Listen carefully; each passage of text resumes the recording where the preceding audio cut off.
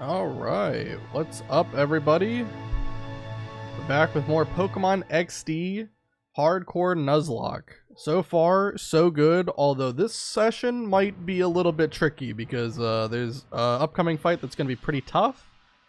I've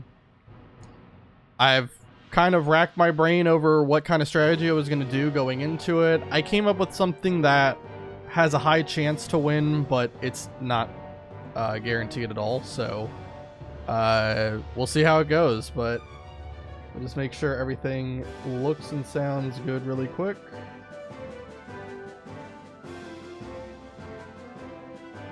Looks good.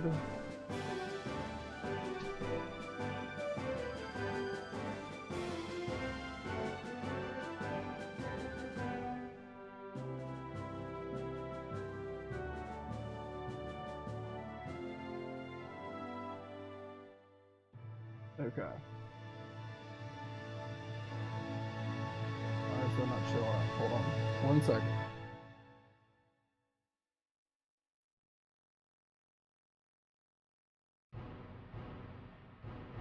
There we go. Okay. Awesome. Alright, all looks good.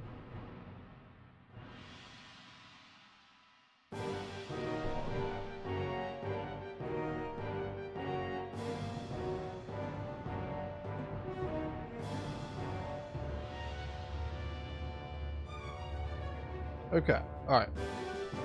Yeah, everything looks good. Alright. Let's go ahead and start.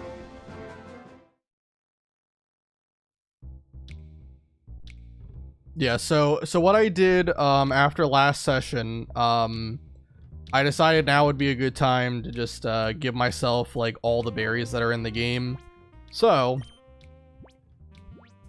I now have 99 of like every berry. Obviously what you could do if you wanted to farm for berries, you could simply just run around in a gate village over and over again. I think it takes about, it's somewhere between like 100 and 200 steps for the old man in a gate village to give you another berry. So if you just run around a whole bunch, eventually he'll give you one. And it can be like one of, I think, 10 to 15 different berries. And I will say it does seem like citrus berries spawn at a very low rate. I was testing because I don't want to just take what the wiki says at face value, so I went ahead and I tested it for myself, like if you could get all the berries that the wiki said you could from the guy, and it does seem like you can, but they're just like, some of them are really rare. Like Lum and Citrus took me probably about, it was close to 100 times that I had to talk to the guy before the berries were given to me. So anyway, I just hacked in all the berries that were at least, like, good for this run. So that's why I have them. Alright, just want to get that out of the way.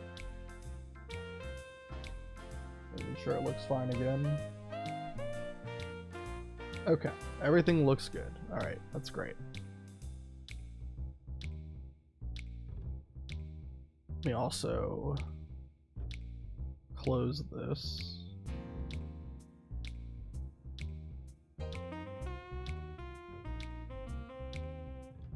And this. Okay.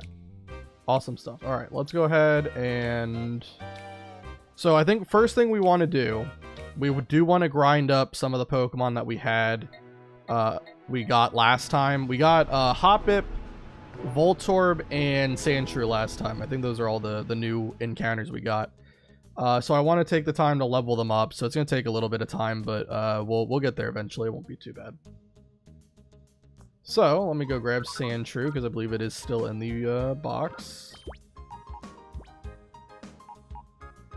I guess I'll bench... Let me check. I'll bench Hoppip for now. Hoppip's pretty high level. We'll come back to that in a second.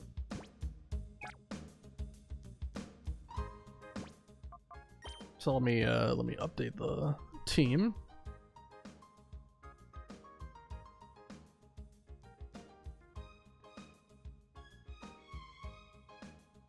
Right now, we got Sandshrew over Hoppip.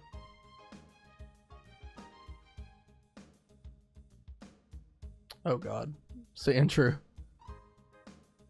You're too big.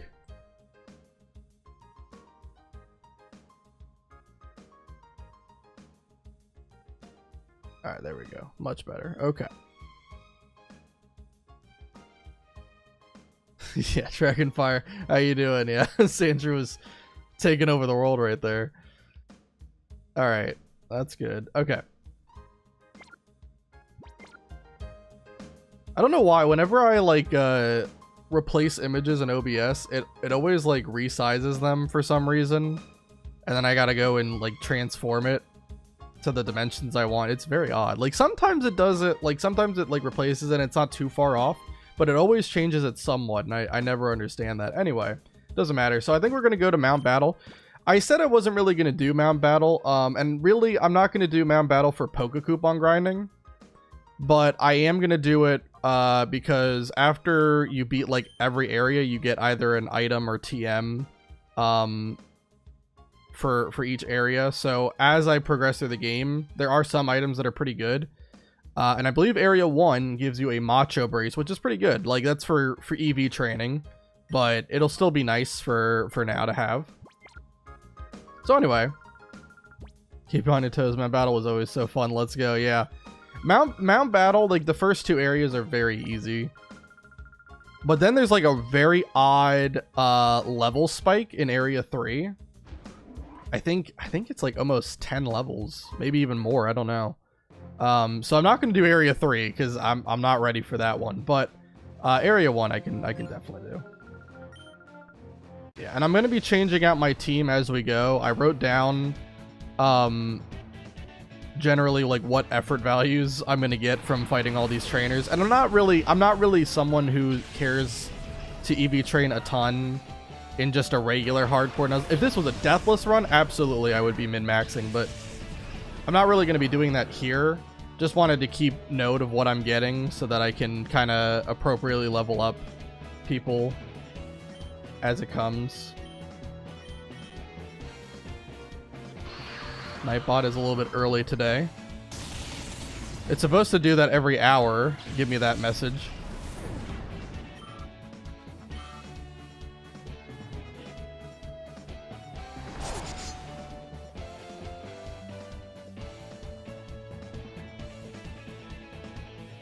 Yeah, I don't think Wurmple's going to be doing too much damage here. The great thing about Mount Battle is you get healed after every single fight, so it makes for a very good grind spot.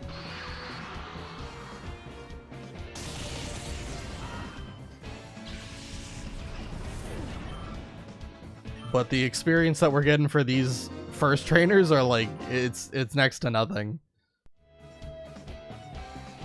I couldn't properly use everything I've learned.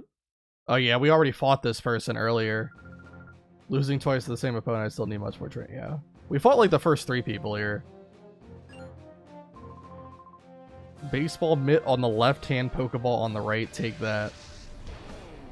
You think that like in sports for like the Pokemon universe that they actually use like Pokeball like color schemes for the balls?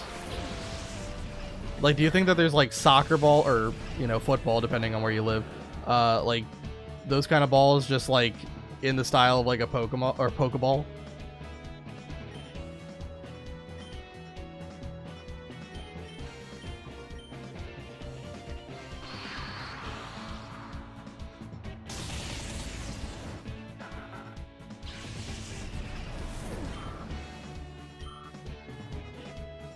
Probably just for fun, not for pros, I think. Yeah, probably. It would get confusing. You wouldn't really know what sport you're watching just looking at the balls all the time. It's like, okay. Am I watching competitive Pokemon? Am I watching football? Baseball? What the heck is this?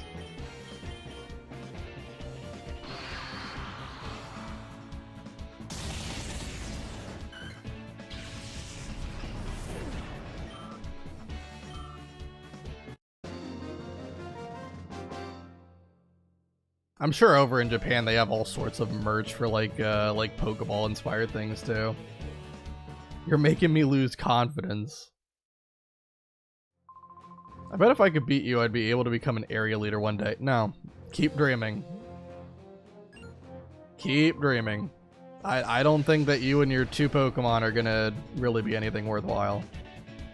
Yeah, I wrote down at Trainer 5, I'm gonna put Espeon and Sandshrew, and like Sandshrew is pretty much gonna be here for the whole thing. I'm not really too worried about Sandshrew. I don't think Sandshrew is gonna have a long-lasting impact on the team. It's just because Sandslash, if you've seen Sandslash's moveset in Generation 3, it is one of the worst things you'll ever. It's like outright depressing to look at.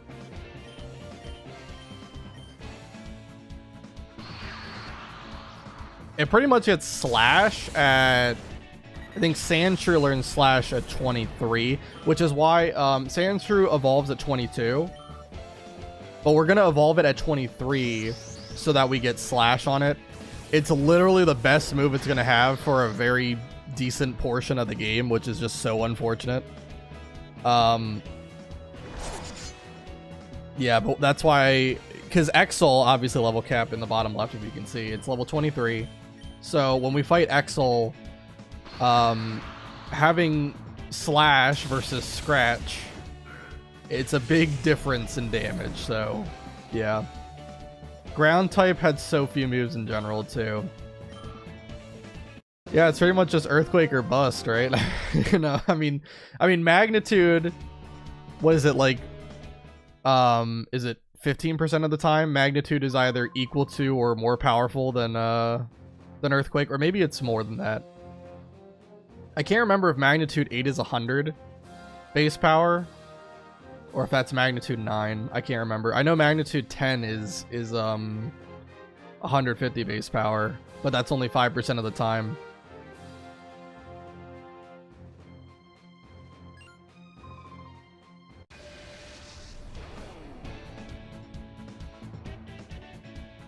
But yeah, ground type moves are not that special. Like outside of Earthquake, phenomenal move, by the way. But other than that, yeah, it's not great.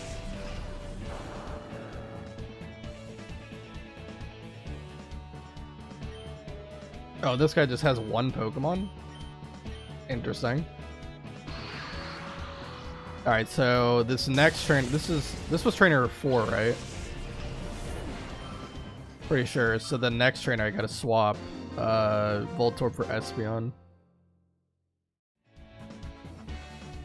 What the heck kind of losing animation is that? Seems Area 1 is too easy for someone of your skill level, youngster. I mean, I think it's too easy for a lot of people's skill level. Oh, is this a pickup item? Antidote. Well, I was hoping for Ultra Ball. I think Ultra Ball is like a 4% chance or something like that for Teddy Ursa to pick up.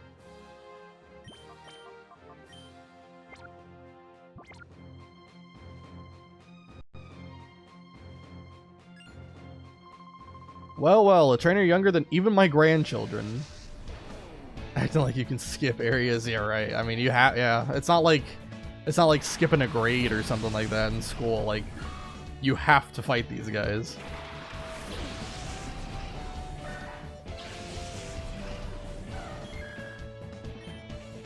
This guy also only has 1 Pokemon?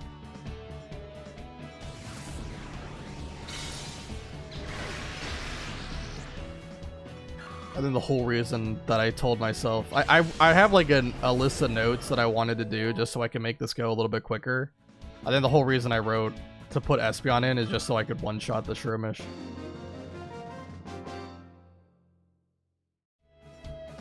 Because Voltorb would not have been able to one-shot Shroomish. And then I wrote Shiftry for Trainer 6. I'm just following what my notes tell me. I don't even remember like the rhyme or reason as to why I wrote this stuff. Matron Zella would like to battle. These names in the GameCube games are just insane. Like, I would love to look at, like, a comprehensive list of all the trainer names and try to find names that are actually, like, normal. Like, that I've actually heard of before. Trusting wholeheartedly past you is risky. Yeah, I know. Trust me. Like, I am worried sometimes because it's been so long since I wrote them that well, it's only been like, you know, a couple of days, but still, it's been long enough that I don't remember why I wrote them. I just wrote them down. So I'm putting a lot of faith in myself. Like I said, I wanted to write all these down just so I could, run through a little bit quicker. Run through the fights a little bit quicker. Shifter is also almost level 23. So I have to be a little bit careful with him. Not too careful though, because I'm pretty sure when we go to the ONBS building, I think there's only 4 mandatory fights before you have to fight Exel. So it shouldn't be too bad. Hopefully. Okay, then I wrote Mighty Anna.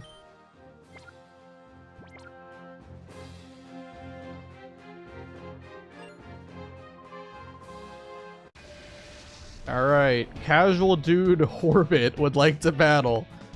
Oh my goodness. Spinnerack and Tailo. Okay, attack and speed. I think there's a Tailo in Pirate Coliseum that has double team, and it just loves to spam it, so I'm gonna have to make sure that whenever we do that Coliseum that I'm ready for that.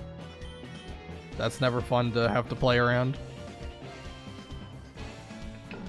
Orbit is sus.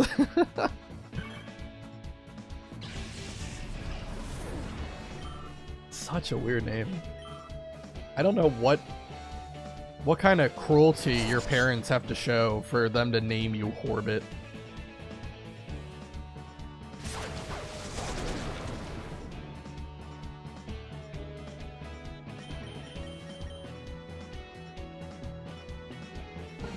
Alright, Spinnerack's down.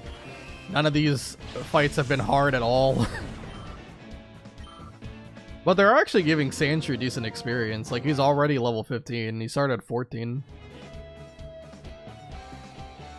Probably will get, like, just shy of 17, I would say, at the rate we're going. Battle strategy is important. Yes, it is. Beauty Aloft would like to battle. Inkeda and Pineco.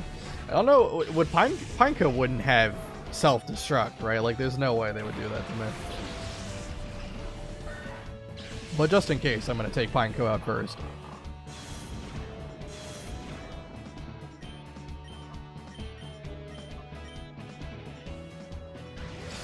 Awesome. Well, I just wasted a turn. I think Pineco does learn self-destruct, like, really early.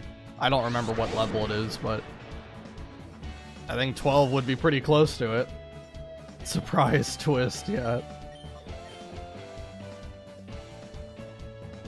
They're not ready for me to just attack it next turn.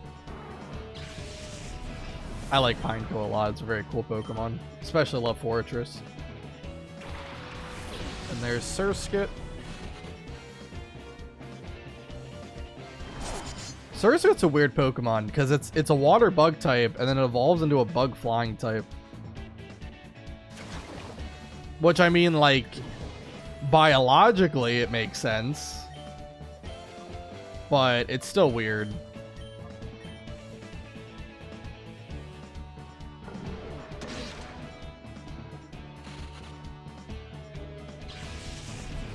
It would be cool if Masquerain was like a bug water type. It's a solid typing.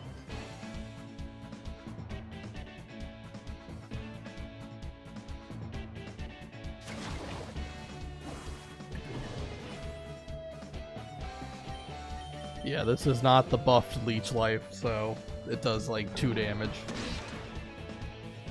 Unfortunate, Ninkata. You tried. Alright, and then 9, I wrote Espeon Sandshrew. Is that what Wimpod's line is too? Yeah, Water Bug is Wimpod. And Gliscopod. And Gliscopod's a very good Pokemon. Like, especially in like Nuzlocke, it's one of the better ones. Especially because I'm pretty sure you can guarantee it from Dividing Peak Tunnel as your encounter.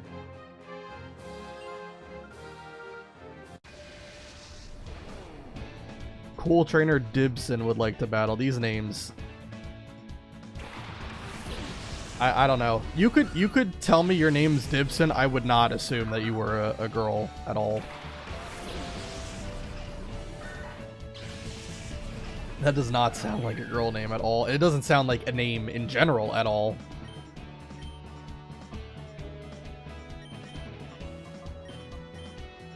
I hope Skitty doesn't know Sing. That would be annoying. Please spare me.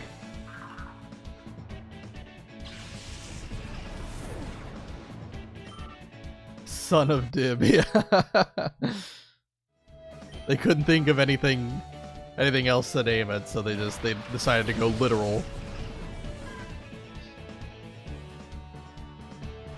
Chikorita. Okay, Skitty just knows Tackle. It might still know Sing or something, but I kind of don't think so. I feel like Mount Battle Trainers sometimes know like really crazy moves, and then sometimes they just know nothing. But like, I mean, right now the levels are so low, like, yeah, they don't really have any room to know any crazy moves. Surprise, like, Scratch is such a bad move, god dang. And it was Growl. But I really feel for Sandshrew, man. Like, it's a cool Pokemon. I like how Sandslash looks, but god dang, this moveset. It's the same thing with Gligar. Like, it got better in later generations, but in this game, like, I think Sandshrew and Gligar have a very similar moveset, and they're both bad.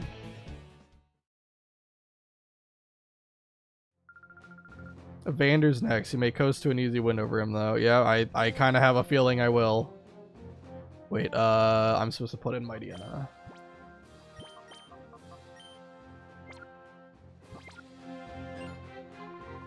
Oh, hello. You've come to train at Mount Battle? That's excellent. Ever since I saw your great battle against my rookie trainee, I've been wanting to battle you. So let's not waste any time. I'd like to take a good look firsthand at how you battle. Let's do it.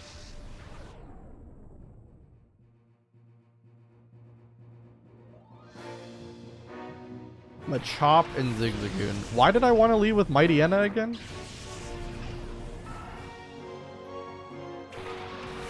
I don't know. Maybe I shouldn't trust my past self.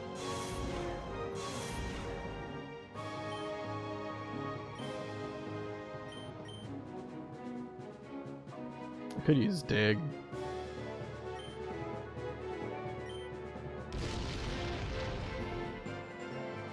This Growl doesn't affect me when I'm underground, right? Surely. Yeah.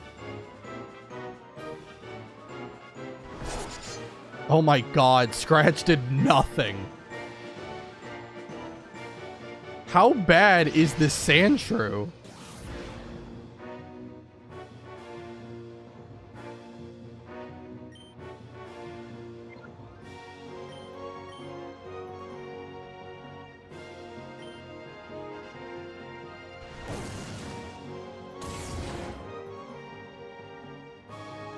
Espeon sitting on the bench, yeah.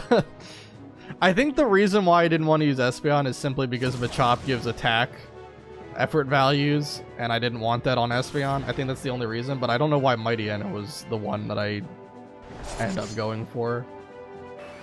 Like, Shiftry would also benefit, but maybe I was just worried about over-leveling. I feel like it would have been fine, but... Because Shiftry with Giga Drain definitely would have one-shot Machop.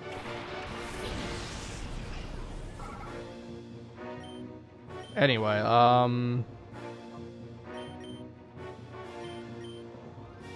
Yeah, this is gonna be an easy win. I have a feeling Whismur and Zigzagoon are not gonna live a bite from my DNA here. Not when he has a 9 level difference on them.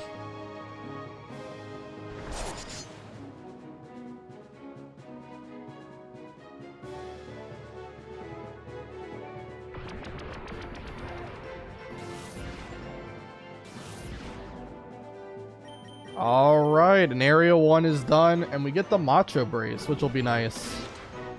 Again, I'm not really too worried about like min-maxing or anything like that, but just kind of I'm being a little bit conscientious about like what effort values every Pokemon gives, so that I can kind of grind against a trainer that gives me beneficial effort values and also levels me up pretty easily. And I think for this one, yeah, you get 200 Poke Coupons. You could... What happened? Oh, Mirabee has been spotted somewhere. I don't care. You could, like, go through Area 1, like, 5 times and get enough Poke Coupons to, like, relearn a move. And there are a couple of moves that would be interesting to reteach, but I don't think I really care too much about it. I did think about it. Like, I especially thought about teaching Shift Tree Growth, because I thought that could have been a good move for the Exel fight, but ultimately decided not to. Alright, so let's teleport back. Wait, actually, hold on. Did I...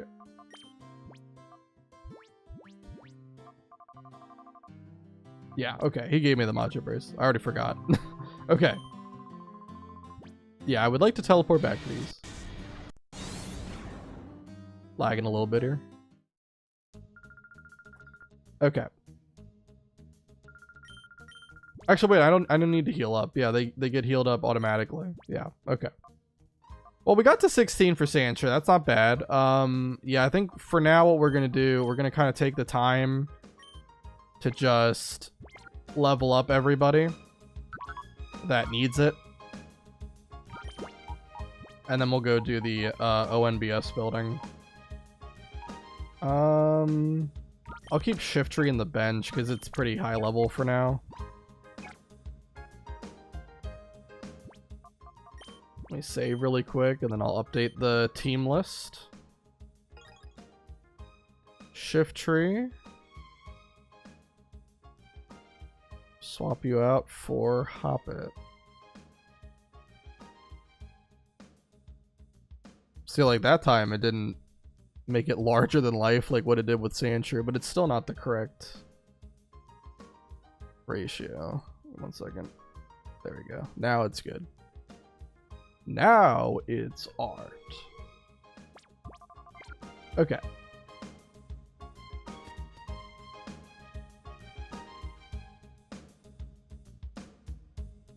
So I think the best trainer to grind for now, like, so there is a trainer in Agate Village that has 2 Dustox and a Beautifly, which is really nice. It gives a lot of experience. But I kind of like the idea of fighting this guy because it's a little bit easier to beat him. The Perp 6 one. He doesn't have nearly as high level Pokemon because Beautifly and Dustox isn't like too easy to beat. And they're just going to keep yapping about how they can't count. Yeah, this guy isn't too hard to beat. Let's do...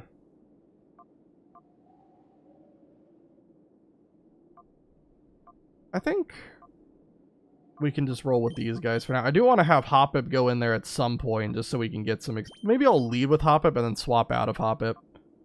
Might be the best thing to do.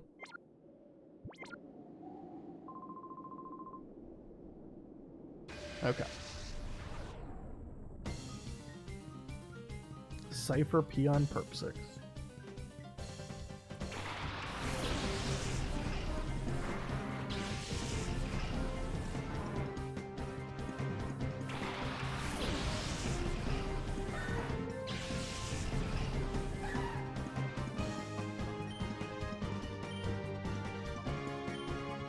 And I'll immediately swap out Hoppip. I should have probably put Macho Brace on somebody too. Would have been a good call, I think.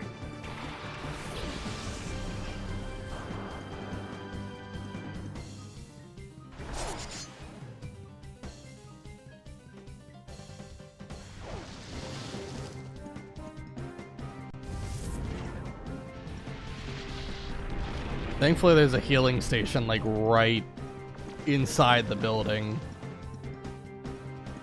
So that's annoying.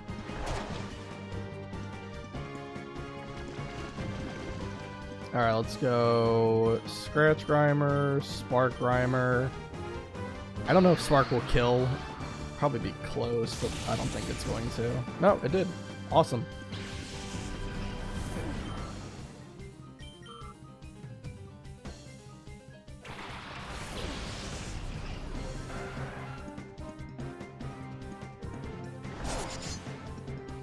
Nice. Sandshrew can two-shot Tentacle.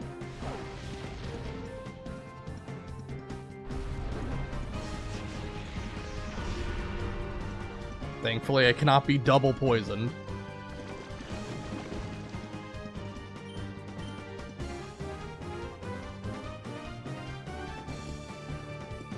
I'll just double attack into Tentacle, make sure it goes down. The next Pokemon's Gulpin, and I definitely want to swap to something else to take Gulpin out because it's a Shadow Pokemon, so it's got moves that are super effective.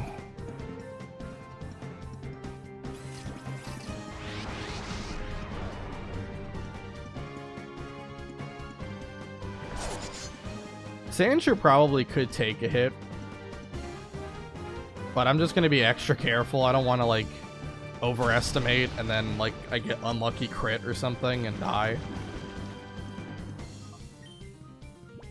So let's just double swap to Espeon and Teddiursa, I guess. Or let's do Mightyena.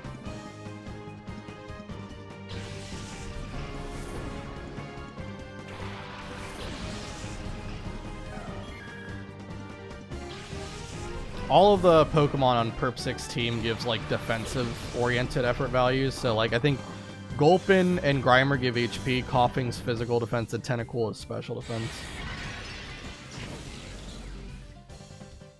And, I mean, we're going to need some bulk because, holy crap, Exel's entire team hits like a truck. Especially his Shadow Mawile, which, even though the game says it's level 22... that's only when you catch it. When you fight it, it's level 25, so that's always fun.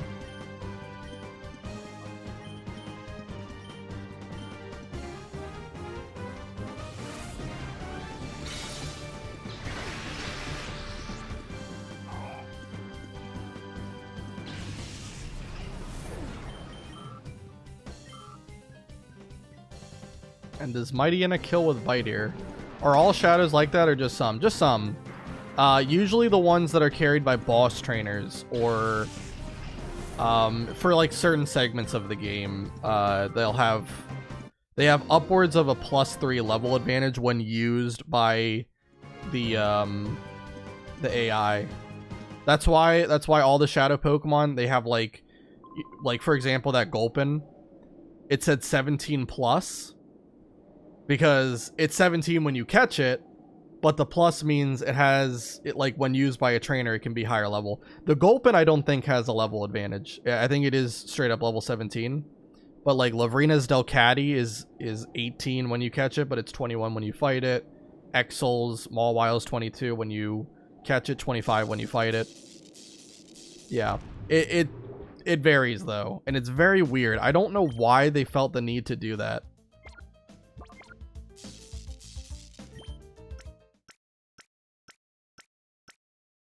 I feel like already Shadow Pokemon are pretty powerful by giving them, you know, moves that are super effective against every single non-Shadow Pokemon. I don't really feel like they needed to go overboard and do that, but that's how it works in these games.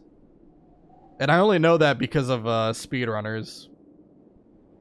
There's like a whole list of trainers that you fight during the story mode on like the speedrun guide website. And it lists out whether the Shadow Pokemon is enhanced with the levels or not. So I've been trying to keep a close eye on it because it's very important information to know for a Nuzlocke. Yeah, Hoppip's not getting a lot of experience, but once Hoppip gets to 20, it evolves to Skiploom. Really, I think Hoppip evolves at 18, but I caught it at level 19, so that's why it's so high level.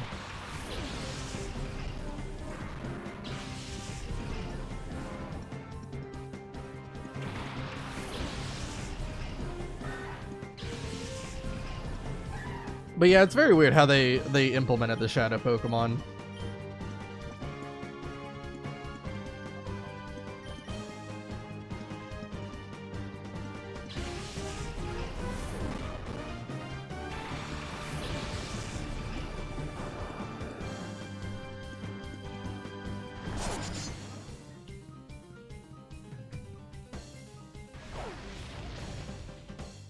These guys just love to spam their poison moves. I'm pretty sure they have moves that do not inflict poison or have a chance of inflicting poison.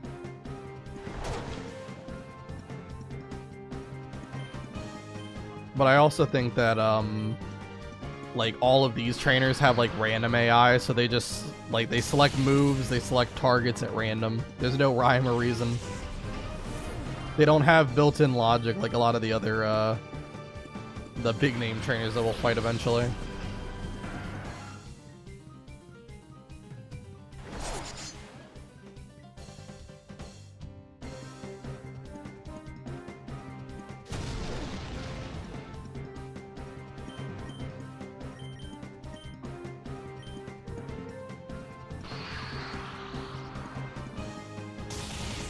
No brain, yeah. 0 IQ plays is what they're doing.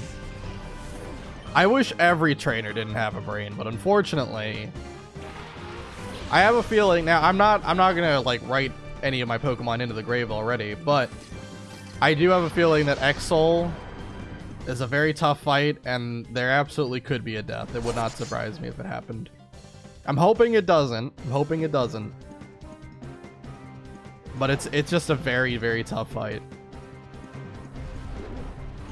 Like, it sucks because we're one battle removed, right? Like, when you get to the Exel fight, if you get past it, immediately you get access to Realgrim Tower, and you have all the different TMs that you can buy from the shop. You have Battle Bingo, which you can use to farm Poke Coupons without leveling up your Pokemon. It's great, but you have to get past Exel to unlock all that stuff, and it just sucks because it's like if you had access to all that before him, it would be so much easier. If you could teach Espeon Psychic, get a bunch of items that would help you out, yeah, the fight would be way easier, but just one battle away from all that stuff.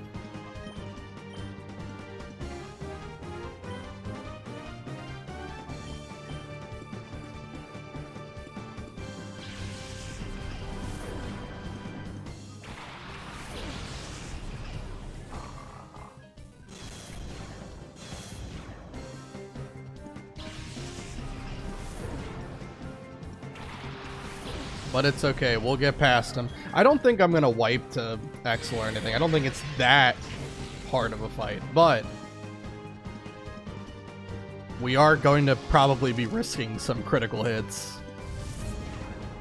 which I don't like to do, but what is happening? Why are we lagging? Good Dolphin? Okay. I hope so. Still lagging a bit.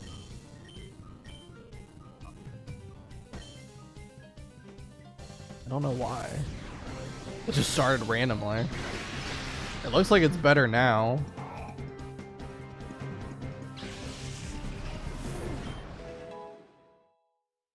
Who leveled up? Okay, Sandshrew leveled up to 17. Oh, and also Voltorb, I guess, leveled up. Oh no, he just learned Poison Sting.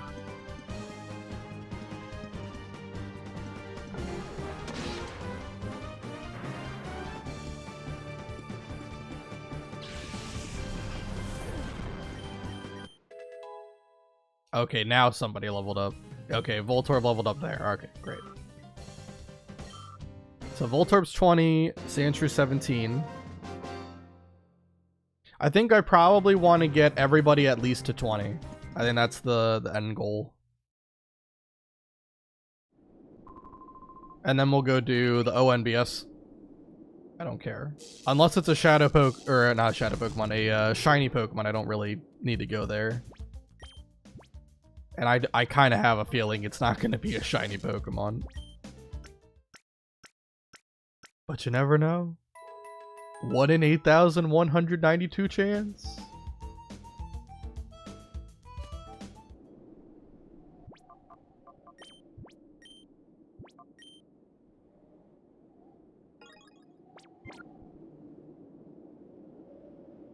And I'm pretty sure I can't just rematch him right away, right?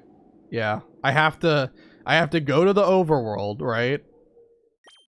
Click Cypher Lab again. Walk up to him. And now he wants to fight me. I love it. The order of operations is fantastic.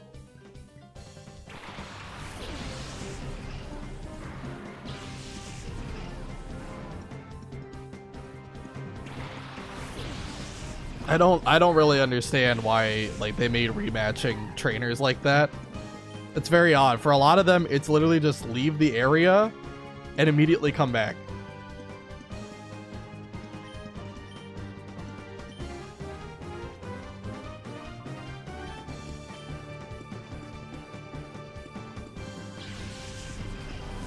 I really don't know if Hoppip could take a hit.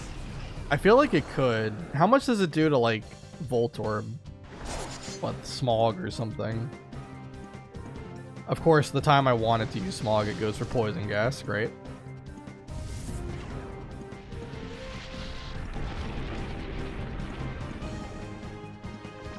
Because Hoppip and Voltorb probably have similar defense.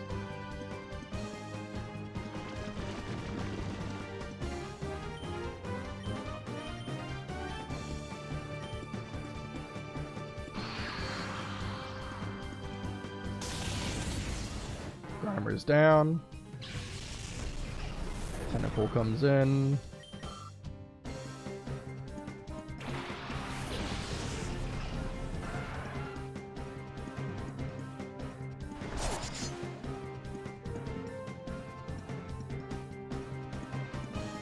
Nice. 5% tackle miss. Huge.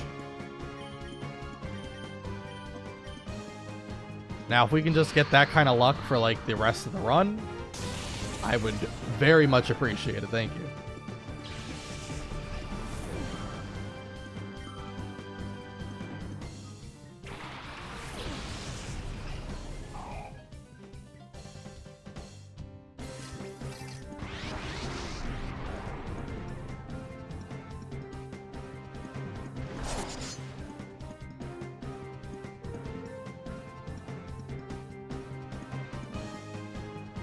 Oh my god, Coughing got the double tackle miss. The 1 in 400 odds.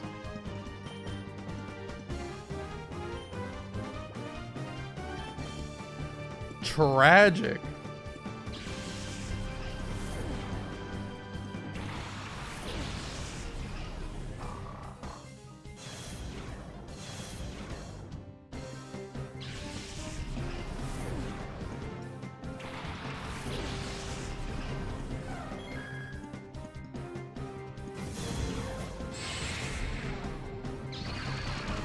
I can't swap.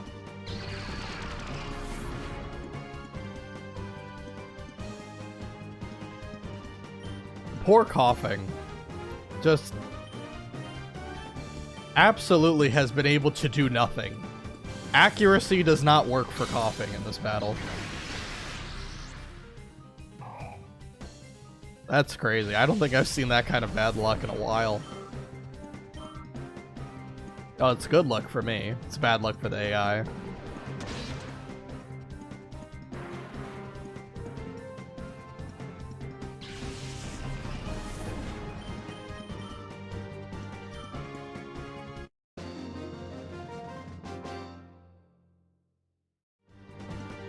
Oh, mama, I've lost.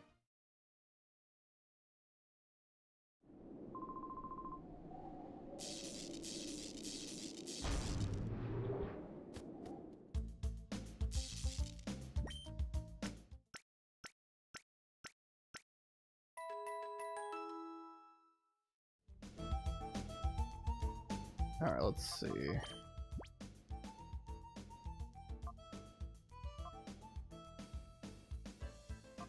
Also probably should put the Macho Brace on somebody. Let's put it on Espeon. Why not? Now we get 2 defense and HP effort values every time I swap Espeon in at the end of the battle. It could come into play. I mean, Girafarig and Loudred have Stomp as their like strongest damaging move. So having more defense might, like, we might be able to get enough where we can reduce the max roll that it's able to get. I don't know. Might be wishful thinking.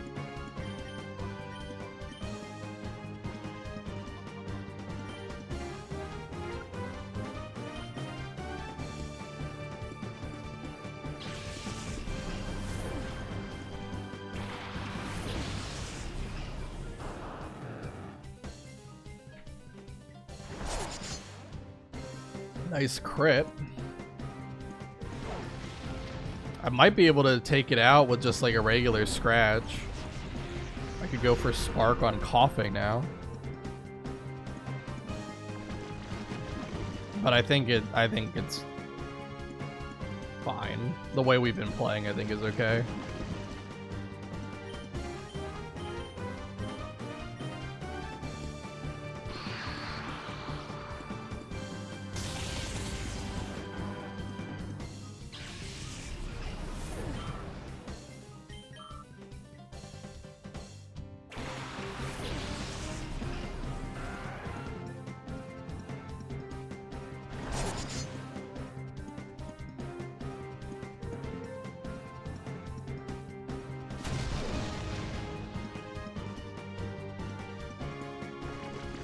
Well, Coughing finally hit Tackle. So that's incredible news.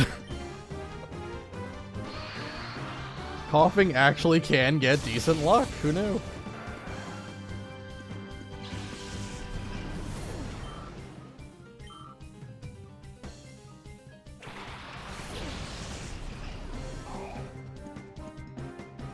How close is Voltorb to 21?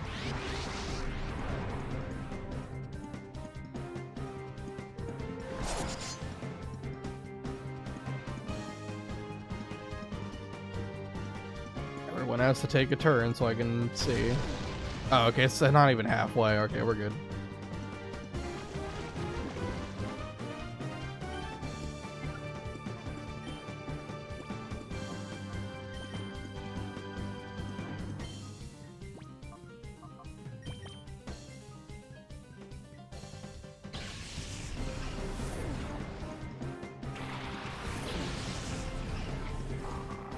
The grinding in XD definitely isn't as bad as it was in Coliseum, but I still wish it was a little bit quicker to do this stuff. Dang, 22 damage with a crit. Wow, okay. So last battle, everything unlucky was happening to the AI. Now everything unlucky is happening to me. Double crit.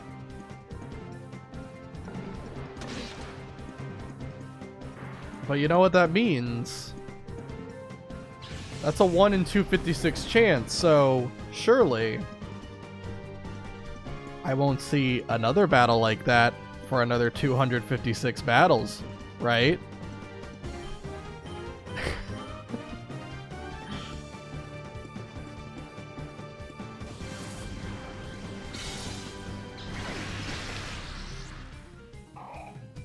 Means shiny at the Pokespot, yeah. Alright, we'll go check. I don't even know what Pokespot it is.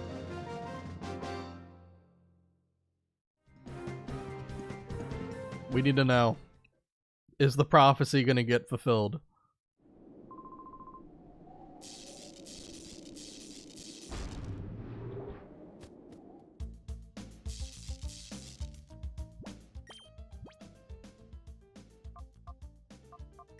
Okay, let me lead with like, I don't know, Mightyena when we go do that. In the event it actually is a shiner.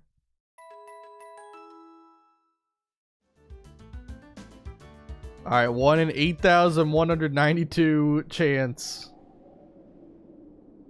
Mirror radar lost the signal. That's great. I can't get to the oasis.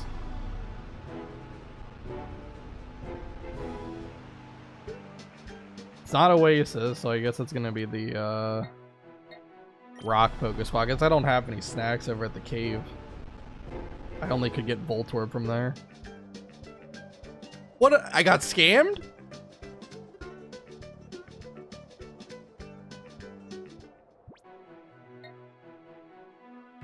I got it. It must be a shiny Kecleon and it's just invisible. We need the Devon scope.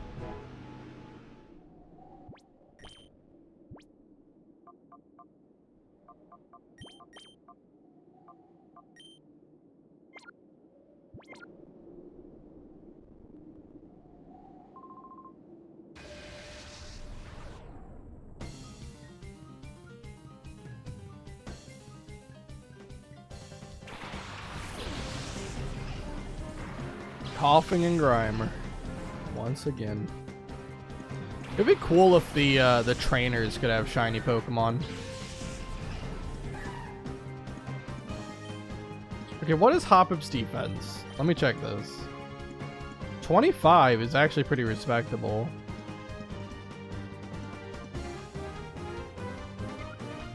Alright, we're gonna test out if Hoppip can take a hit.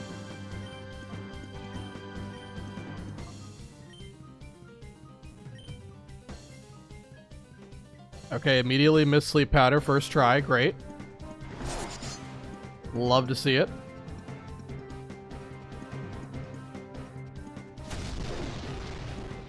Tackle does 4. If it went for Smog, I would imagine it probably does like maybe 10 or 11 from the looks of it. But yeah, I don't think Hoppip can do a ton here, so I think it's just better to swap it out.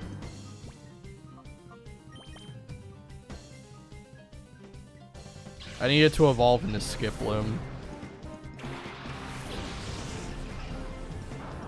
And it's halfway there. I'm already halfway there. Halfway there.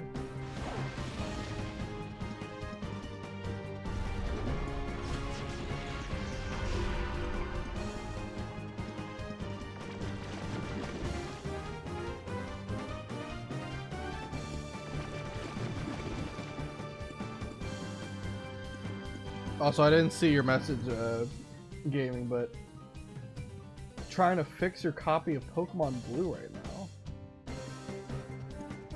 Is like the battery, like, has the battery run out or something? Also, what happened?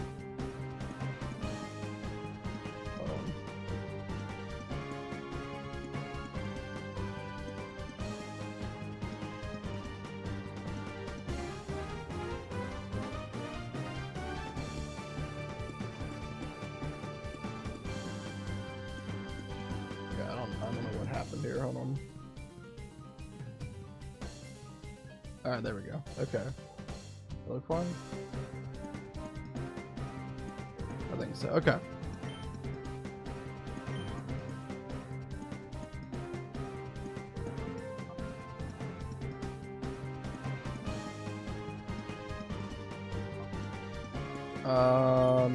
We're just gonna do this. Still trying to fix this. I don't know why this is not.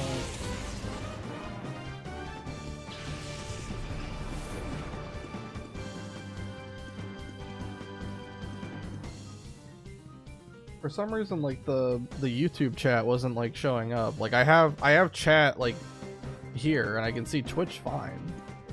It's supposed to combine the chats, but it's very odd.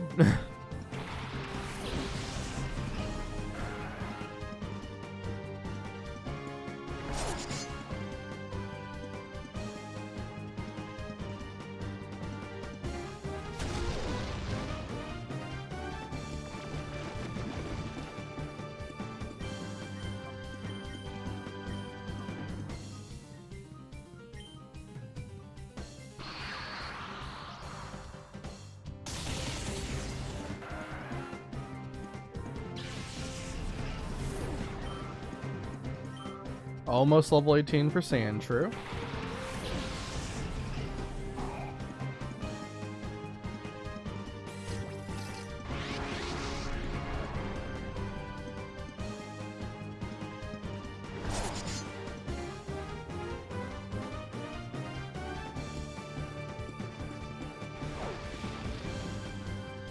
I like Coughing's animation for like puffing up when it uses smog.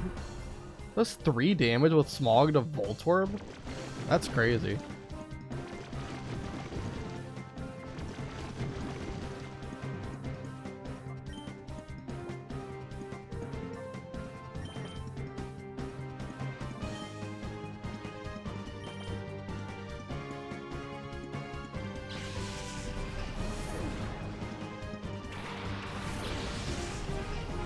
Mightyena is gonna level up from this. So you have to be careful, because that's gonna be 22 for Mightyena. Espeon's still good, it's still 21.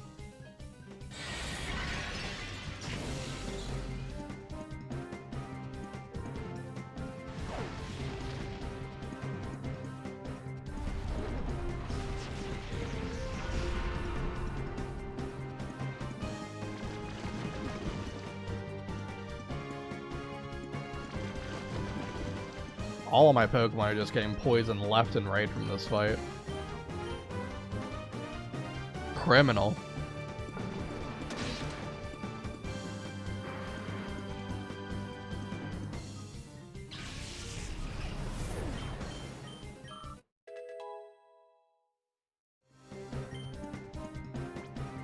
Roar? No.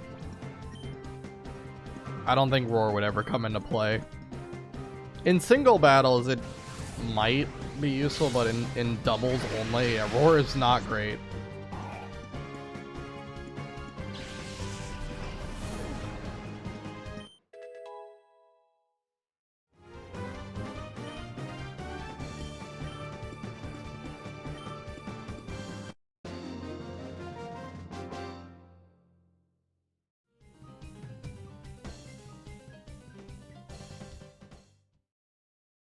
What the heck?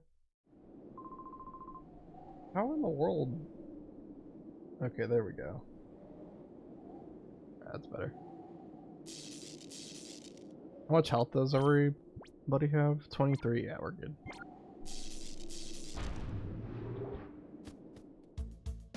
Also, I should see if Teddiursa has an item.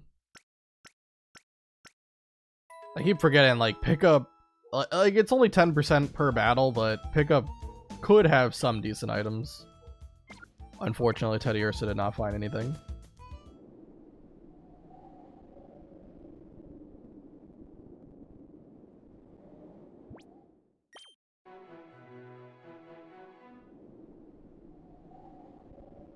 I'm gonna go ahead and save.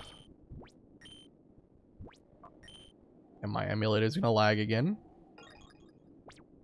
Why is it doing this? Like, there has to be something that's happening right now. But I don't know what it is. I don't know, I think it's just Dolphin being weird for some reason. And it's still lagging.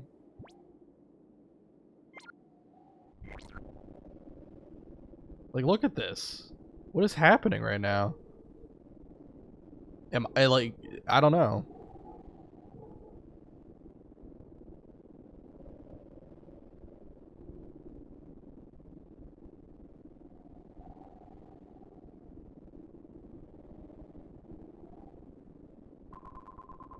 Okay. Alright, hold on. Let me pause it for a second. I'm gonna check if there's something slowing it down or something going wrong.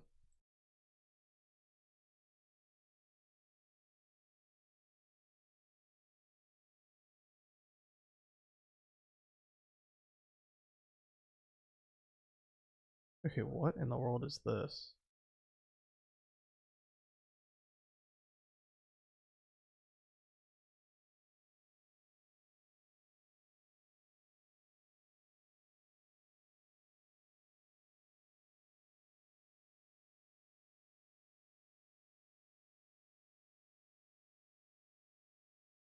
Okay, it should be fine. I don't know why it's lagging. It's still doing it? No? Okay, now it's better. I don't know, maybe I just had to pause it for a second.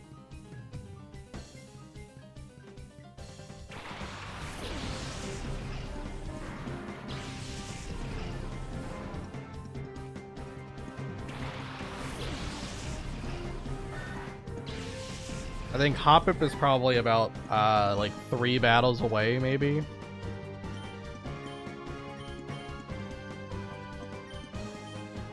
From getting to level 20. Oh my goodness. Sleep powder. Sleep powder can't hit. Tragic.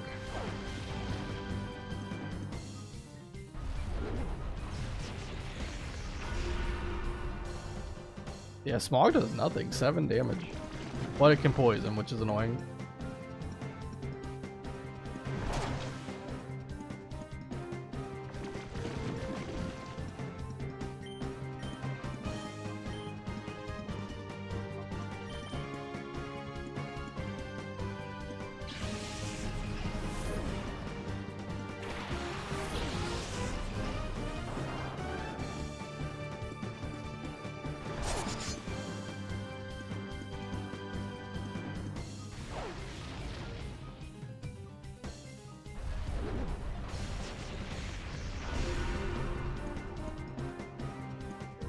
Sandshrew does have some pretty nice defense. I think out of all the Pokemon I have, it's like the most physically bulky Pokemon on my team, which is kind of sad, but it is true.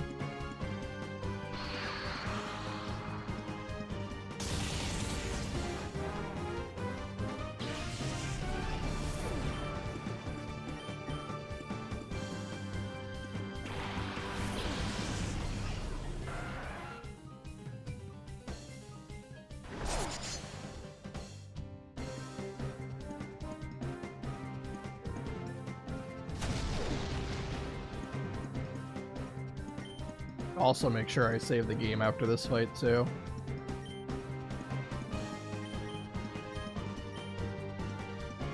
I don't know how long it's been since I last saved, but just a good idea to get in the habit of it. Would not want all this grinding to go, you know, down the drain.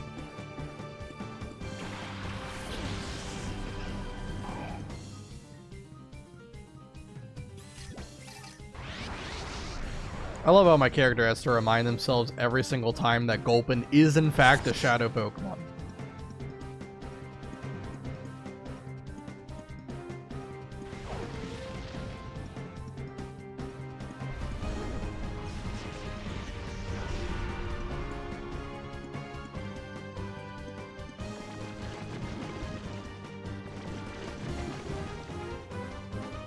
Alright, let's double swap again. Well, maybe I should stop swapping to Mightyena. Let's do Teddy Ursa instead. Might be better. Well, I shouldn't say it's better, it's just... Teddy Ursa can also take hits.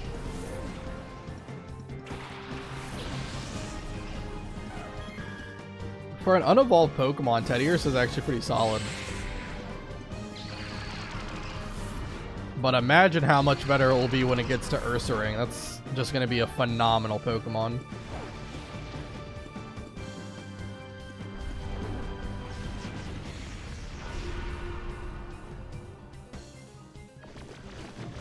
Especially because it gets Guts, which presents some interesting stuff you can do with like going into a battle with like the burn condition or poison condition. And then, you know, you've got like Facade. Whole bunch of cool stuff opens up.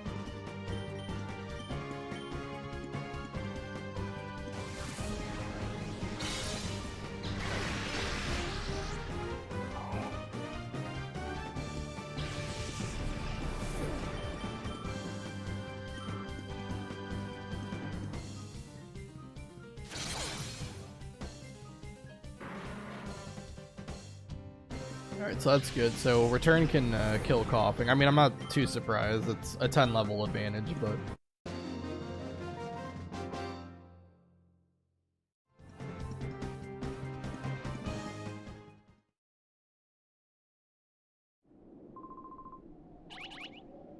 Okay, another spot monitor. I don't want to check it. It might be a shiny. But it's probably not.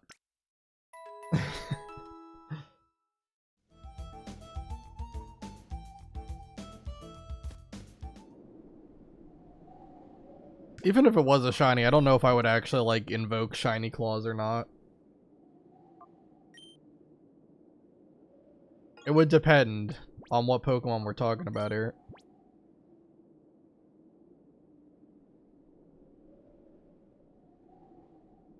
Alright. Oh wait, I need to leave the area and come back.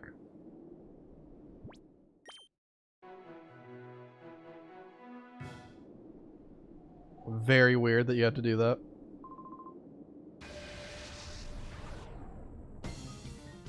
Is Hop-Up almost 20 now?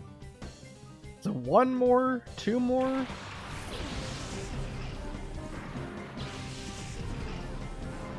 Because once Hop-Up's 20, I think I'll be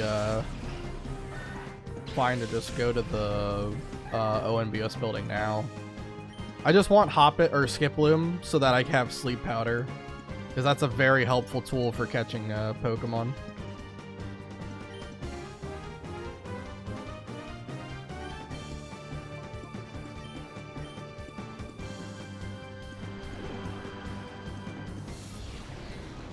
Sleep Powder finally connects.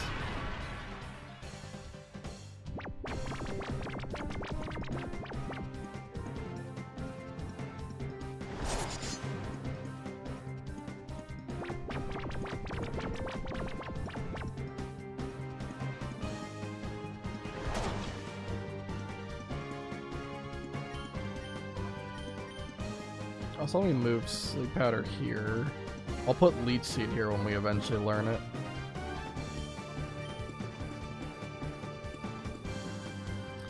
Awesome. Hop-It misses Tackle.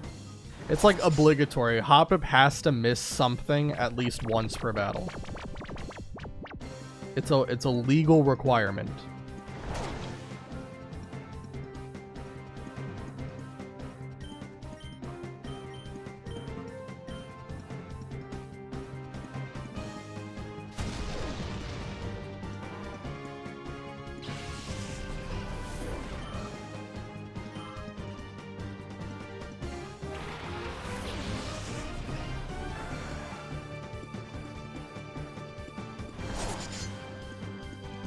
Good damage.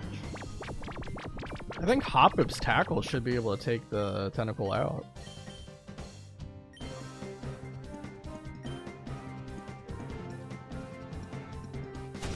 And it actually hit, so that's incredible.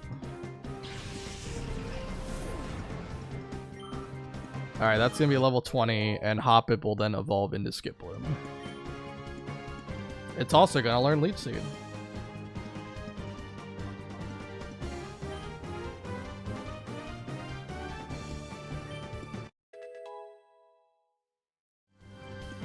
Fantastic move.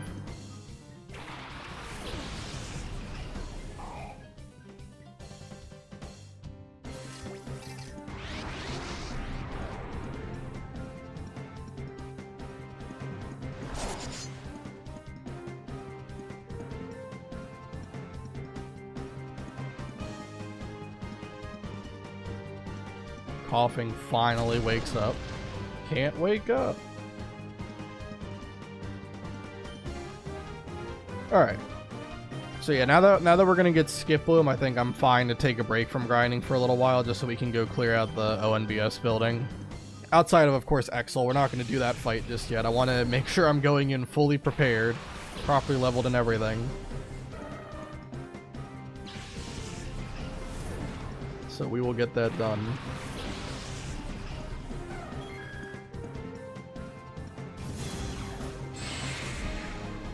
But I think we'll be good enough to at least get the couple of trainers out of the way.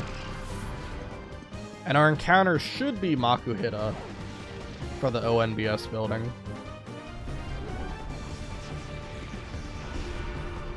Which isn't a bad Pokemon, but it just kind of sucks because, like, the level cap is 23, and I believe you get Hariyama at 24. So, it's just one level away from being able to be Hariyama, which would have been such a big help for the fight.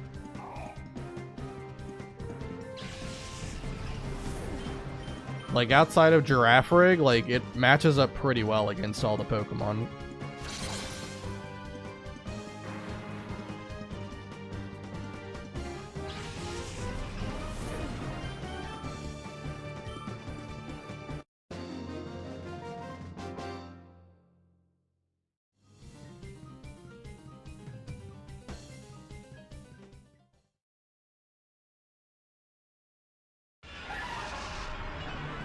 Hoppip is evolving. Or Tough Puff, I should say, is evolving.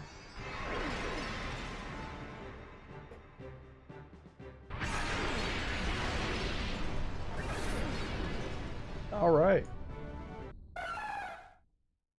Your Tough Puff evolved into Skiploom.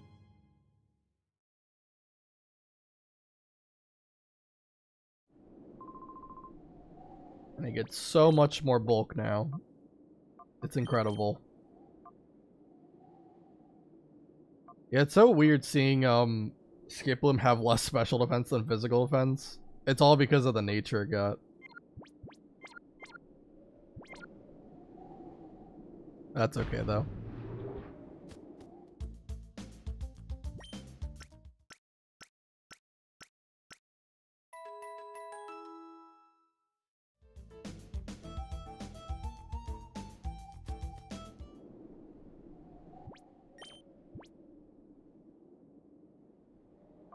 Alright, so I'm gonna put Shiftry back on now, and then we'll go fight the people in the ONBS building.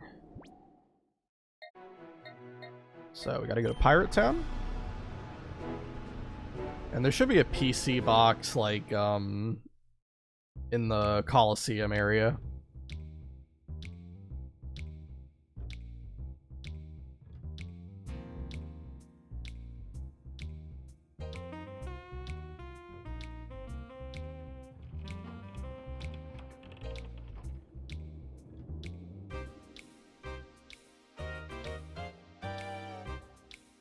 And then we'll update the team again.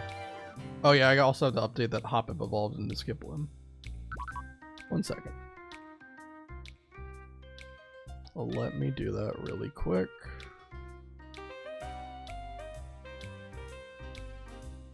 Hoppip.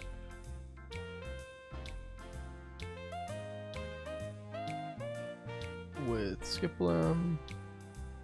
Skiploom is really small for some reason. Hold on, buddy.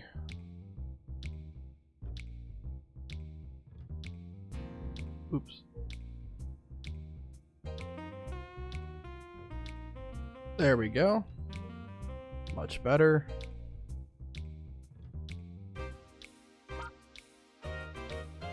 And then Shiftry. I'm gonna replace Sandshrew for now, I think.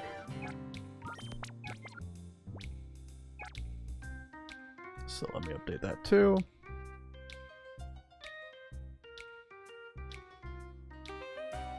Shiftry, there we go.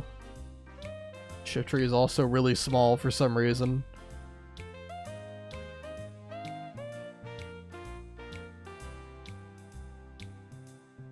There we go.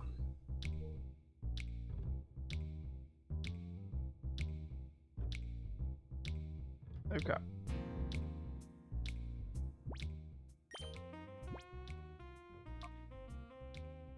It's the man. How you doing, cute shaman? Alright, let's, okay. The first trainer has Carvana and Barboge. Alright, so let's do Teddy Ursa and Mighty Anna, why not?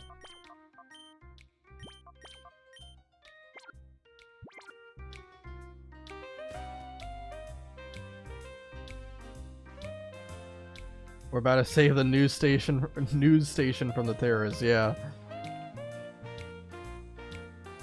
It's so weird.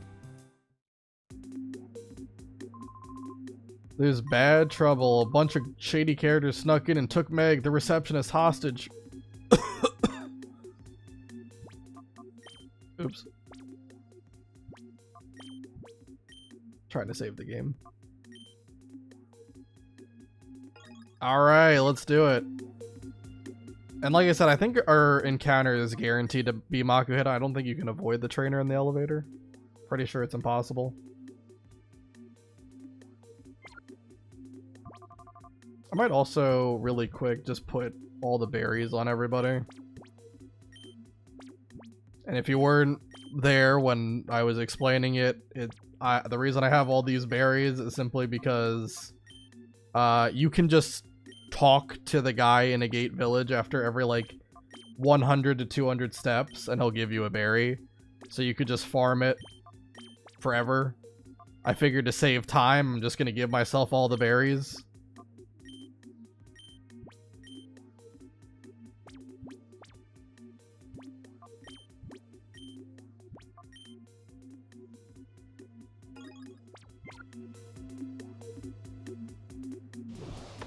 Alright, first trainer. Whoops, you're not going this way. Cypher Peon Rhett would like to battle. Carvana and Barba chip.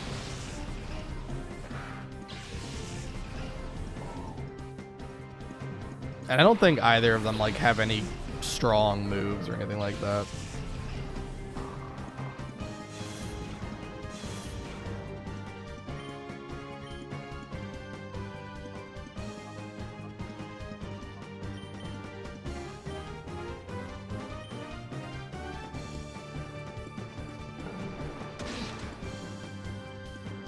I was hoping Bite would kill, but that's okay. Carvana's getting pumped.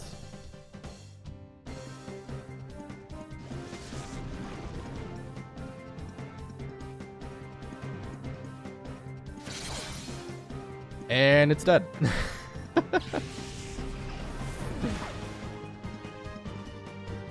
Tried to psych itself up, but I don't think it worked.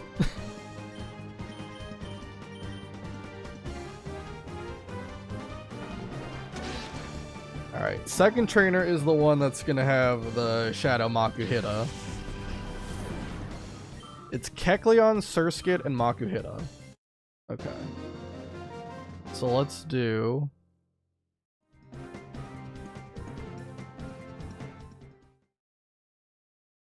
I think we can lead with Teddy Ursa still.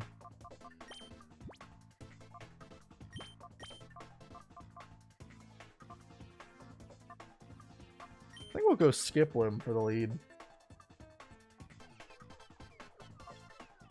Yeah. Then that makes sense. We could put... like, I don't think Surskit really can do anything, so we can probably just, like, put Kecleon to sleep and then either one or two shot it, depending on how powerful Teddy Ursa's return is. I don't know if it's at full power or not. I'll also heal. I know it's only missing 3 HP, but I might as well. I don't think return's at full power, so it might not kill Kecleon, but it still would be pretty good damage regardless.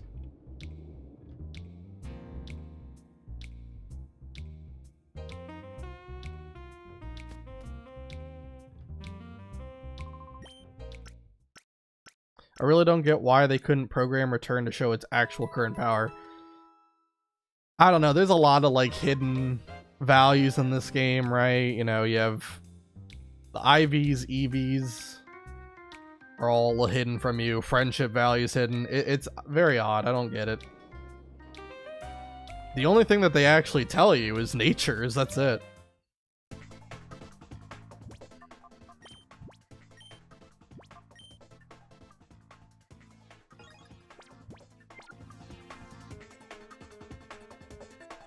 But I use like a I use a save editor to check what my IVs and EVs are. So I think really I think the only one that got really bad IVs of all of them, I think it was Sandshrew got really bad IVs, and I think Shiftry didn't get great bulk, like on the special or physical side. So that kind of sucks, but yeah, I think that's really like the only Pokemon that got like trash IVs for me. I love how I saved 1 minute ago according to the game, and I just saved again. It's great. All right.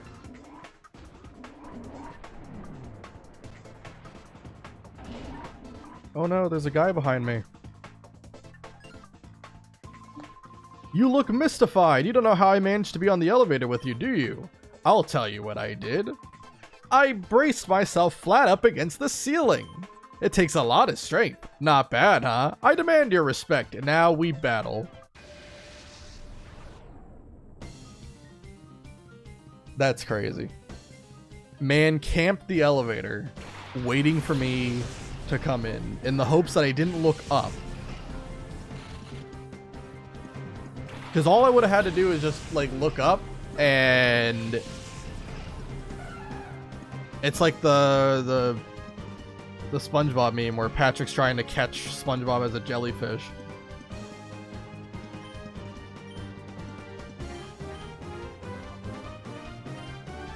I got you now, SpongeBob. God, it's so funny.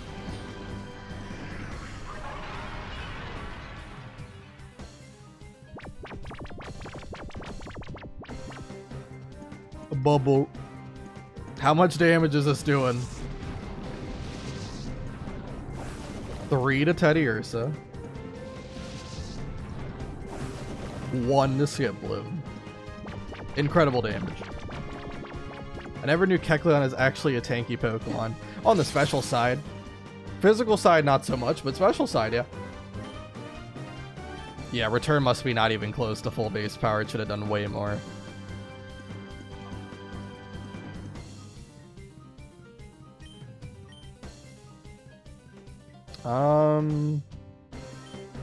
Why not? We'll just put Surskit to sleep. Okay, never mind. Thank you for playing.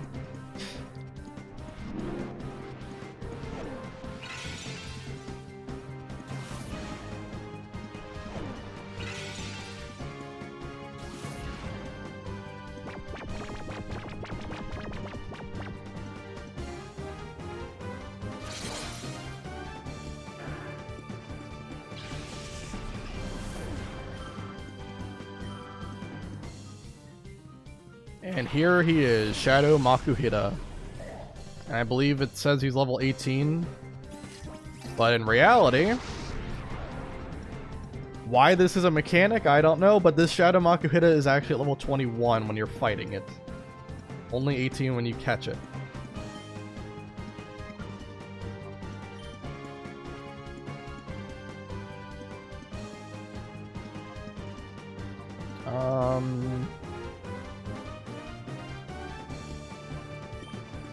Swap to Mighty Entity to get Intimidate off. And of course we'll go for Sleep Powder.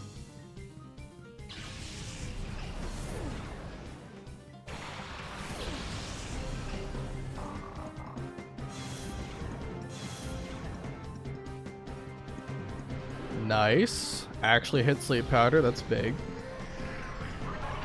And now if it can just stay asleep for like another turn, should be enough. Should be able to weaken it with Bite. Oh my god, I just noticed Makuhita's eyes when it's asleep.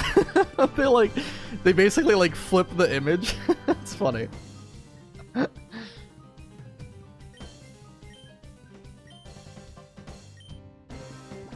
Alright, let's throw a berry at him. That'll show him. Go for the Pokeball. I don't know what the chance... It's gotta be really, really high to catch Makuhita with a Pokeball, even if it's on full health.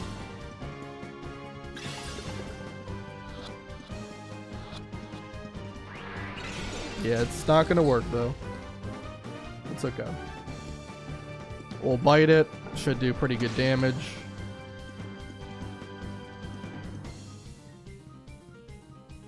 Unfortunately, Skiploom is basically just a bag of statuses that has no offensive stats. True. But, I mean, it still has a role that it can fill. It is a very fast Pokemon. So, it can usually, you know, regardless of what the target is, it can outspeed and get off Sleep Powder. It's just, you know, Sleep Powder is 75 accurate. So there's a 25% chance that it doesn't work, and it really sucks. But when Sleep Powder gets off, it's great. I'll do one more bite. Based off the damage, it should be fine.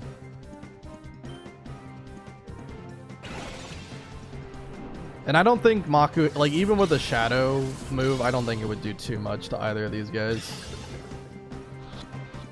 And you can use Call to boost its accuracy. True. I'm not going to use the Call feature for, like, not snapping out of Hyper Mode. But, yes, you could do that in a casual playthrough, absolutely.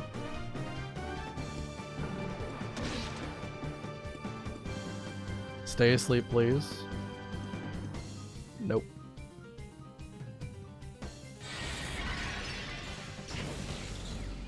Crit Mightyena, but we're still okay. I might swap Mightyena. I think I'll keep Skiploom in. How much defense? Skiploom has 30. It did about, what?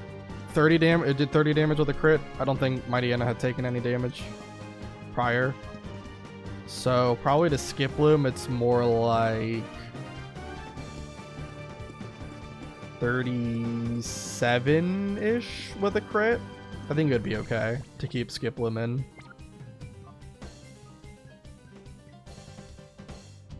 Let's swap to...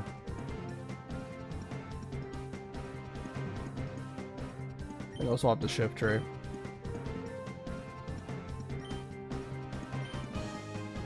I'll try to put Makuhita back to sleep. I'm gonna have to look up what the catch rate is.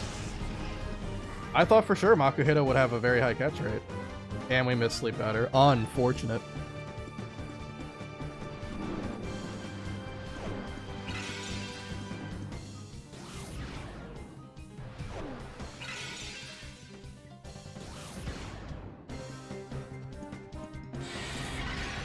Makuhita's guaranteed catch in Coliseum, not this game. Yeah.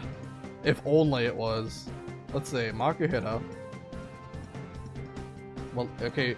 Well, it's level 18 when you catch it. I don't know if it factors in whether it's 18 or 21 here. It's at, like, just about 50%. A little bit less, but... Well, the Pokeball, it should be 50% chance.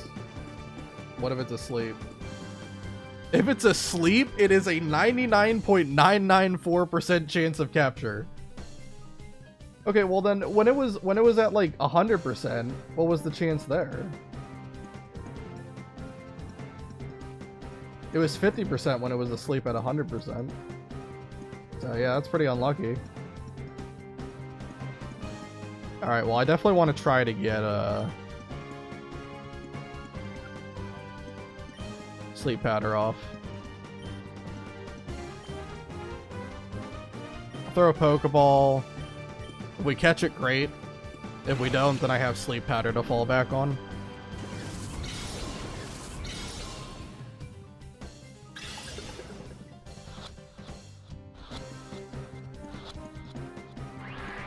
Tragic.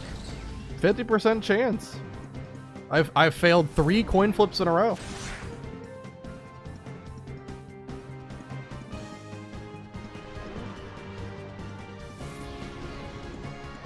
All right. Now I want to remind everybody that this is a 99.994% chance to catch with a Pokeball. I want to remind everyone of that.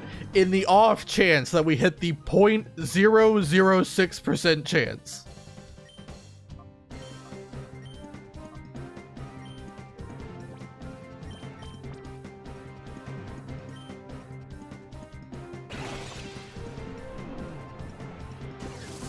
Let's see.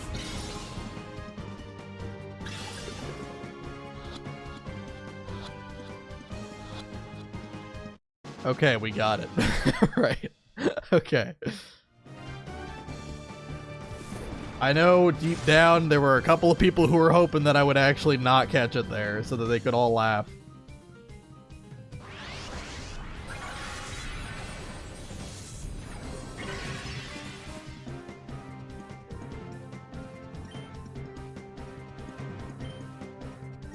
I never noticed that once you snag the Pokemon, like, it actually has an icon next to the 6 Pokeball symbols that says snag.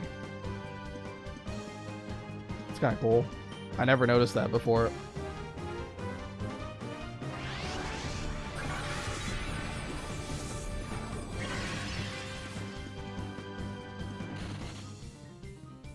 All right, there we go. We got through this fight.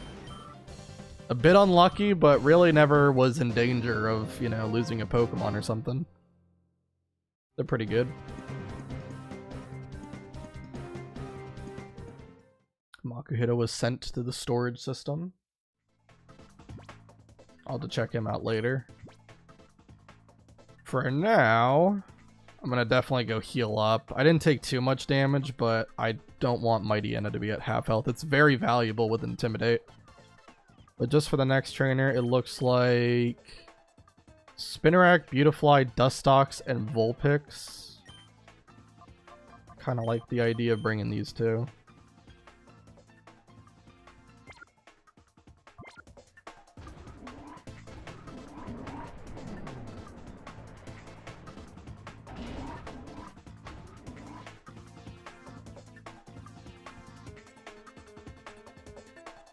What really sucks is that this guy is collapsed here, so you can't, like, go from the right side of the table. You have to go on the left side. I know he couldn't control where he died at, but it would have been a lot more convenient if he would have, you know, been a little bit closer to the corner there. Just ask him to move. Hey, man. I know you need medical attention, and I could definitely call you an ambulance, but could you crawl, like, 3 feet to the right?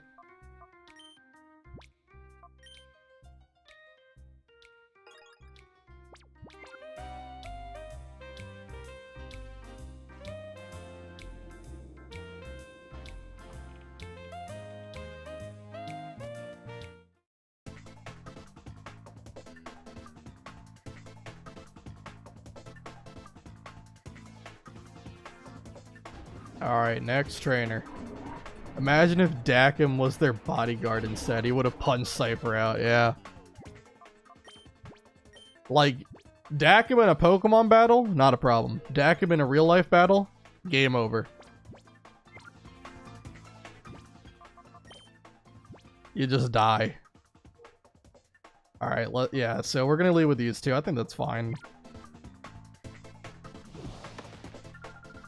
Oh, sweetie, I was waiting for you. You can bring it on. I don't go easy on little kids. Cypher, Peon, Messin would like to battle.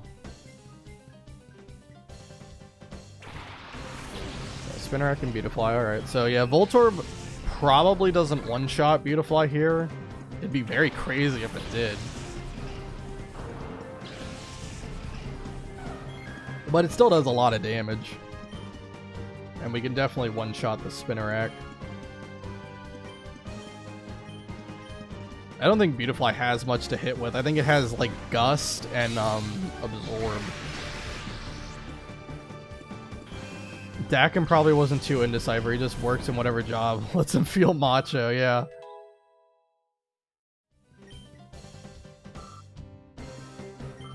He went back on the right track after Pokemon Coliseum. He just became, like, a professional wrestler.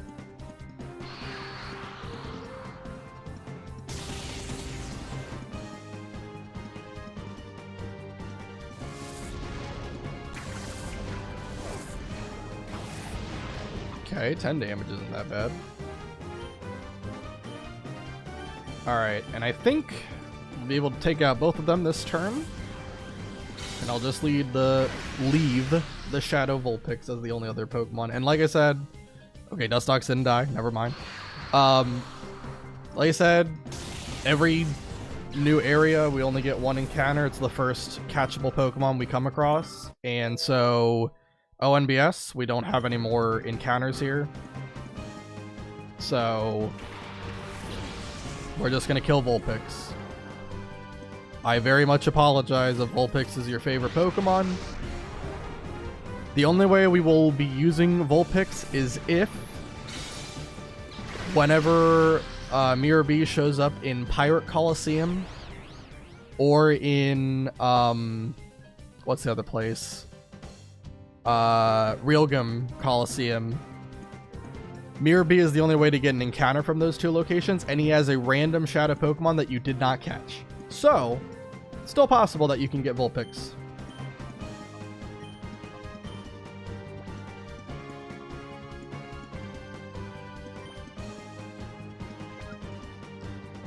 Can Shadow Pokemon's gender change when Mirror B gets them? I don't believe so. I'm pretty sure once you encounter the Pokemon once, it's kind of like how the roaming legendaries work, where once you encounter them once, all of their IVs, natures are set in stone for the remainder of the time you encounter them. I'm pretty sure. I could be wrong. I'm not a 100% expert on it, but I do believe that it would stay consistent once you encounter them. You could save like before fighting them the first time though, to reroll. Let's. I don't know. Do I want to go to Teddy Ursa? I think I'll go to Mightyena.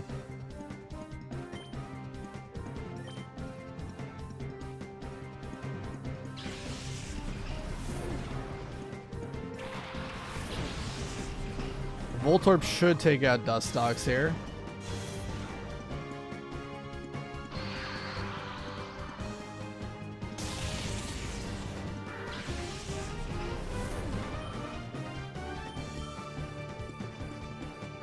Shadow hold, so I can't swap out anymore.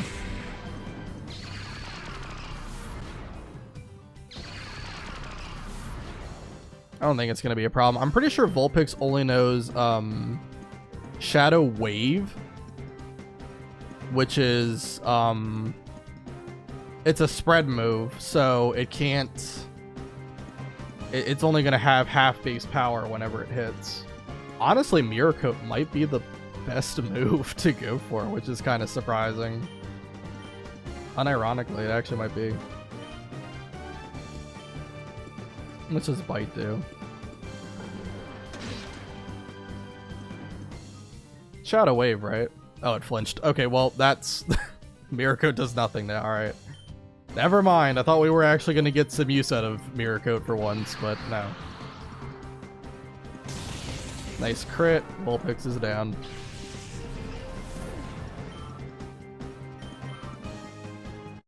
I do apologize to the Vulpix fans. It's so funny when the camera angle gives you a close-up bloodshot. Yeah. I have been noticing that too. The like a camera like goes from the backside and just kind of like pans slowly.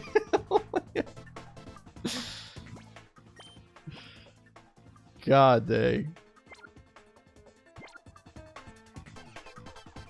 I haven't been calling attention to it because I didn't want to sound like, you know, I was intentionally looking at it. Like it's literally like a full screen of booty cheeks though for a little bit.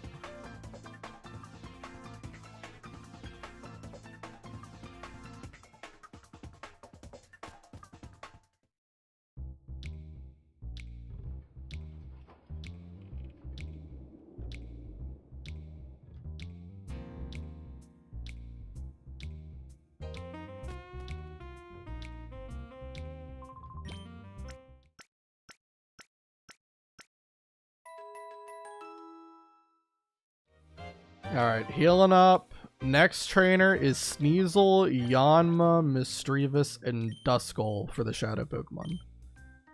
Okay, so...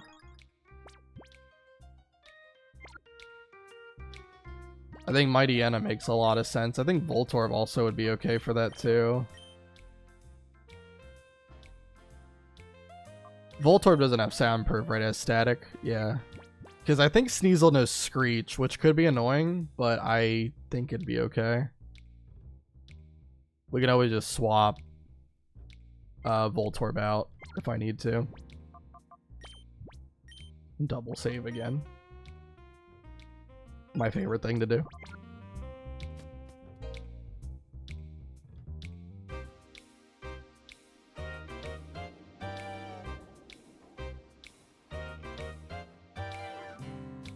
Alright.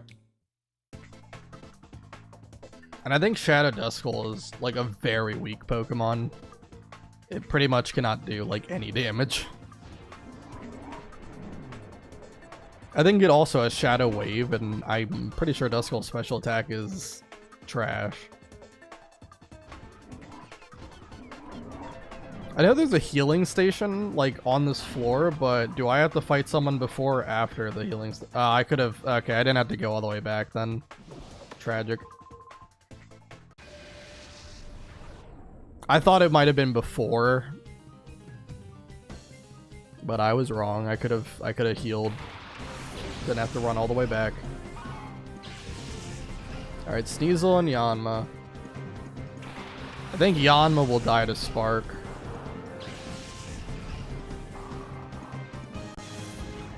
Apparently, unlike Colosseum, Shadow Pokemon only have Shadow moves when on enemy trainer's team in XD.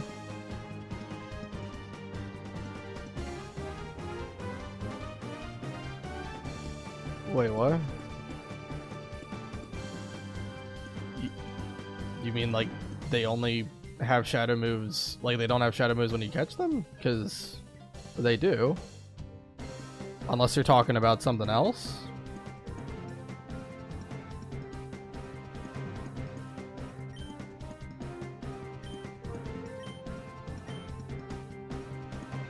Maybe I'm misunderstanding what you're saying.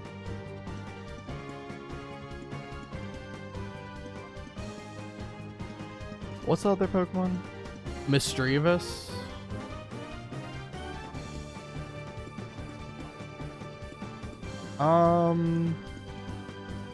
Yeah, I think I'll bite into this slot. I mean, they could have regular moves when used by trainers in Colosseum, but they always have a full set of Shadow... Okay, alright. So you're saying... Okay. I get what you're saying. They don't have the normal moves, right? From, like, depleting the heart gauge, right? That's what you're saying? Like, they only have Shadow moves? Because that's correct, yeah. And honestly, I like it like that because it makes sense, right? I mean, when you catch them, the heart gauge hasn't been depleted at all. So... Why is the AI able to use all the moves on their moveset, right? It should only know Shadow Rush. That's what happens when you catch it, and the heart gauge is at 0.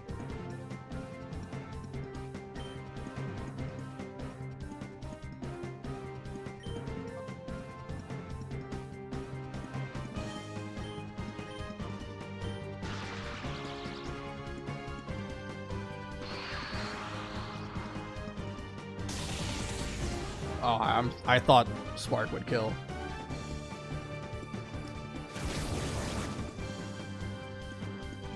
Not gonna lie, I thought Spark would kill.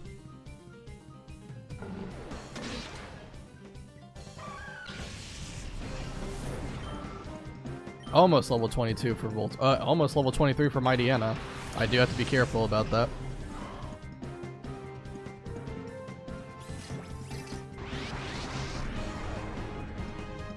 It is coming from a Voltorb, not exactly known for high special. Yeah, I know. But just based off the damage I saw from Bite, like, I thought maybe there was a good chance. Because I don't think Voltorb has too far off special attack. At least not too far off for the base special attack. From Mightyena. Let me see. Let's swap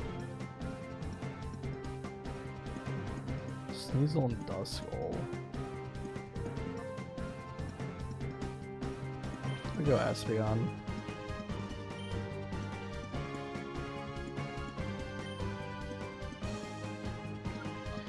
I think I think Duskull might be a little bit more of a problem, so I'll take out Duskull first.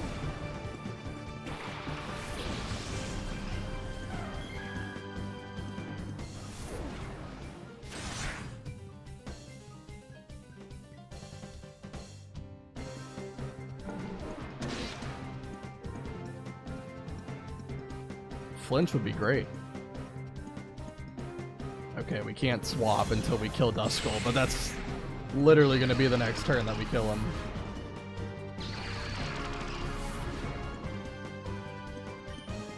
Alright. Bite Duskull, Poison Fang the Sneasel. And hopefully Poison Fang does like half. We'll see though. Who leveled up? Voltorb. And Mightyena levels up. Like I said, we gotta be careful because level cap is 23. It's fine if it levels up during the fight, just we can't go into the fight at level... anything above level 23. And unfortunately, Poison Fang did not do half. I didn't think it would, but... I also thought it would do a little bit more damage than that.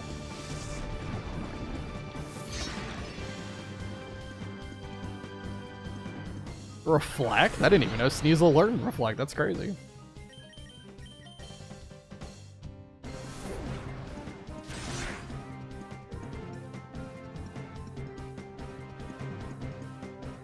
Alright, awesome. So, one more trainer left, and then we can fight Exil whenever. Obviously, we're going to want to level everybody up before we do it.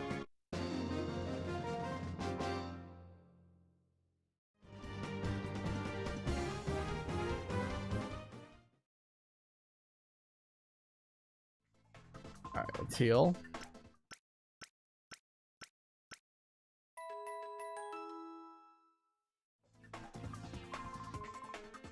Okay.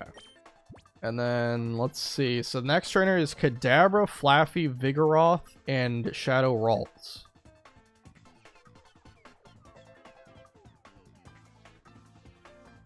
Okay, let's do... I think Espeon for sure. I think we can do Shiftry as well. Let me also put Cherry Berries on them, just in case Flaffy decides to use Thunder Wave.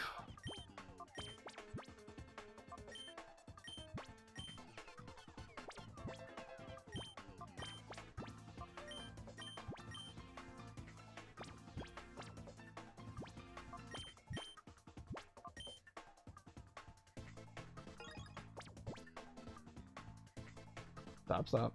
What's up? Can you wait? Wait, okay. I have to take care of my dog in a second. I think we'll do this next fight, and then I'll take a break to let her out and everything.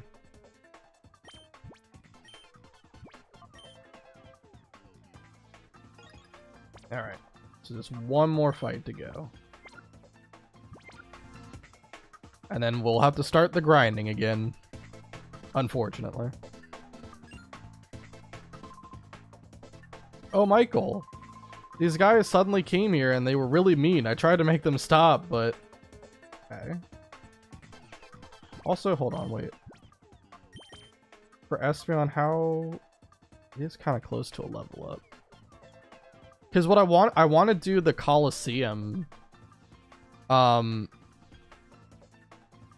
Pirate Coliseum. And we are going to get a fair amount of experience from that. I don't know if I want to lead with Espeon then.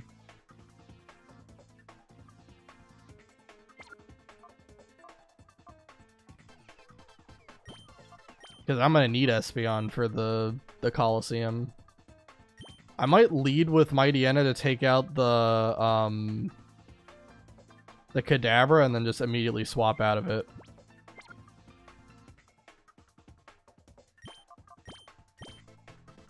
I think that's probably the best thing to do.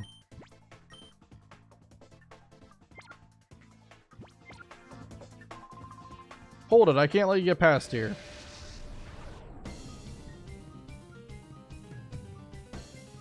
Cypher Peon Feldus? Kadabra and Flappy, okay.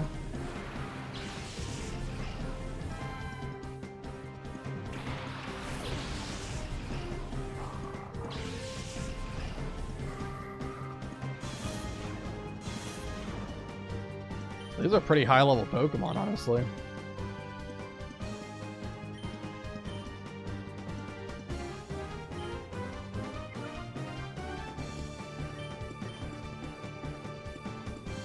Nice.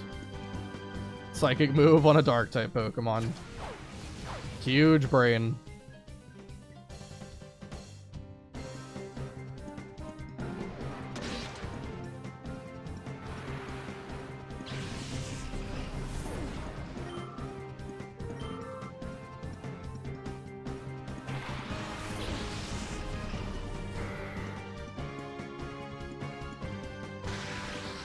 Thundershock.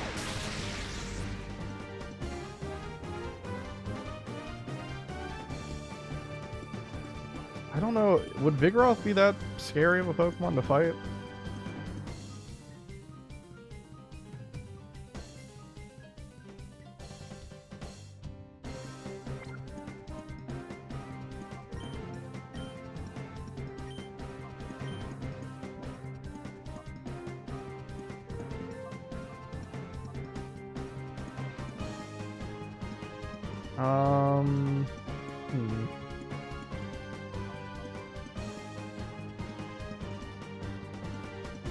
I think I'll go to Espeon now. It's too bad not being able to catch the Shadow Ralts would be an amazing mon. Yeah. Gardevoir is great. Vigoroth is getting pumped. It's gonna try to crit me.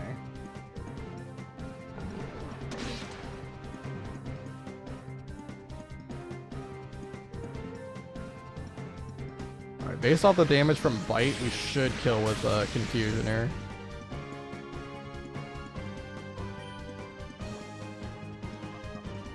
I'm just playing the game of swaps right now. It's kind of insane.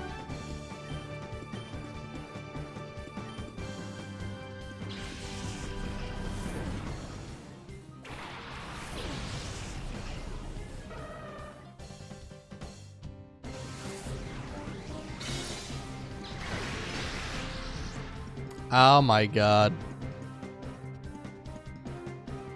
Fury swipes.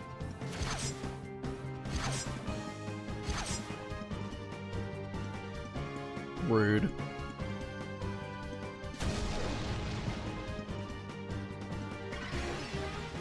Nice Citrus Berry. That was a lot of health, wasn't it?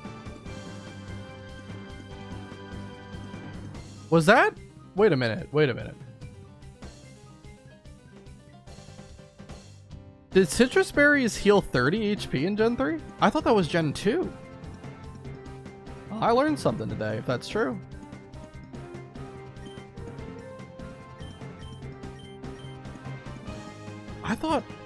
I thought Citrus Berries were a quarter of HP starting in Gen 3. I guess maybe that was Gen 4?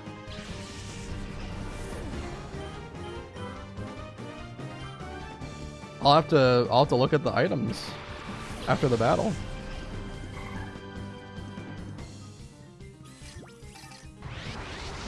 Shadow Pokemon. Trace my pickup. Huge.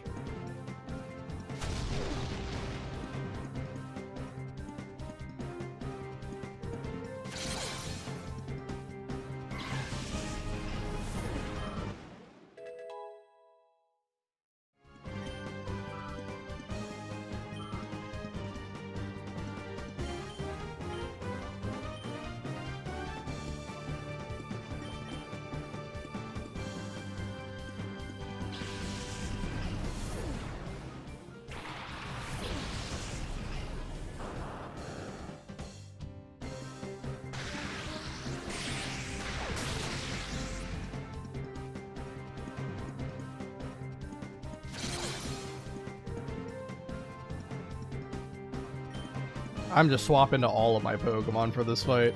Yeah, Skiploom, why don't you come in here too? Why not? The whole goddamn squad is gonna be here.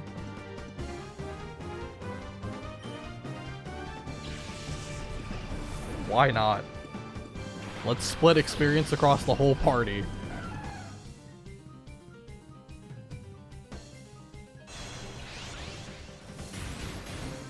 God dang, Swift does nothing. I thought maybe it would do more damage than Spark, but no, I think Spark would have been the better call.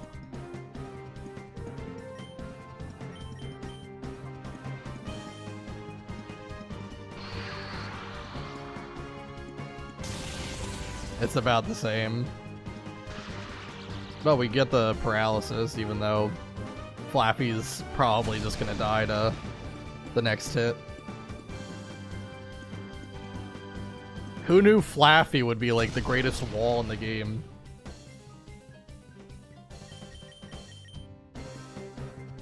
Alright, finally got through this fight. Alright, so I'm gonna go heal up. And then I will go take care of my dog really quick. And when I come back, we will start grinding our Pokemon up to prepare for Exel. And also I'm gonna have to do the Pirate Coliseum. So that I can get the TM that you get as a reward. It's the TM is Brick Break, which will really help. We can teach that to Shiftry, and that gives it a move that's able to one-shot the Loudred and do a lot of damage to the Shadow Mawile, so that's why I want to teach that. Thanks for helping me. Those creeps suddenly showed up and drove me away from my lookout spot. Whoops, who cares about that? The creeps took Meg hostage and they took her into this room. You're really strong, aren't you? Please help Meg.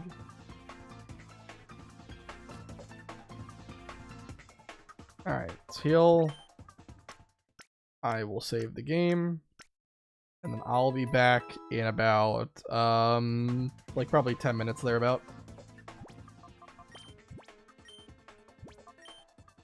Alright, save the game. Alright, I'll be back.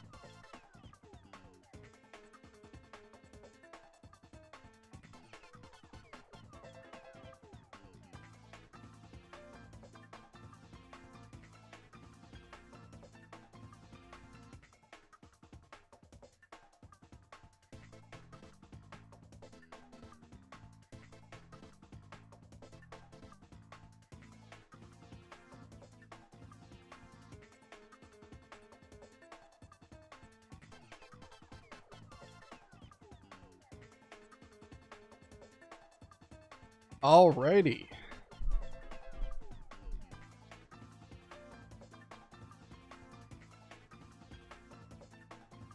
I am back. So now we gotta start the grind to get everybody properly leveled up so that we can fight Exel.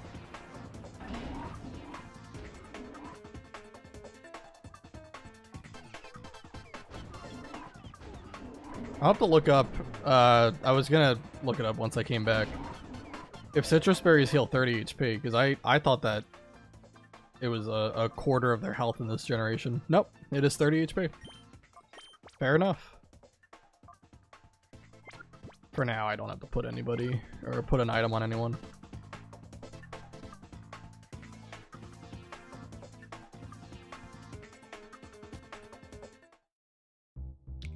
So how close is Espeon and Shiftry to leveling up? Let's see, we got...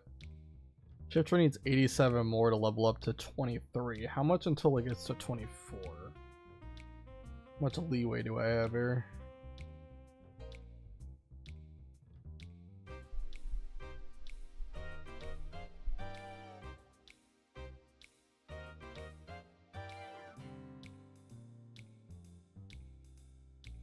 Let's see.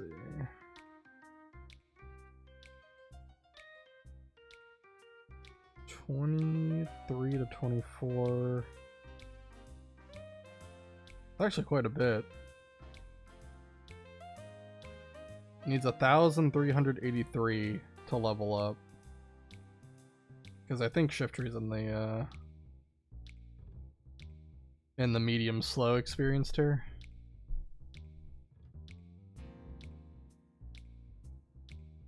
Yeah, it is. Okay. Alright, then we should be fine, because what I want to do... I want to lead with Espeon and Shiftry going into the Pirate Coliseum. Because it's actually a little bit tricky, the Pirate Coliseum. You do get healed in between fights, but the very last trainer has Plusle, Minun, and Snubble. And it's actually kind of tricky. Because if you don't know, the trainers, for the most part, in like the story mode of both Coliseum and XD, they don't have any IVs on their Pokemon. Their IVs are set to 0. But in the Coliseum battles, they actually do have IVs. Sometimes effort values, sometimes, you know, beneficial natures, and I'm pretty sure the Plusle, Minun, and Snubble do actually have beneficial natures, so yeah, it's a little bit tricky as a result. But it should be okay. I think that, you know, Espeon and Shiftry would be able to handle it pretty well. But I do want to level up everybody else just to make sure that I have, like, a full team in case I need them. So, what we're gonna do is I'm gonna go back all the way down here. I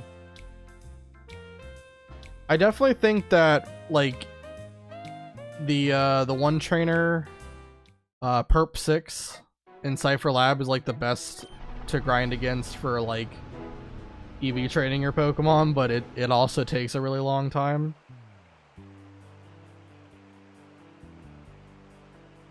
This guy here has 2 Butterfrees and a Dustox, and that would make leveling up a lot quicker.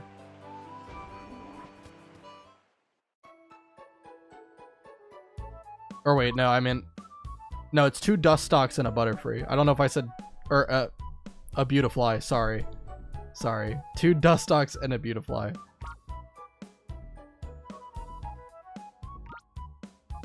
We can't see anything about Makuhita. Not yet, at least. It has thick fat, though, over guts. Which is kind of okay. Not the greatest, though. Alright, so let's temporarily take off you two. Because I don't want to accidentally use you guys and overlevel you.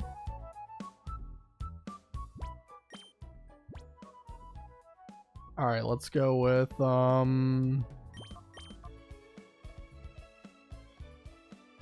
the problem is I just don't think I really have a great team to fight the Beautifly and Dustox trainer. Like, none of my Pokemon would be able to do damage. Other than the Pokemon that are already, like, level 23. So I think for now we're gonna have to fight Perp 6. I think that's gonna be the best bet. Just to grind safely. Oh, whoops.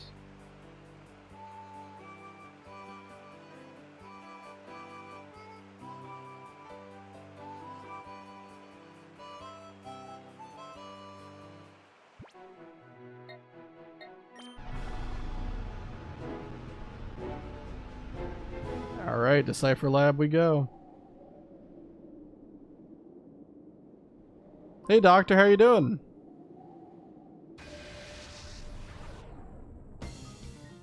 Just in time to see some grinding before we do the next boss fight.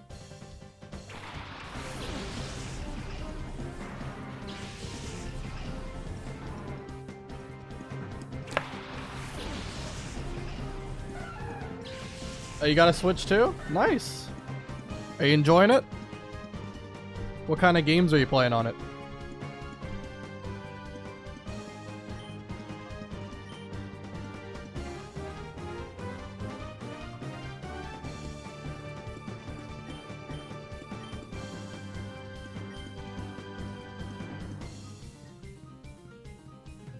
I could promise you that Skip Bloom's sleep powder is not 75 accurate.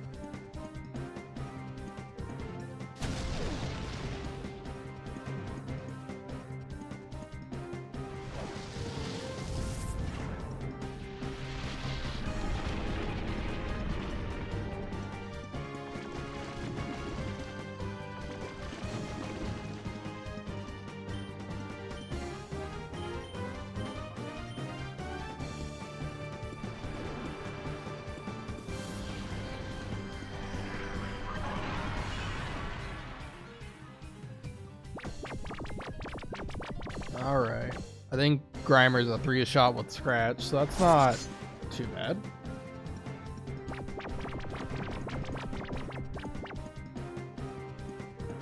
Highly doubt Skiploom could kill it with Tackle.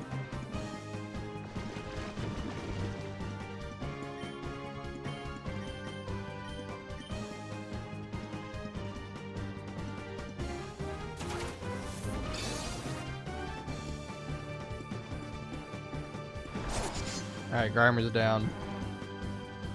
Big stuff. Nothing, because the only new Switch 2 game so far is Mario Kart. Oh. Fair. But you still liking it?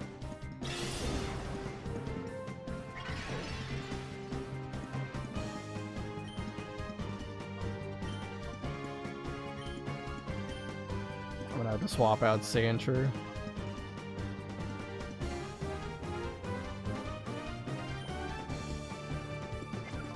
I'll put Makuhita in.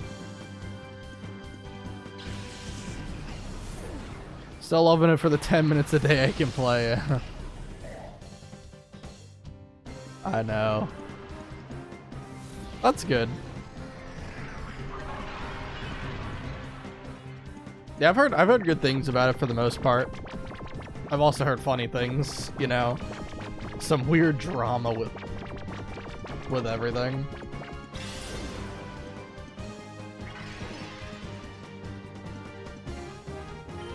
But yeah, it looks like a solid console. Once there's actually games on it, I'll probably be more inclined to actually try to get one. Like the punctured screens from Staples. I don't think I've heard about that drama. I've just heard a lot about, like, you know, stupid YouTuber drama and stuff like that. I don't know. People care a little bit too much about, you know, very minor things.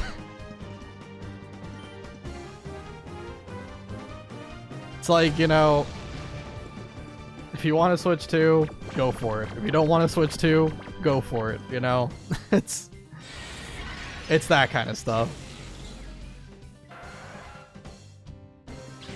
At some stores, they stapled receipts to the box, and the staples went through and punctured the screens.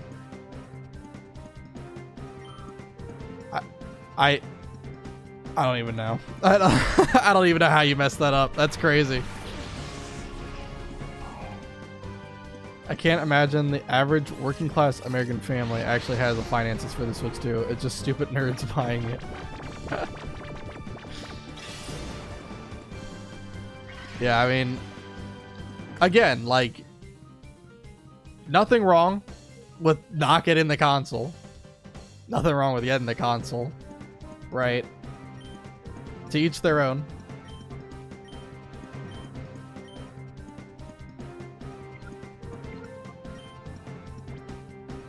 Like I said, I don't have one because I don't really feel a need for it right now.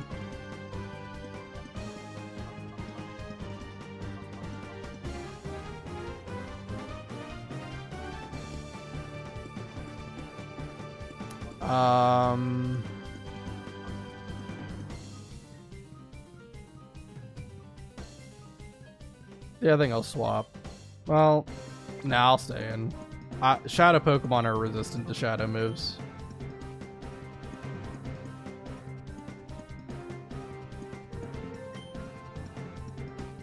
You don't have one because you are living vicariously through me. Yes.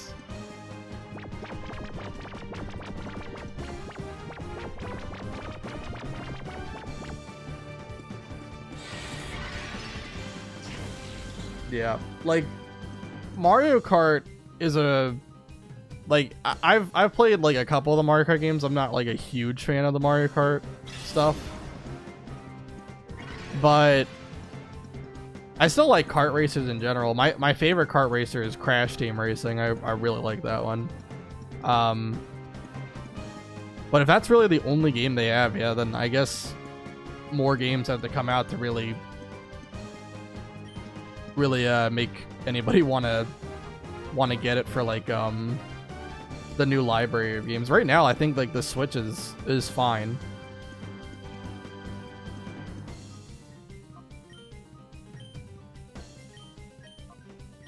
Just the regular Switch.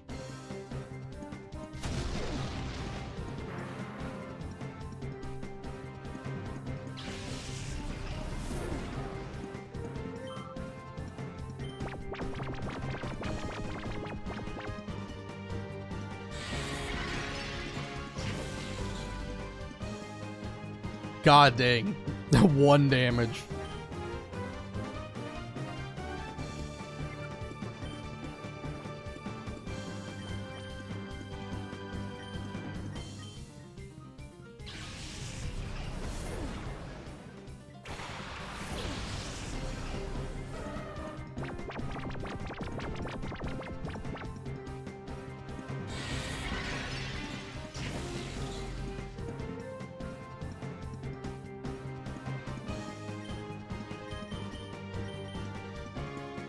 Gulpin woke up. Shadow hold. I can't swap. That should be okay. I think Teddy Ursa might kill it with return. Possible. Well, if it crits, it definitely kills. The midnight release was fun. I was halfway across the country at the time, so waited in line with some locals and made new friends. Was it like a long line outside or something? Also, is there no way to order online, or like maybe they did it to like prevent scalping or something? If you weren't allowed to order online.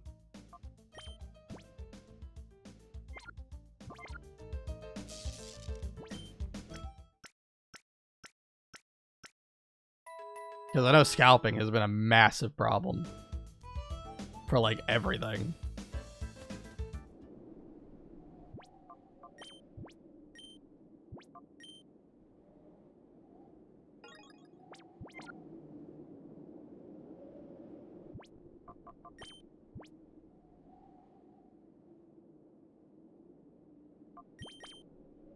How much XP does...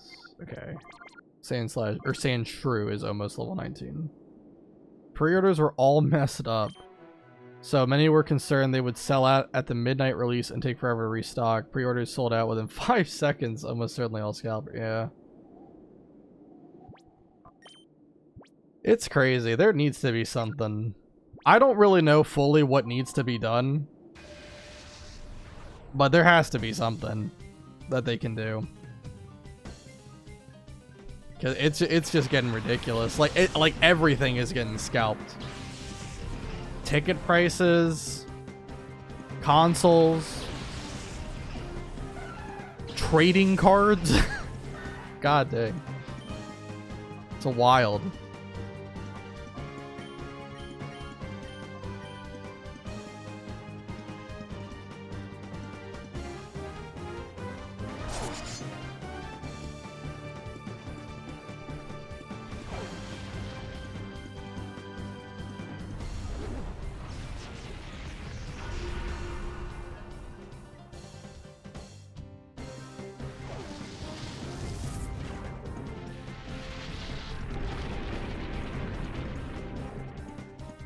I wish these animations didn't take so long.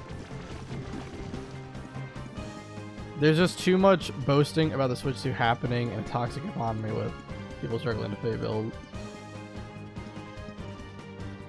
I mean, again, I don't really want to get into, like, you know, politics or anything like that. But all I'll say is, regarding it,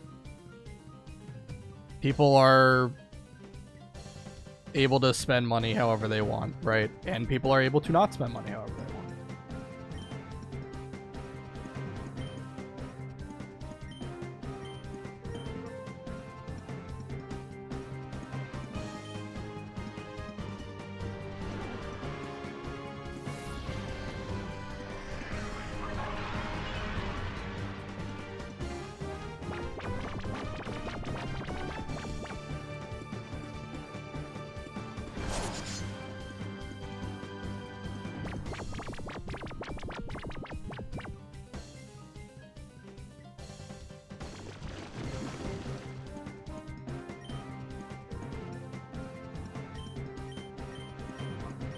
All right.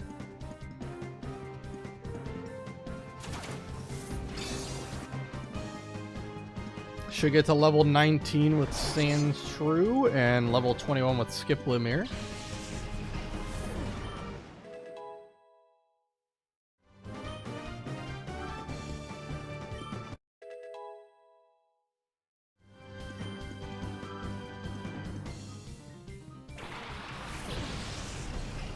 Also, a terrible luck getting Skip Loom when you already hit Shift Tree.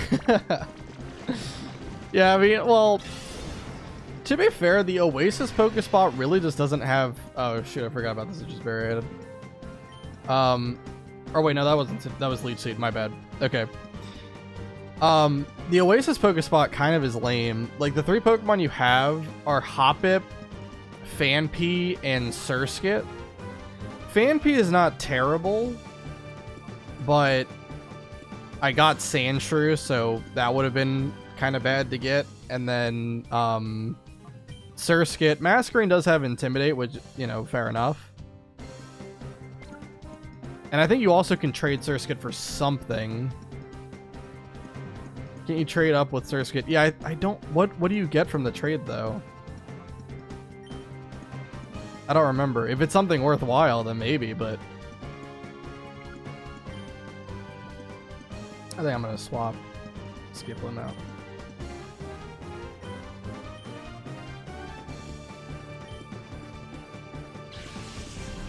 Yeah, I think you can trade Surskit. I don't know what you get for it, though.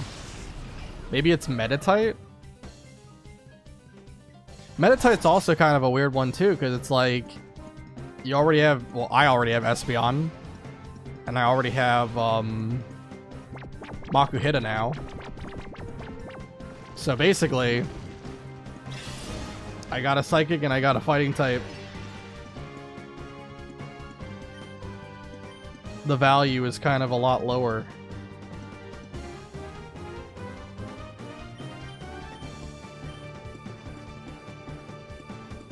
Your team is not very balanced, nor is the bench, yeah. I think it'll be fine, though. We'll definitely beat Exel. I don't have, like, a single doubt in my mind that we'll beat him. But he is going to be very annoying because his team is just very annoyingly built. Like, he's got Giraffrig, Loudred, Shadow Mawile, and Raichu. And Loudred and Raichu know Seismic Toss, so it's really annoying because you can't, like, just, you know, lower their attack with Intimidate and make it so that they don't do any damage unless they crit, because they have a move that can break through it. Plus, all those Pokemon are, like, outside of Loudred, all of them are pretty powerful. Mawile especially, being a Shadow Pokemon, it has, like, a, you know, effectively a 110 base power move because it's super effective. And a reasonable 85 attack stat, and a really annoying typing.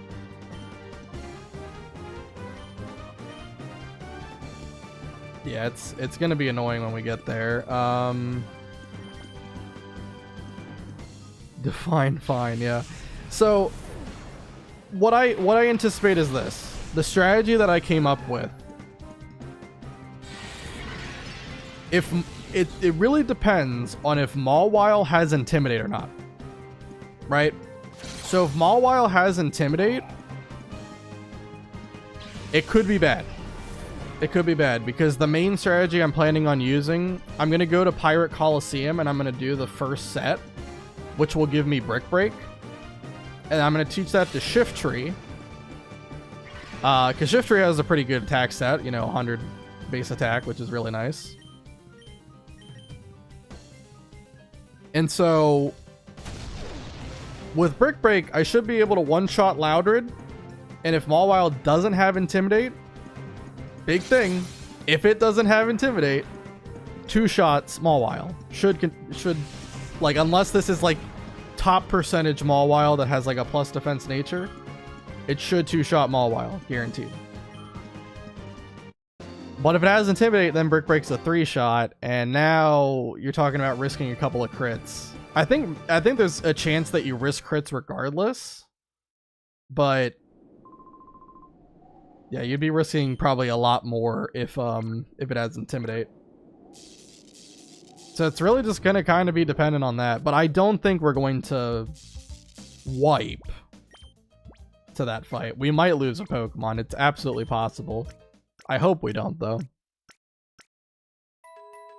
I think we have a higher chance of not losing a Pokemon than losing one.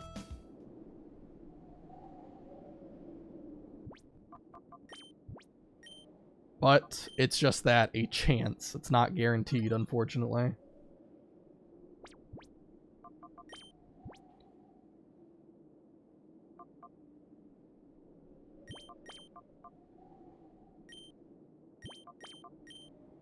Let's start leading with Makuhita just to help its gauge go down. I could just, you know, pump it full of sense to deplete the heart gauge and all that such, but it's fine.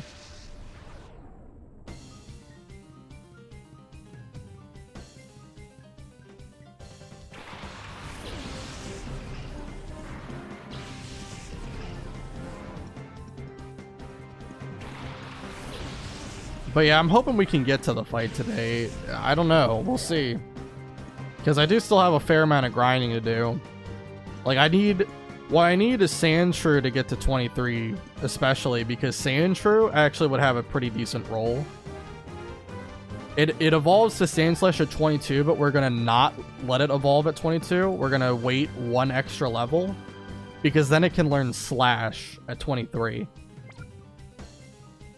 And I know Slash isn't like an insanely powerful move, but the difference between Scratch and Slash is a massive power buff, so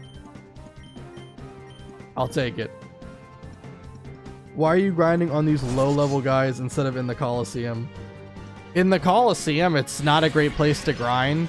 So in story mode, Like all the trainers you fight as a part of the story, they have 0 IVs across the board, and for the most part, there's exceptions, but for the most part, they have neutral natures. When you go into the Colosseums, they actually begin to start having IVs, sometimes effort values, and beneficial natures. So it's harder to grind in the Colosseum. You could go to Mount Battle, but Mount Battle also has like level, 8 to 10 Pokemon, so it's not exactly a great place to grind either. This guy in particular just has a lot of Pokemon that are all reasonably leveled. So you're able to just kind of run through them pretty quickly. They also give some good effort values. Grimer and Gulpin give HP, Tentacle gives special defense, and Coughing gives physical defense. Gives you that extra little bit of bulk.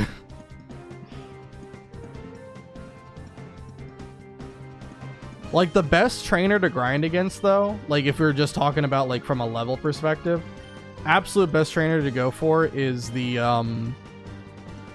rider trainer in Agate Village that's, like, just to the right when you walk in. Because your stream is screaming in agony. Get your bitrate in check. What happened? Is it lagging?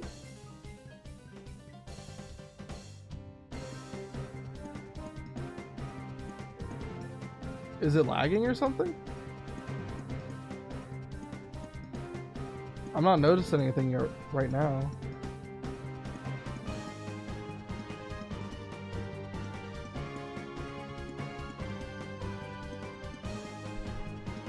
It looks good on my end. No, it's not lagging? Okay, thank God. Alright. It might just be on your end. Stream is fine? Okay. Wait, am I swapping out Makuhita? Now I forgot everything I was doing. Anyway,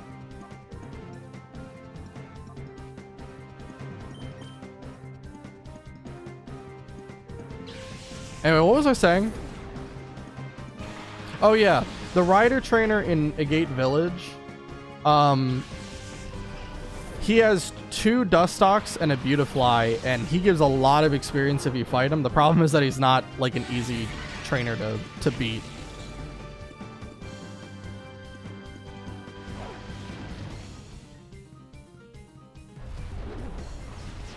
I would love it if I could grind against him though, but with the team I have, it would be kind of tough. Like, Voltorb might be able to one-shot the Beautifly, but I'm not sure if it's great odds to do so.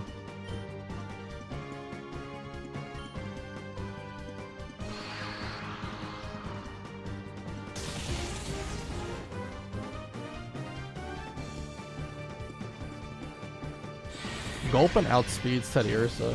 That's crazy. I thought for sure Teddy Ursa would outspeed. It has a 4 level advantage.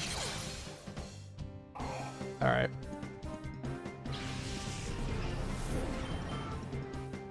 Either way, though, I know that this isn't like... There's probably some trainer out there I could fight that would give more experience and make it go quicker. But this is for the most part fine, and it's safe. Don't have to risk any Pokemon in the process.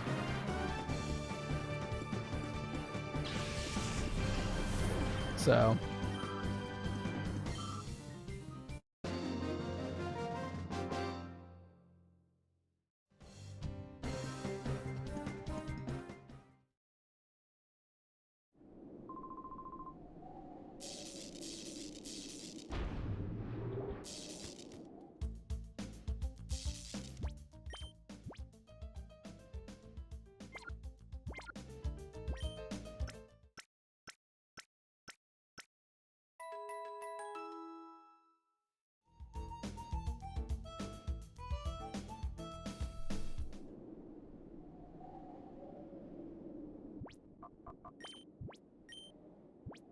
let me see what my team looks like really quick. Oh, also, I forgot to update that Sandshrew is on the team.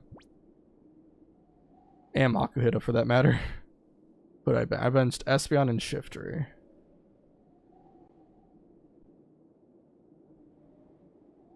Sandshrew? Why does it do that? Sandshrew is massive. Giga-sized Sandshrew. And then Shiftry.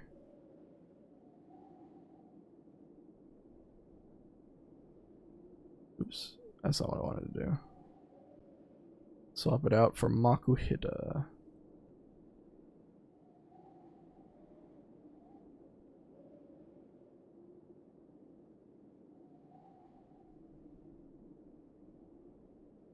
Okay, there we go. Alright, team has been updated. Only took me like 30 minutes to do it, but I got it. Okay.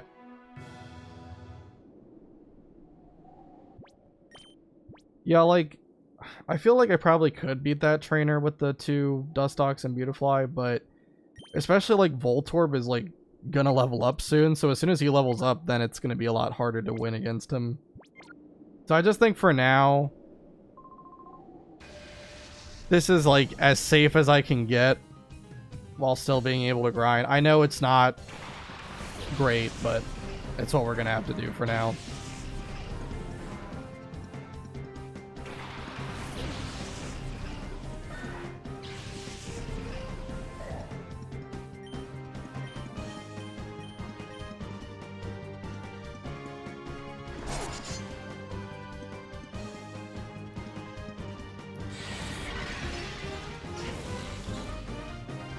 Nice.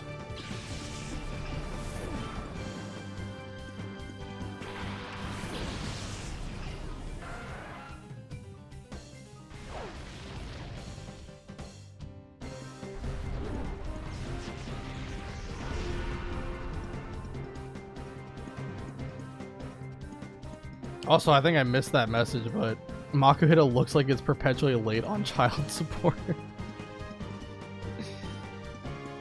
Makuhita, we saw earlier when I was catching it, I put it to sleep with Skiploom, and its eyes when it's asleep look really funny.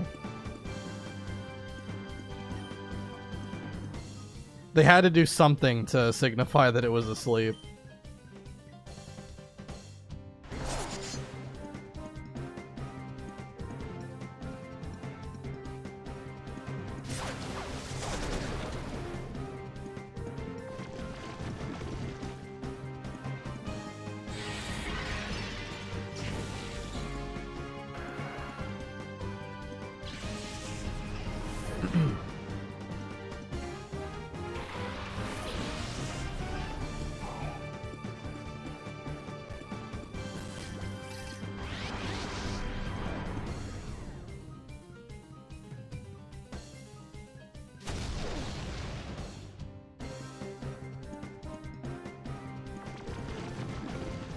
Alright, let me swap.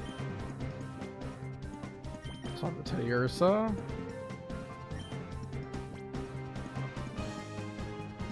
And I'll stay with Makuhita, I think.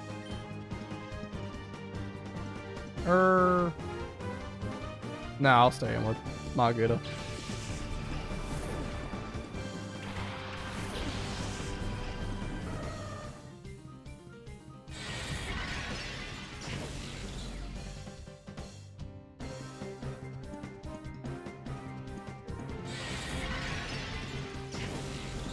Nice crit, and we take out the coughing. That's huge.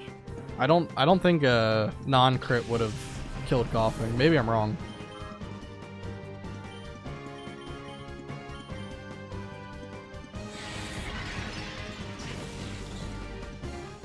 I really wish what it was with the shadow Pokemon is instead of it being like when the shadow Pokemon is used by the AI, the level can be buffed upwards of 3 levels. I wish what it was is simply, while it's a shadow Pokemon, it has like 3 extra levels, and then once you purify it, it goes to the level that it says. I feel like that would be a lot of a, like, better of a system, because then the player could use the shadow Pokemon a lot easier, because then you get like basically a level 21 Makuhita, right? While it's a shadow. That would be kind of cool. But unfortunately, once you catch it, then it's level 18 for you. It's only level 21 for them. Mirror B has appeared. So there is... We could wait for Mirror B to show up at Pirate Coliseum and get a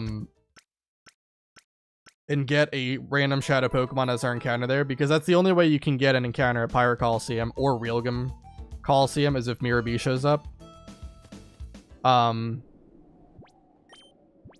I don't think it's a good idea to do it right now, because the main issue is the Coliseum fights are a little bit tricky, and you don't want to fail an encounter. So, I mean, you already don't get a lot of encounters in this game, so you definitely want to make sure you're ready and prepared. So I think we'll do that later.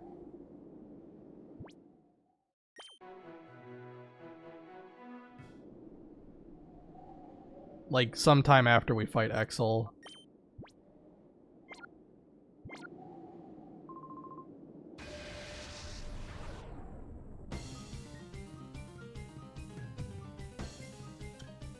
Exel is fun. Yeah, define fun. Although Snaddle is more fun. Well, Snaddle's gonna be annoying as heck, because you have to fight him in, like, the, you know, Coliseum format, and you don't get healed in between fights. So it's like a gauntlet of, you know, 3 trainers before you fight Snaddle, and they can chip away at you, which sucks. I'm gonna have to be very careful there. Oh, we got Arm Thrust now. That's cool. Snaddle is tough because you have basically no diversity or staying power on your team. We'll see. I'll do what I can. The great thing is, this is not a deathless playthrough. That's the only thing I have to keep telling myself. It's not a deathless run, so Pokemon can faint, and the run keeps going. It's not unless I wipe. And I really don't think any fight coming up is gonna wipe me. But towards the end of the game, yeah, it could be a problem. Definitely could be a problem.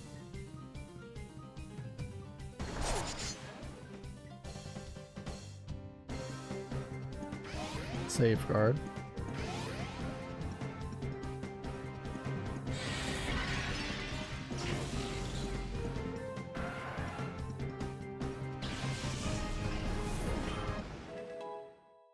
Sandra gets the 20.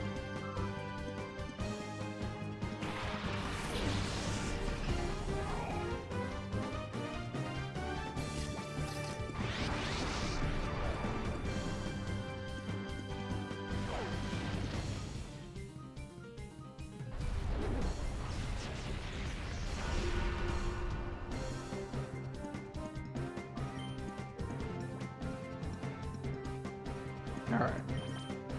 Go to Teddiursa.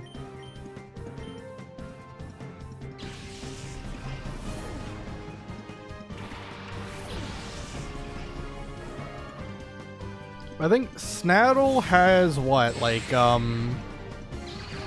Quagsire, Lantern, Lunatone, Castform? Are those all of his Pokemon, or does he have one other one? I think that might be all of it. I don't think it would be too bad. You've got, like, Shiftry is actually really fantastic for that fight. Especially with, oh, and Matang, you're right. Yeah, he does have Matang, you're right. But still, like, Shiftry is really good for that fight, because he has a great type matchup with 3 out of 5, and with Castform, he would have Brick Break.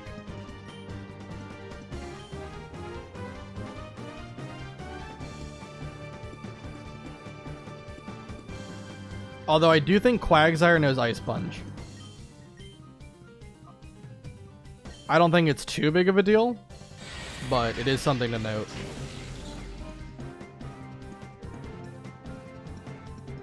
I'm pretty sure Quagsire would just die to Giga Drain though, so I don't...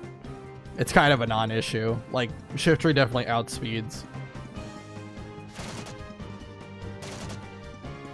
Look at this 1 damage at a time.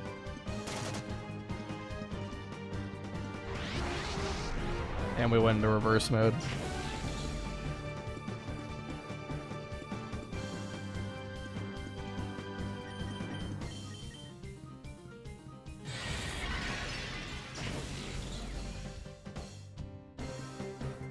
I'm telling you guys, like, Shiftry, I think a lot of you are sleeping on Shiftry. I was getting roasted for picking Shiftry last time. I think it's gonna have more utility than you might think. Especially with Fake Out. Fake Out's a fantastic move in double battle format. You can just basically make it so that one Pokemon doesn't get to do anything and allows your ally to attack for free. I stand by it. You have no water Pokemon. What am I going to need water Pokemon for? What's coming up that I need a water type?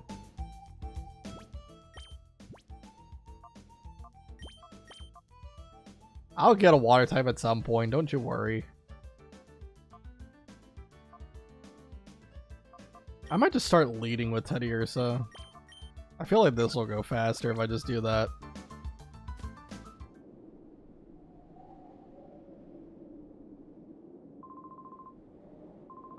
I keep forgetting you have to leave the area. Literally, go to the world map, click the same place that you were just at, and then talk to him again, and now he wants to fight you.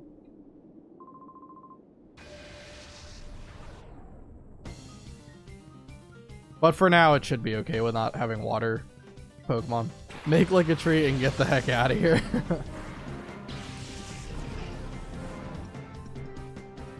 The classic line.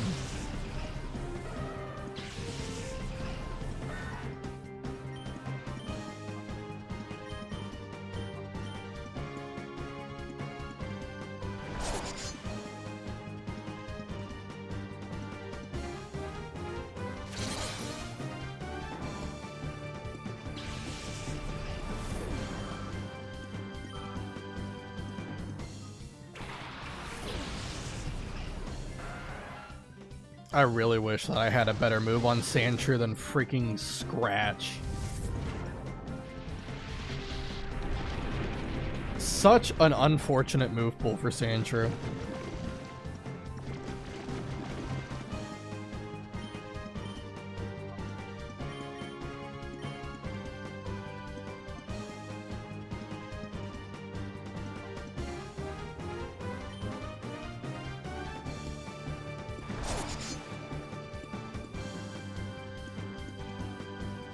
What about using fast forward? If I did, my whole computer would probably lag. I'm not gonna lie. I've tried doing it in the past. It did not go well when I did it in Coliseum. I don't think it would go well here. I don't know what it is about streaming and trying to use the speed up button, but everything just breaks for a little while and it's not great.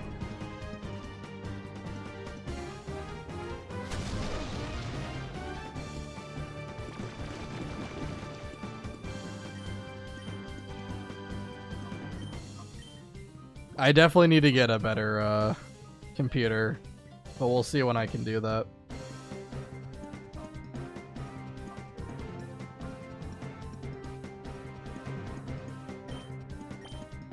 Swap the Makuhita.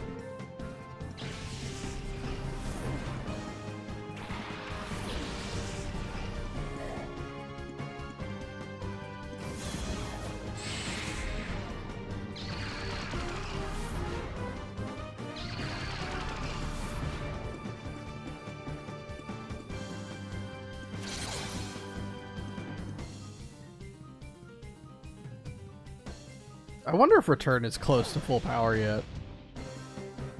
With all the running around I've been doing, you would have to think it's close.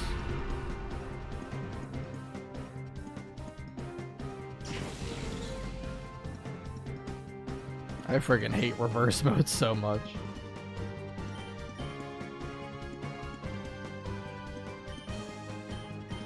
Alright.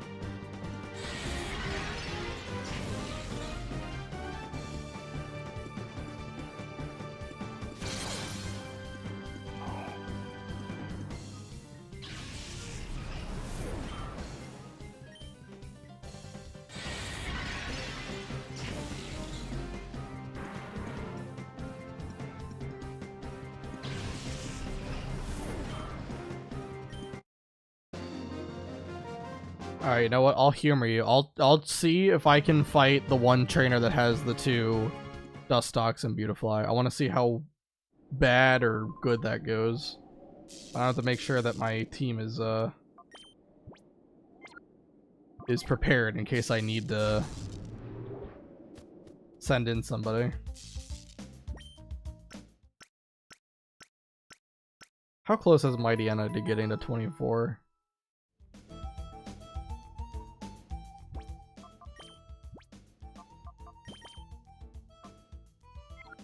Okay.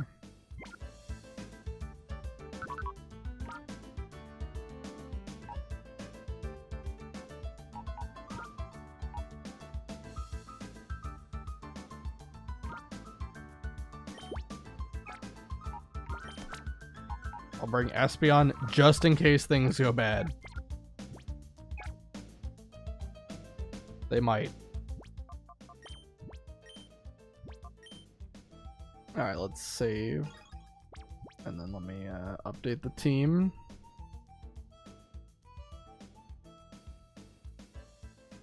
Because I know it's taking a long time. I'm just trying to be safe about it, that's the only thing. Where's Espeon?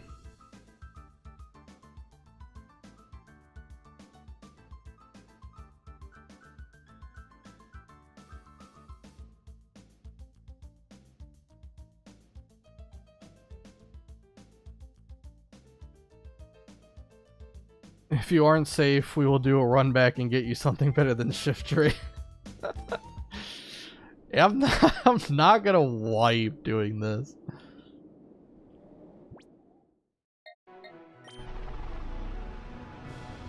We're gonna be fine. Alright, let me check. Let's see. Who do I have in the lead? Is it Teddy Ursa and Sandra? Let me put Volt. Well, we'll do Skiploom and Sandra in the lead. Well, you're saying the truck that almost flattened me with ciphers? Not only that, you stormed the desert base and rescued that kidnapped professor. I've decided my dream is no longer trying to become the Pokemon champion, but to be your disciple. Let's not waste any time here. Let's have a battle now. Here goes, Master. Ryder Hebon would like to battle.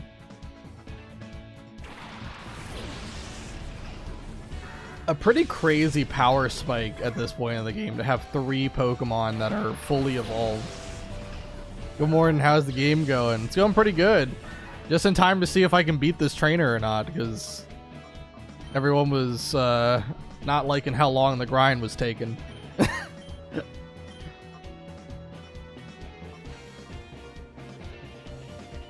It's morning in Japan, we live in America.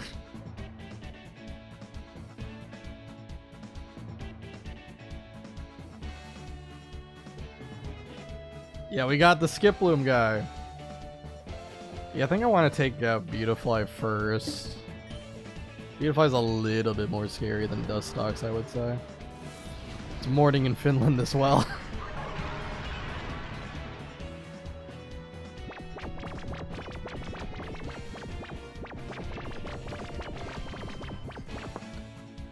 Time zones are a crazy thing.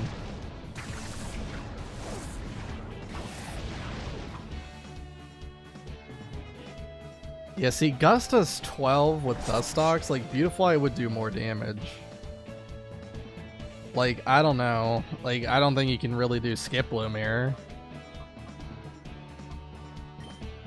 Like I said, Voltorb is just going to level up very soon. So that's kind of the problem with Voltorb. Has it been a grindy stream? Kind of.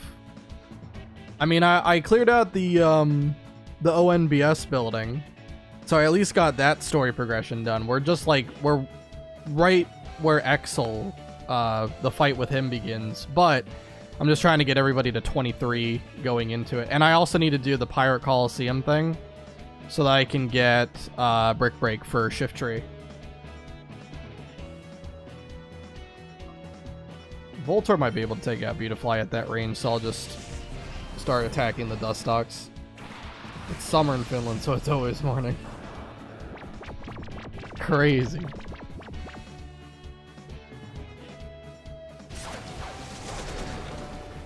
I mean, Poison Sting's fine as long as it doesn't poison me.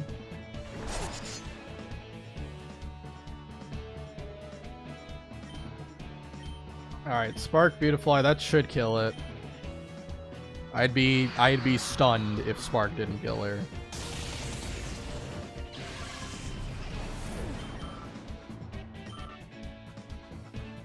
Sun goes down for like 2 hours now. I can't sleep, man. What day is the summer solstice?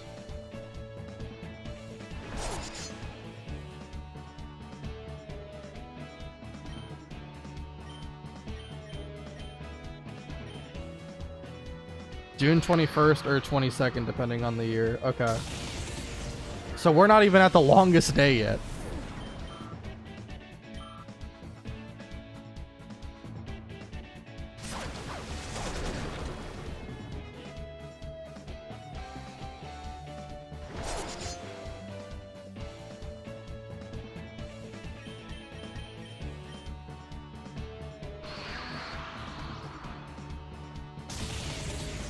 Like, this trainer is definitely better to grind against for experience, but yeah, like I said, like it's just not a great thing to fight because I still need to get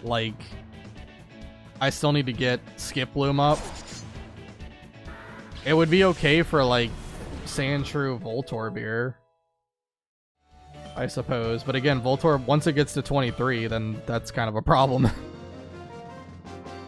And on the other hand, winter is just super dark. The eternal night.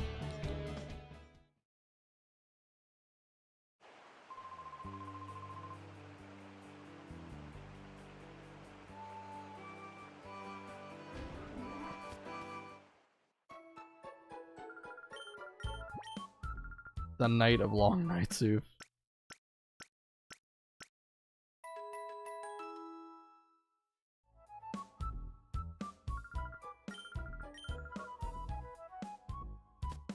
Alright.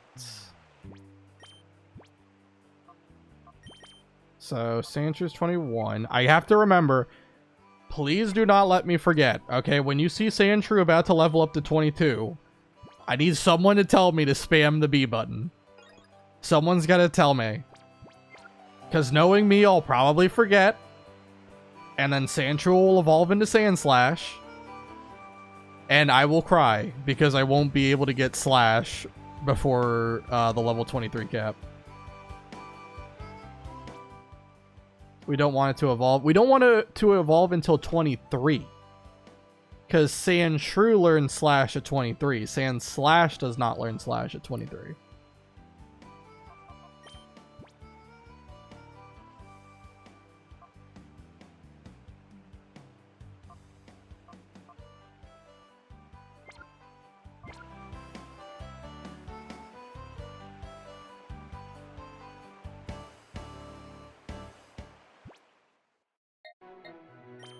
I'm going back to my safe spot. So someone's got to remind me when Sandshrews about to evolve, please. Let me know. I'll get ready to scream. Yeah, there you go. I'll hear you all the way from Finland.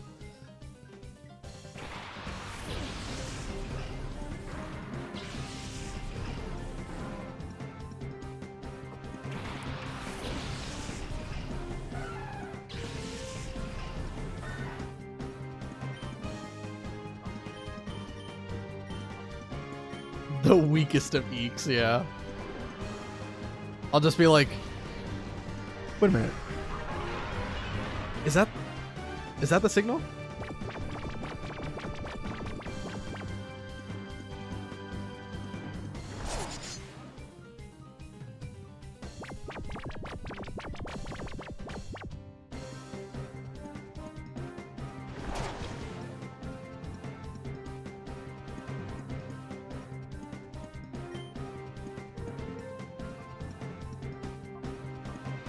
Yeah, thanks, Nightbot.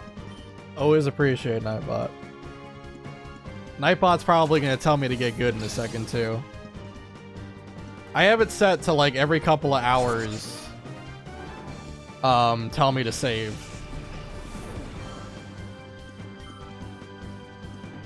I believe it was Linkum who suggested I do that, so I took his advice.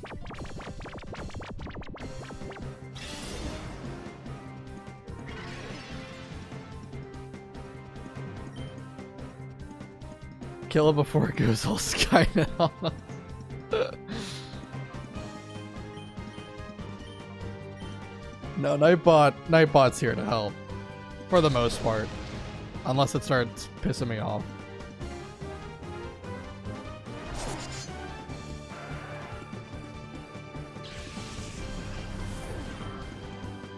Skiploom's almost 22, which is great.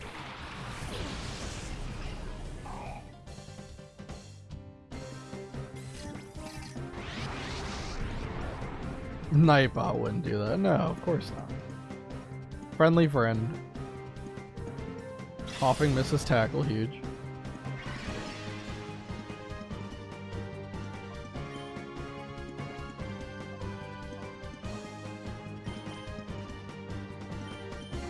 Gulpin is so gosh darn cute. Little stomach man.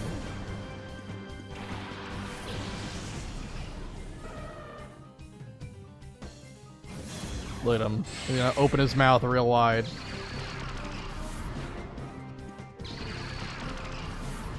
Yeah, I like Gulpin. Not really that great for a Nuzlocke, but still a very cute design, yes.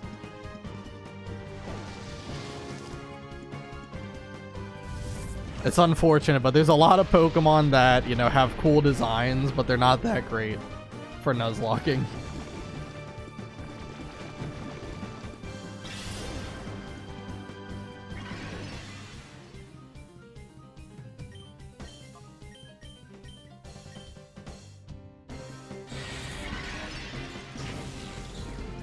It's super effective.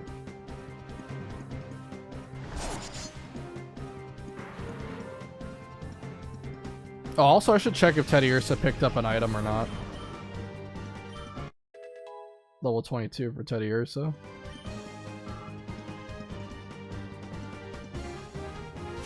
There's a lot of Pokemon that aren't that great for many things, but they are still someone's favorite. Yeah, absolutely. I'm a bit lucky because my top 3 favorite are all usable.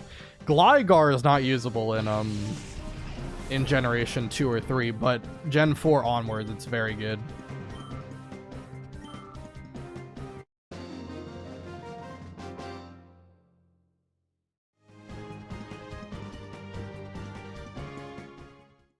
But Totodile and Jumpluff are very good Pokemon. For very different reasons. There we go. There's Nightbot telling me to get good. There we go. I knew it was coming.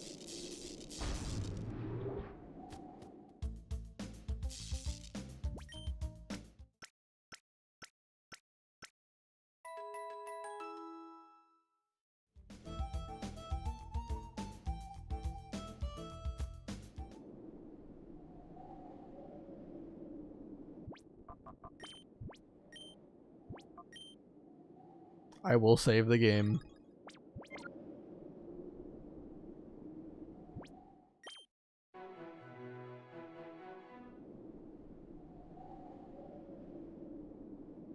Alright, so let's see.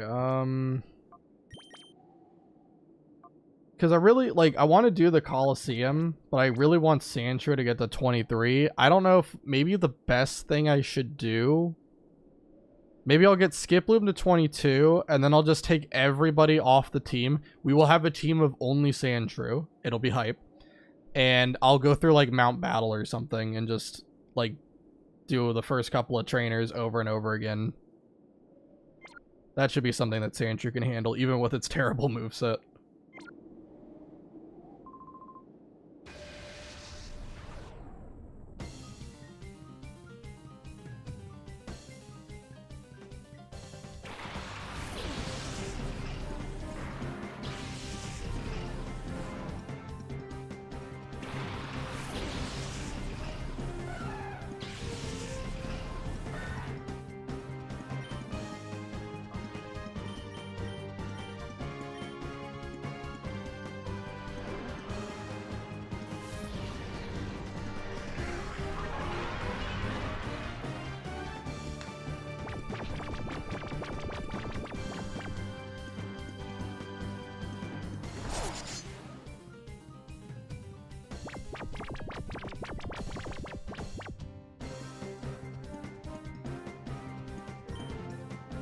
Sandshrew solo run incoming, yeah. That would be pretty hype.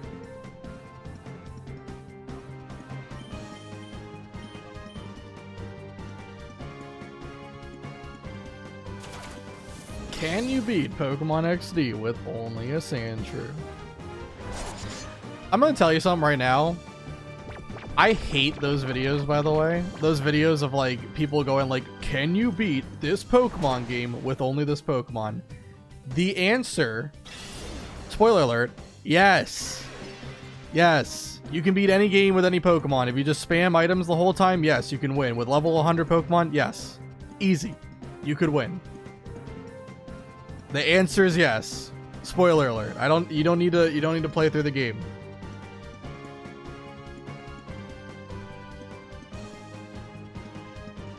Sandshrew is one of which of stronger options at the moment. Sad as that is. We already made the joke, but honestly, it probably has the highest physical defense of any of the Pokemon I have currently. It probably does have the highest physical defense. Let's see. Out of all the Pokemon on my party, let's see. 45. Yeah, it's it's the most physically bulky on my team. Unfortunate.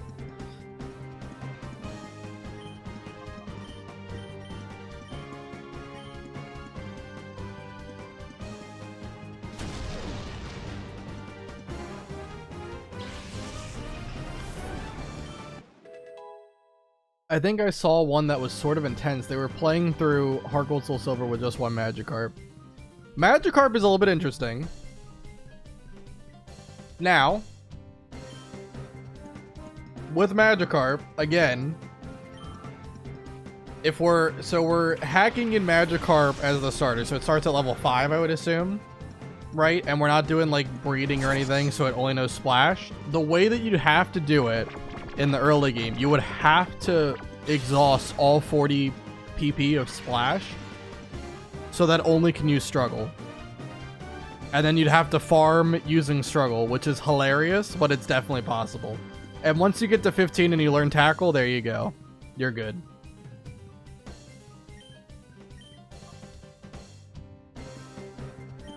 So that one admittedly is a little bit interesting, but as soon as you get Tackle, it's over. You're fine for the rest of the run. Ghost types would be interesting, but again, if you're able to spam items, just PP stall them. Ghost types don't have infinite PP unless it's Gen 1 we're talking about. So just PP stall them, and then they just struggle themselves to death. Easy win.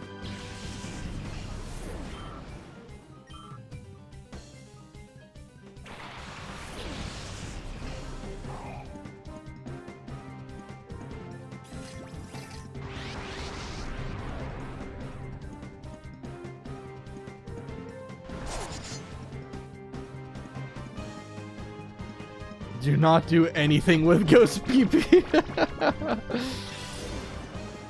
There's been a ton of game announcements lately, by the way. Are you excited for any new stuff? I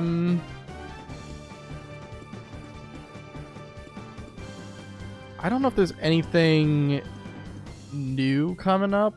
Like Deltarune came out. I played through that. That was awesome. Loved it. Or not, I shouldn't say Deltarune. Chapter 3 and 4 came out, not the whole game. The whole game still hasn't come out. Play through that. I don't really think there's anything upcoming that I am too interested in. At least not at the moment. There might be stuff like around like winter time that might be more interesting. I'm not sure. I'd have to look at what's coming up. I guess Trails in the Sky. I don't know when the heck that game's coming out. Trails in the Sky would be one. I don't know when it releases though.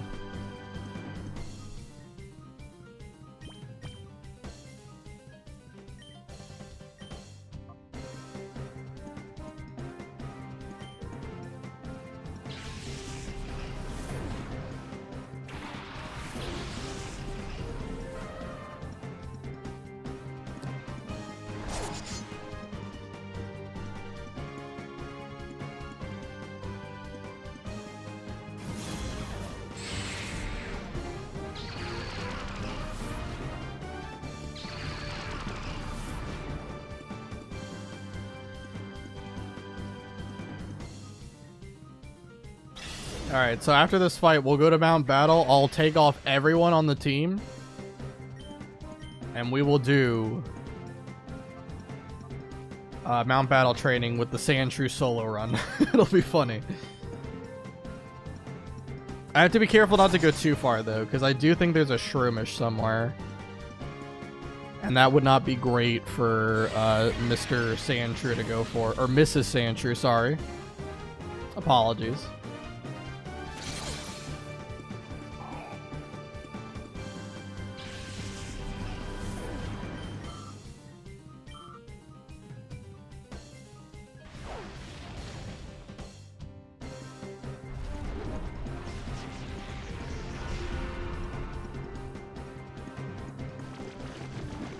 I always have to get poisoned by something every fight. Legal requirement. Alright, coughing's gonna be gone, and then we can make it just Sandshrew. Just Sandshrew, only Sandshrew all the time.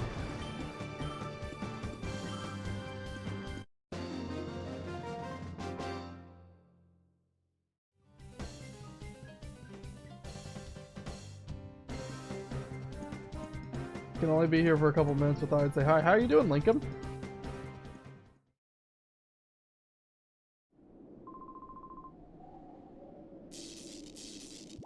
Yeah, I don't know why YouTube chat is not showing up on, like, I have the chats merged together, but yeah, it's not showing up here. I don't know why that's happening. So I have to make sure to look over every so often. Doing great. How am I doing? I'm doing fine. We're almost grinding our way up to fight Exel. So now, speaking of that, we're gonna make every Sandshrews fan dream come true.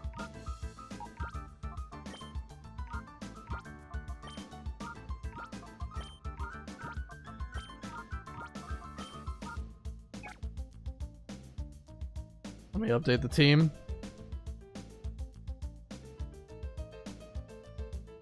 There we go.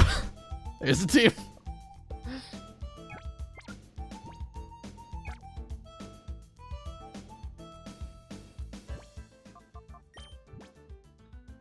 It's a bit hilarious that Game Freak announced a game they are making independently that looks a million times better than any recent Pokemon game. Like, why? I did hear about that. What's the game called again? I didn't watch anything about it, but I did hear that they were making a game. Why are you talking with the voice in your head again? Do you need more medicine so Lincoln will go away? Yeah, hello YouTube chat, yeah. And right now, I'm only seeing, I don't know. I have like, you know, Nightbot, right? And then I also have like StreamerBot to help with chat, and it's supposed to combine both chats, you know, and I'm supposed to be able to see it here. I can see Twitch. I can't see YouTube. I don't know why that is. It's very odd to me. Last time it was showing YouTube but not Twitch, and I managed to fix that just by opening it again, but it didn't work when I opened it last time. Anyway, let's go to Mount Battle.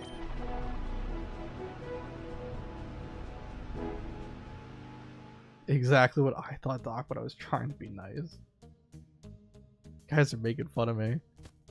There are real people dealing with mental illnesses related to this. You guys are gonna get canceled.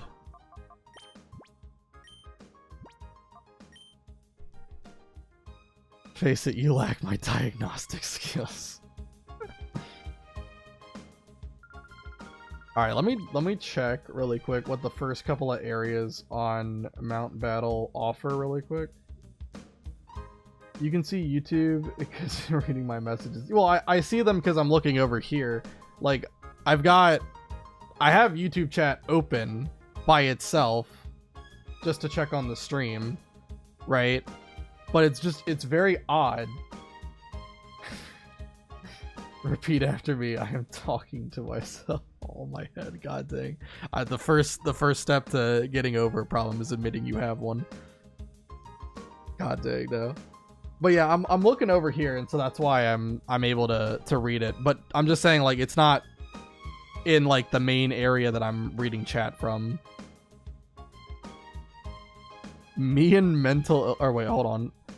The game was Beast of Reincarnation or something like that. You fight monsters and robots as a young Japanese girl alongside a cool wolf thing. Me and mental illness are friends. I can make fun of them. Fair enough. Reading YouTube chat, sure. I swear. They were all real. Alright, let's see what these guys have. Area 1. Oops. That's not what I wanted to do.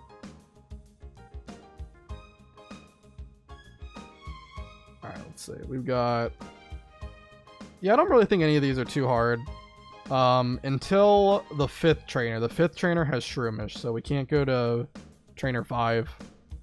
I probably would win against Shroomish because I have a massive level advantage, but I don't want to chance it. Alright. Especially because Shroomish could have Effect Spore, and if I get put to sleep for multiple turns, that's just bad news. YouTube chat doesn't exist. We're all in your head. God dang. I'm gonna have to go to therapy after this.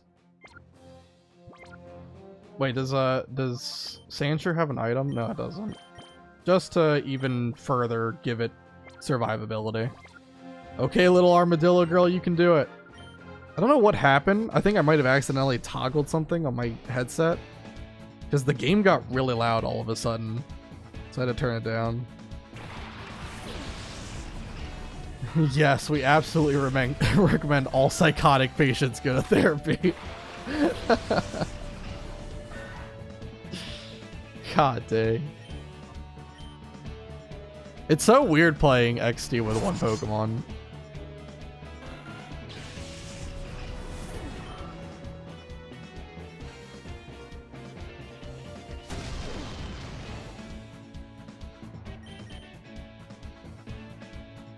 Like, I'm so used to having to select an input for 2 different ones. It's kind of crazy.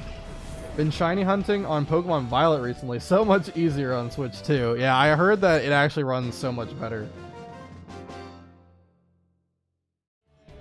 Although I still think it has, like, the pop-in issue, if I'm not mistaken. Like, Pokemon just spawning out of thin air. I think it still does that. But at least the frames per second look normal. Which is very good. And especially shiny hunting in Pokemon Scarlet and Violet. Easy. Easy. I loved it. I think I probably caught, like, probably 12 shinies in Violet. Both, or, yeah, I only played Violet, but I think probably 3 of them were just from playing the game normally. And the rest of them were from, like, actually hunting for them. Switch 2 gang, so glad the voices agree with me. Isn't it great where you're toxic gaslighting Twitch pals? Yeah, it's great. So appreciative. Wow, Scratch doesn't kill Corphish, that's crazy. And we're gonna get growled, oh my goodness. And Harden? Oh my goodness, I'm gonna do no damage.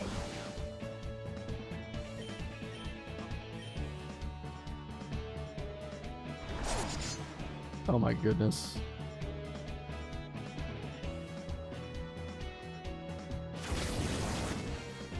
Yeah, so on Switch 1, about 15 Pokemon spawn, but on Switch 2, you can get up to 40 Pokemon to spawn. Holy crap.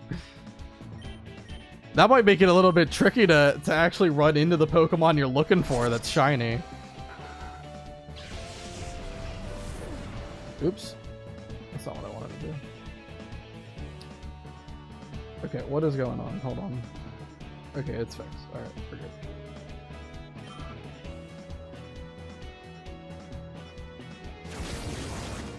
Scratch doesn't kill Corphish because Sandshrew is basically unable to do damage. He really needs status moves. He just needs any kind of move. Like, please. Help him. For just $1 a day, you can help Sandshrew.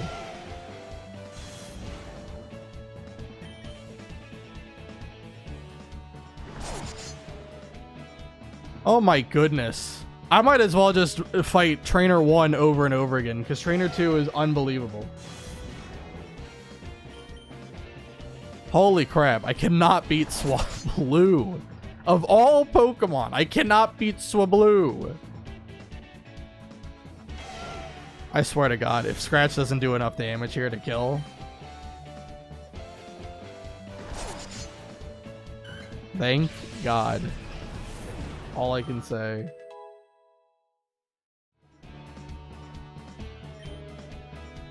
Alright, everyone was supposed to remind me to press the B button, but it's okay, because I remembered. Now it's easy. You use food to make specific Pokemon spawn, and you open and close Picnic to respawn Pokemon. Oh yeah, I do remember you were able to do that. It's been a while since I played though. Switch 2 is stupidly expensive here. I'll probably wait for a while to see if it's worth it. Yeah, I mean that's fine. Press B. Thank you. Thank you. Awesome. Like if you, I don't even think you were here when I was talking about that, but thank you. Thank you.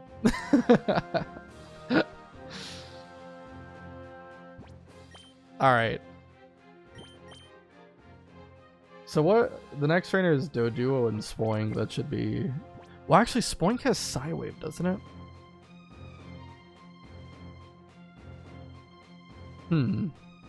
After seeing the disaster that just happened, I'm gonna just keep doing Battle 1 over and over again. I don't want to do anything else. I'm scared. Sandshre's not ready for taking on the world.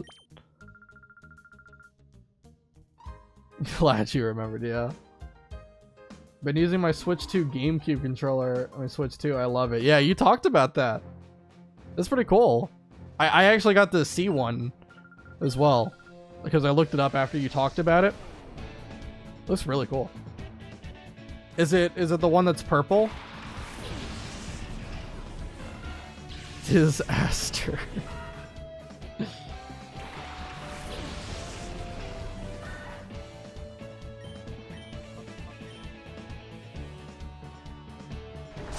Yeah, it's purple. Yeah. Yeah, I saw that one. That was the one I was looking at.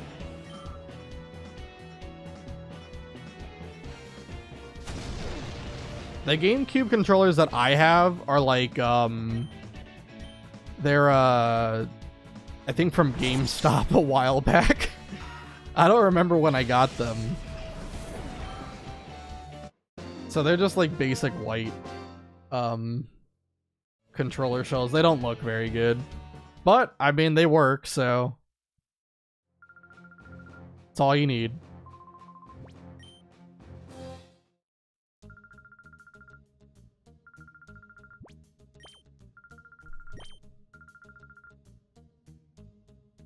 I can't even tell if this is going faster or slower than doing the Perp 6 trainer. The button layout is just so much better than Switch normal controller. Don't know why they just don't... Oh, wait, what? They don't keep with the GameCube button layout. I don't know, like, I think the big problem I had with, like, at least the... I don't know how the Switch 2's controllers feel and such, but at least for the original Switch, the Joy-Cons... I hate how small the buttons are. The buttons are so goddamn tiny. It's like, doesn't feel right sometimes.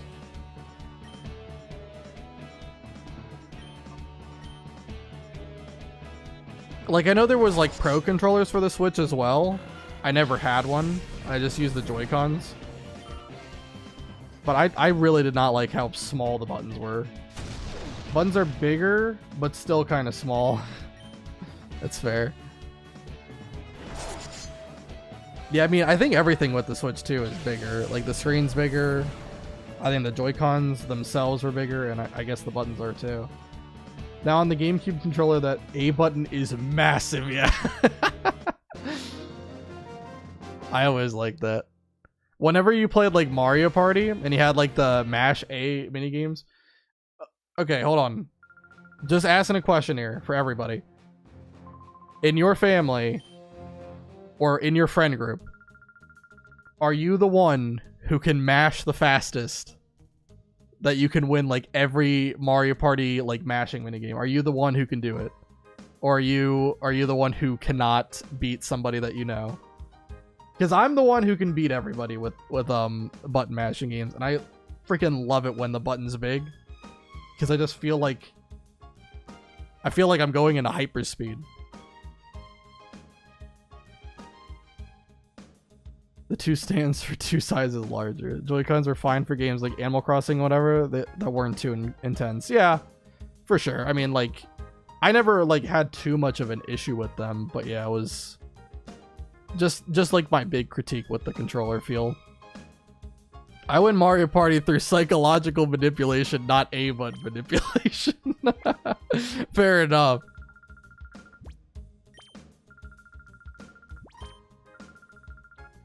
Oh, I would challenge you to a mashing battle. Oh shit. Uh-oh, I'm getting called out in real time. I can mash very fast. I use 2 thumbs. Oh, you're that kind of guy. Uh-oh. You probably could outmash me.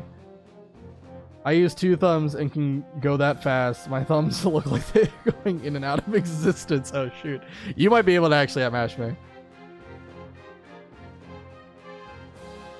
Art, I'm actually terrified. If you're challenging me to a button mashing battle, that probably means that you're like the goat of button mashing.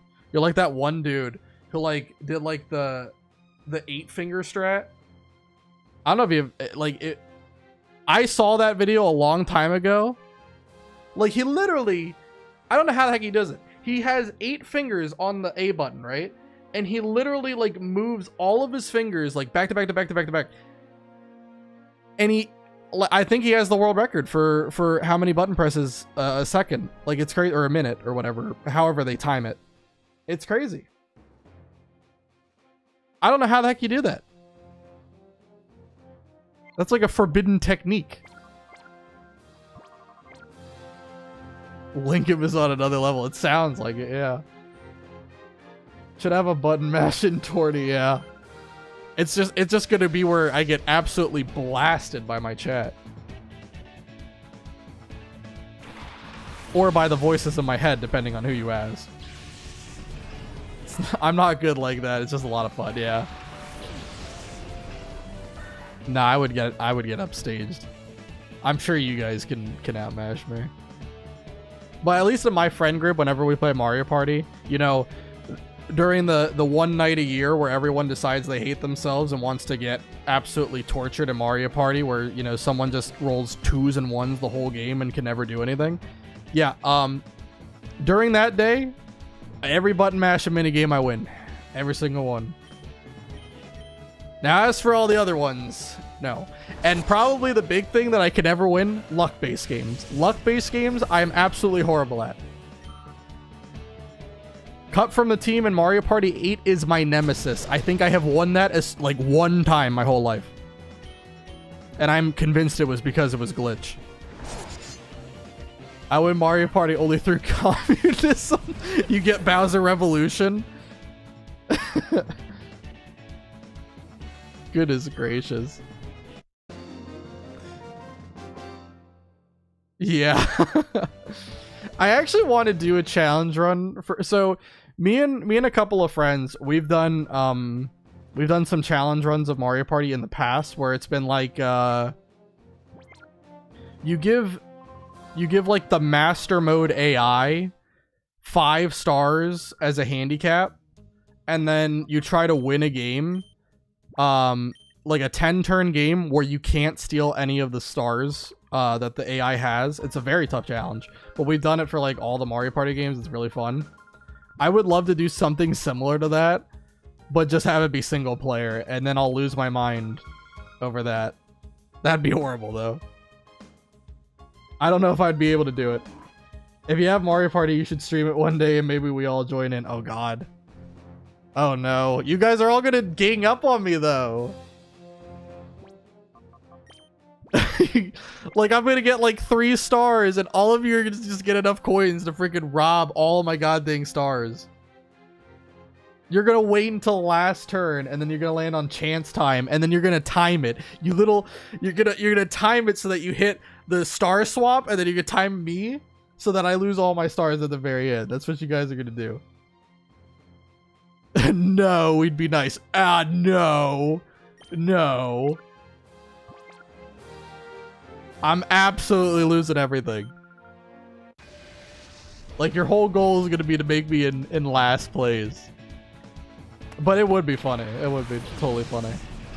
But I definitely want to think of, like, a challenge run to do for Mario Party.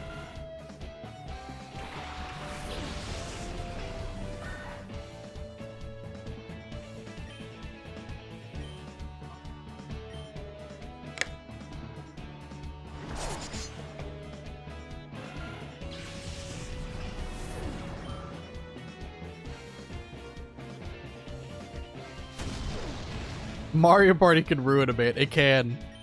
It has.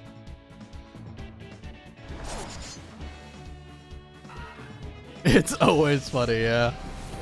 Like, and it's especially like you try to show that it's not getting to you, but then it does. It does get to you. Especially when you see like everyone else around you roll nothing but like 10s. They're getting handouts, they're getting hidden block stars and stuff. Tragic.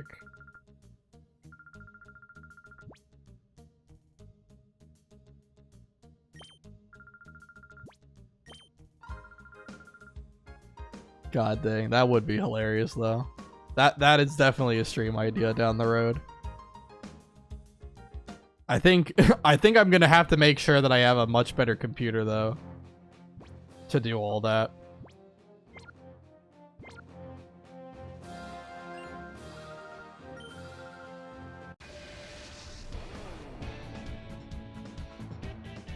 But that would be a very fun time.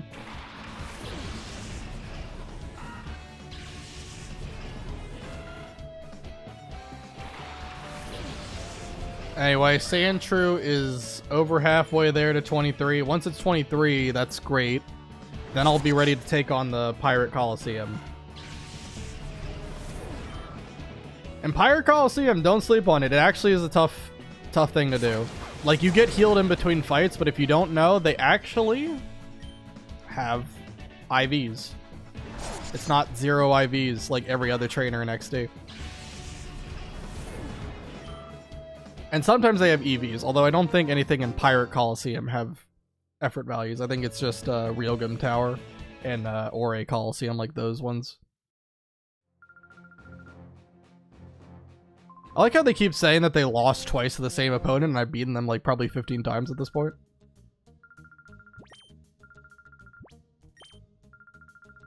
We used to play the old Mario parties whenever a friend of mine had a birthday party, and it ruined the party for someone every time. Oh my goodness. Yeah, it's no mercy. I don't care if you're the birthday boy or girl. I don't care. Gloves are off. You stole my star. You jumped on my head so that I would die and you would get to the next platform in the minigame. It's over. It's over. All love is lost when you play Mario Party. It is just vengeance and anger.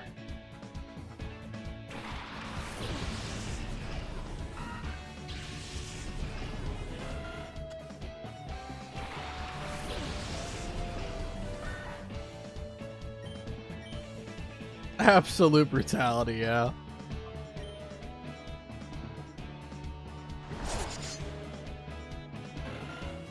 Mario Kart was similar. Mario Kart's a little bit better though. A little bit better. Cause a lot of times, like especially if you play with like AI, you can usually blame the AI.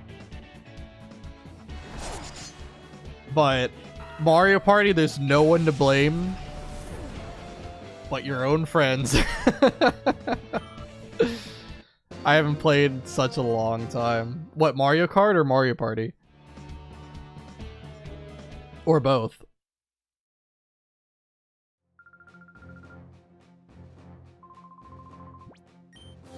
I played Mario Party literally like not even a month ago. Actually both, yeah. Speaking of Mario Kart, I played that Mario Kart World and I love it. Yeah, it looks great. It looks very good for a kart racer. I don't know if I really like all like the wall riding stuff. Like, I'm sure it's like an acquired taste. Like, some people probably love it. I think it kind of looks wacky. But it's still cool.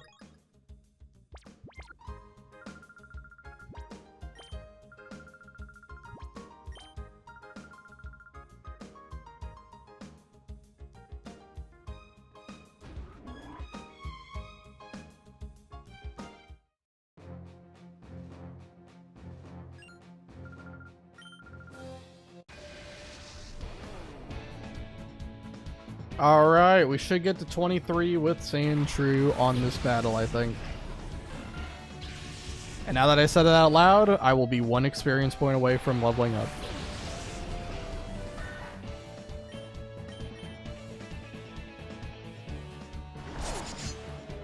Alright, Wingle's down. Quick attack. Yeah, we're definitely gonna level up.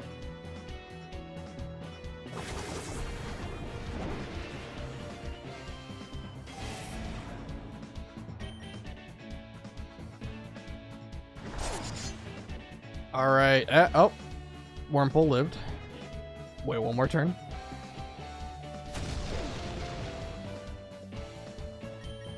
And now, that should get us to 23. We get Sand Slash, learn the move Slash, so it's pretty fitting. And we're going to be ready to go for Pirate Coliseum first. Now, it's almost been 4 hours at this point, like...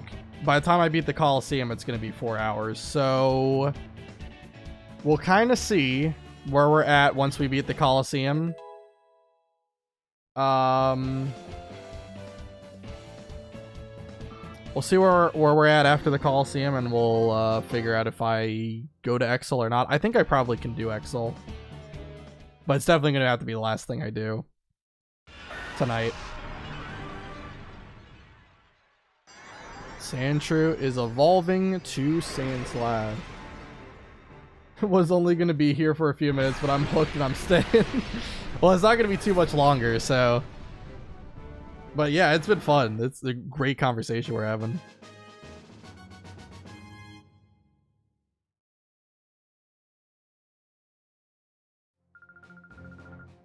Okay.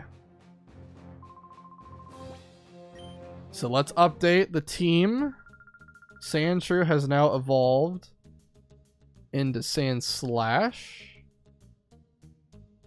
Let me make sure that it's sized properly, because it loves to... Oh, it actually is sized properly. That's actually a miracle. Okay. Sandslash is here. What's happening? Oh. Somehow I got tabbed out of the game. Okay. Alright. I was like, why is the button not working? I'm trying to go forward. Alright. Let's bring Shiftry. Espeon. I'm also gonna put Sandslash in the back. I wanted to have Sandslash because the last trainer in the Coliseum has a Plusle and a Minun, so having Sandslash would just be a good insurance policy if I need to swap to it. I don't know who I want to bring as the last Pokemon though. Maybe Teddiursa? Maybe I'll keep Skiploom on the bench.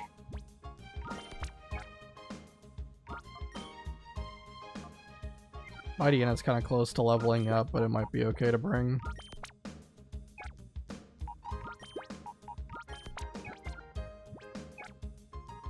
We can discuss stuff through you because the two chats can't see each other, yeah. I know.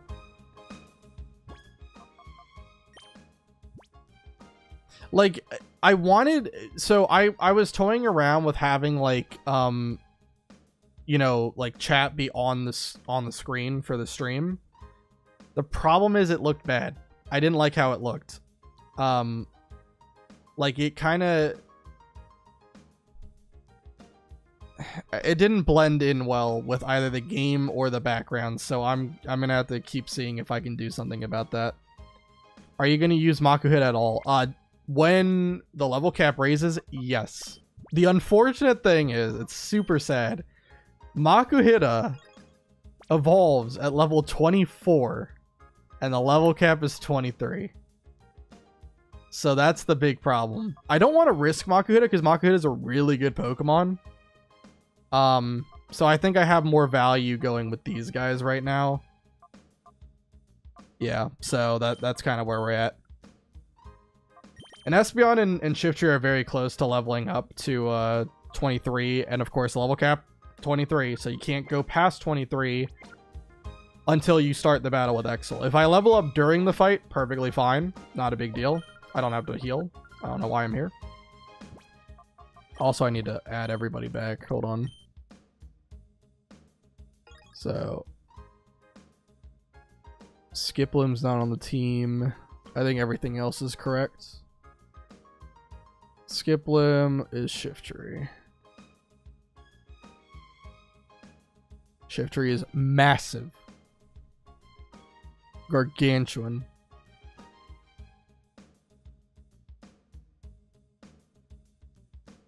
Yeah, so I will definitely use Makuhita and Hariyama later, but for now, yeah, I want to keep it in the box. Too risky to use it. Although I will say Makuhita, if I did Purify it, it would have Fake Out, and that's always a good move to have. But it's just not bulky enough to really live a lot of attacks.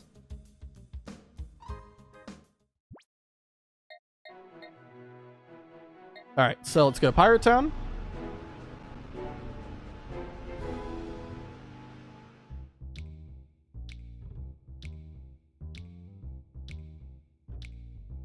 So really, like, all of the other trainers in Empire Coliseum aren't really anything scary. It's just the what am I thinking of? Yeah, the Plusle and the Minun trainer. That can be tough to get past because they both have Helping Hand, and it's crazy. Voltorb looks funny. He just replaced the Pokeball. Yeah. He's massive too. All right. So let me make sure everyone has a good item. I put Cherry Berry on because there is a chance you get paralyzed from Plusle or Minun. So I kind of like that idea. But I think on everyone else, I'm going to make sure they have Citrus. Oops.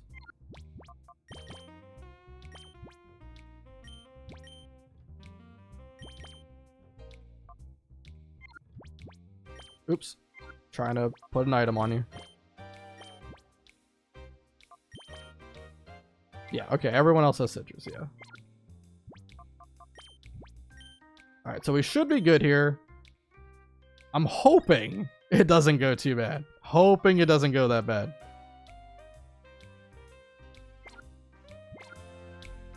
Like I said, we'll just have to be careful about Espeon and Shiftry over leveling. So just, you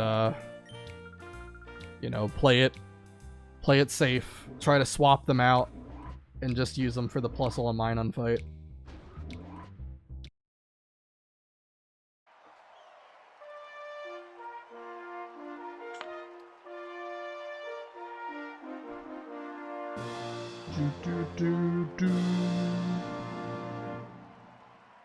This training is pretty easy. I think they have 2 Pichus, Smoochum, and what's the other Pokemon? Teddiursa? Pyro Coliseum is probably not the best for training, but them TMs though. Yeah, Brick Break is very helpful.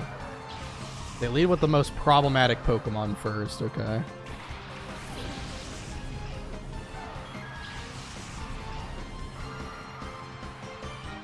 You also get healed in between fights, so that's good.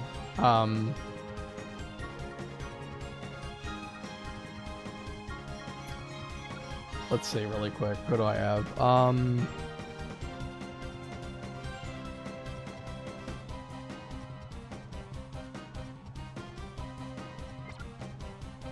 I definitely want to take out Teddiursa. It can be a pretty big problem.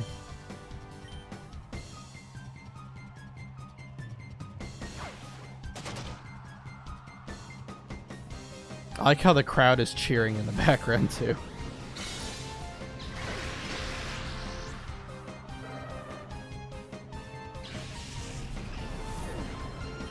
Yeah, that's a lot of experience. God dang.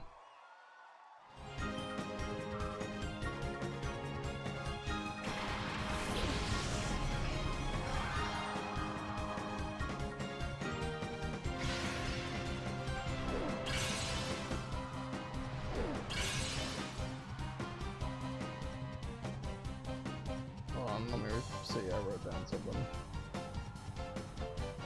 Yeah, okay. Alright. So lame that the under isn't a thing in this game. Yeah, it's true.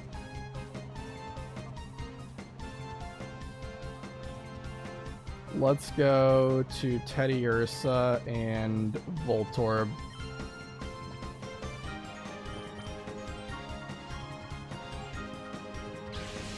Try to mitigate the amount of experience that both of these guys are getting.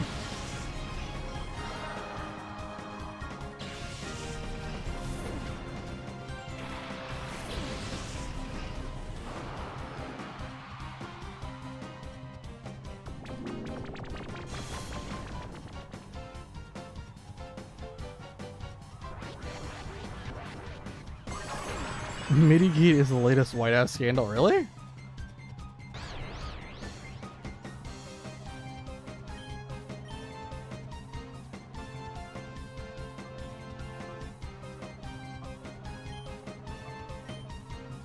Alright, let me swap again.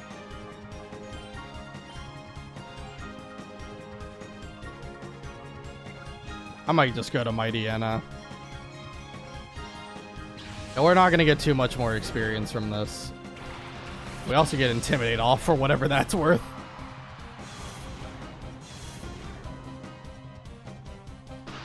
Do a backflip. Holy crap.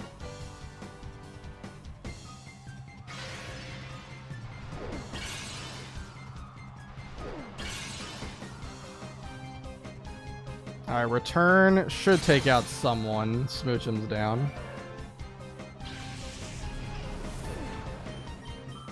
Everyone gains 73 XP.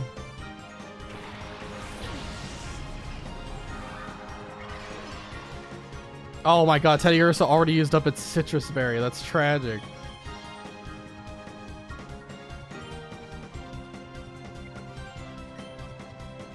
We'll just use dig.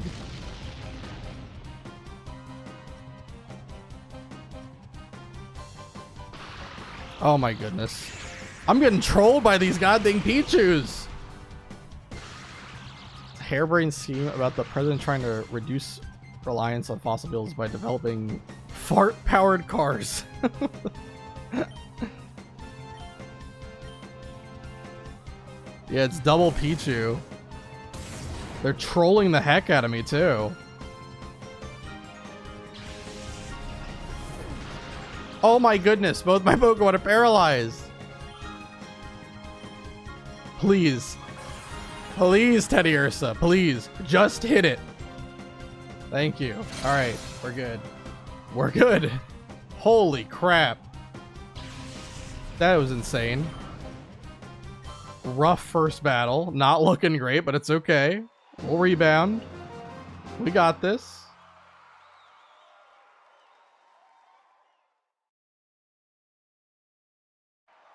Alright, the next trainer I think uses only the Johto starters. That means we get to see my boy Totodile again. And unfortunately, we're going to have to take him out. He is not my friend in this playthrough. Or not in this fight, I should say. I guess in this playthrough too, you don't get Totodile anywhere. Cyndaquil and Totodile.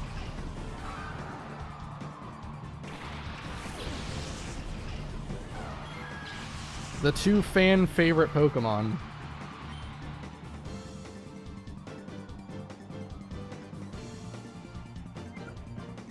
Let's see. I definitely want to swap Shiftry out. But I think I might still like just get Fake Out off really quick.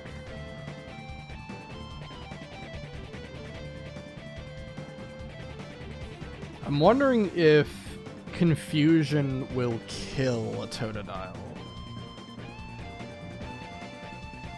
I'm gonna damage calc.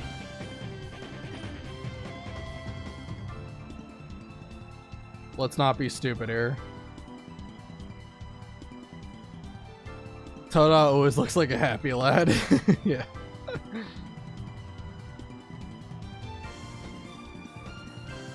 Okay, let's see. Confusion.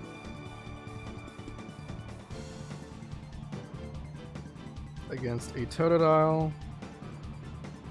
That is level, what was it, 20? Was it 20 or 19? Let's not be stupid. Well, that would be a first. Rude, but accurate. Absolutely love Totodile. I'm hoping that's the plush I get with my pre-order. Oh, really? You get a plush with your pre-order? That's cool. Totodile is my favorite Pokemon, so I'm hoping you get it too. That'd be great. Then you can send it to me.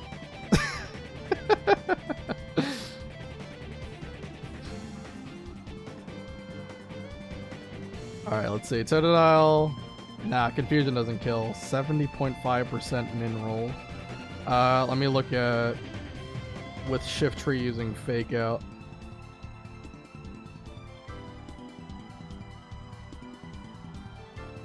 Shift Tree is 23.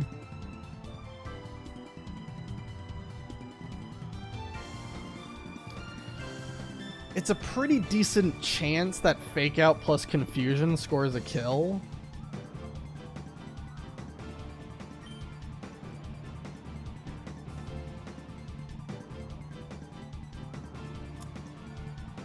I think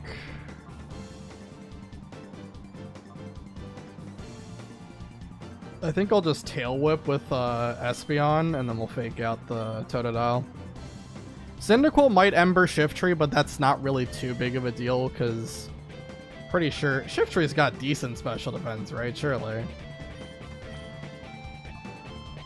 33, that's actually not that great. I thought even Sand Slash, that's crazy. Sand Slash has more special defense than Shift Tree. That's... Well, maybe not. I'm glad I left the stream because you still haven't gone to Excellent. I'm trying to be safe about it too, but it's a little bit tricky. Okay, let's see. Yeah, Fake Out Totodile. Oh, okay. Well, I guess I locked myself in. I think we can take an Ember.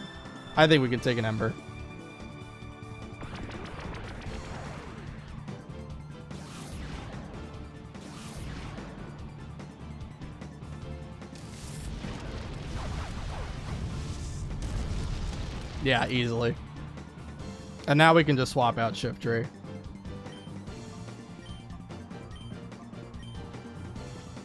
Okay, let's go to...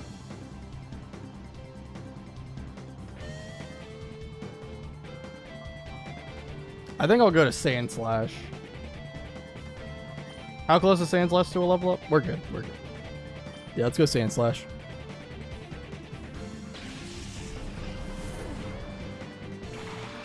Totodile is not going to use Water Pulse against Shift Tree, so it's alright. Oh, wait. Quick Attack. Wait a minute. Maybe... Oh, they're not Smart AI. Oh. They're not Smart AI. Fun fact. I thought Coliseum Pokemon were Smart AI, but okay, that's fine. I don't need to buy any games to just burn my money on Pokemon Center plushies all the time. Shift Tree doesn't believe in those numbers, yeah. Just ignores it. If you pre-order Pokemon Legends EA from the Pokemon Center website, you get a plush. Oh, that's cool. Oh no, that's my plush. Nah, come on, man. If it's Totodile, give it to me. Come on. My favorite Pokemon of all time. It'll be doing me a solid.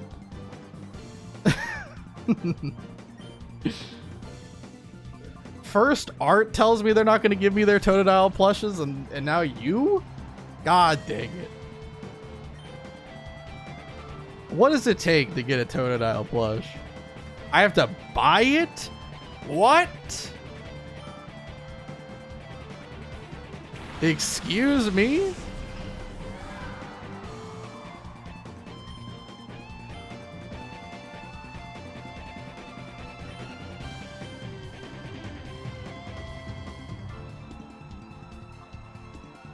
How good is Voltorb special defense? Even Voltorb has more special defense than Shiftry, everybody. I think I could go to Voltorb. Ember did how much to Shiftry? Yeah, I think you could go Voltorb. I hope the Citrus Berry doesn't get used up. Sorry, but everyone needs a personal soft Totodile friend. I mean, that is true. If you buy the game, you get that free. It's random and could be 1 of 3 star. Oh, so it's the ZA starters. Okay, I gotcha.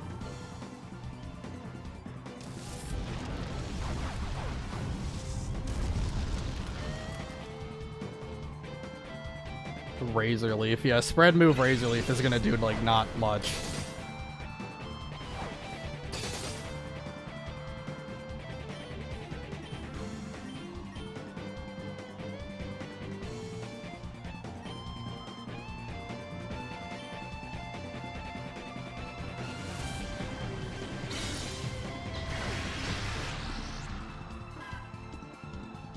I wouldn't be upset with getting a Chikorita plush, though. Chikorita is a very cute Pokemon, too.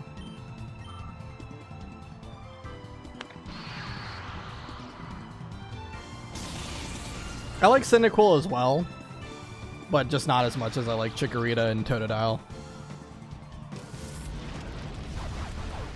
It's kind of crazy, but I actually think Generation 2 starters are, like, pretty underrated for, like, how good the trio is.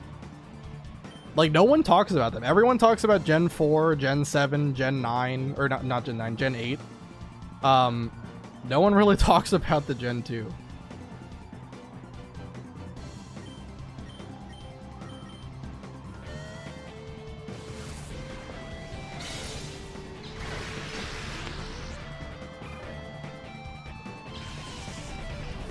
All right.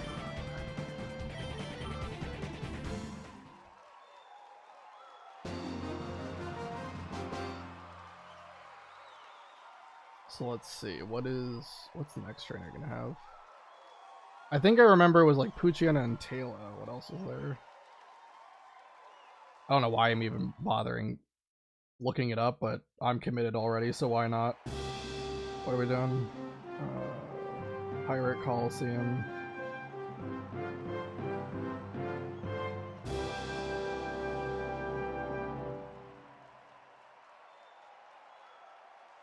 Can also look at their movesets too.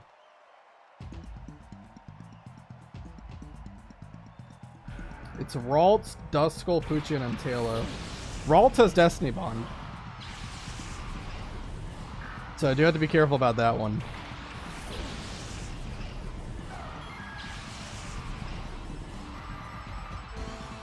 Duskull and Poochyena lead. Poochyena has a Yawn. Duskull has Confuse Ray, that's fun.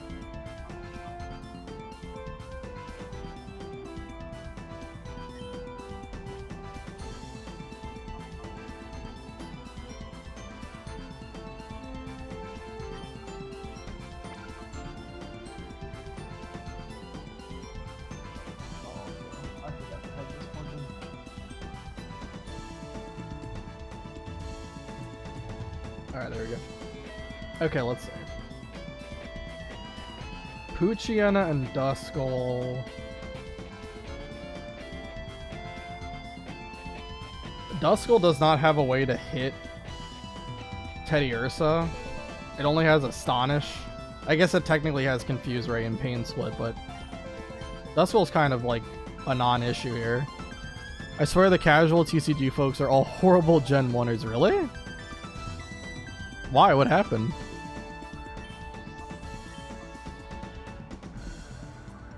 I'm gonna fake out the Poochyena before I swap Shiftry out.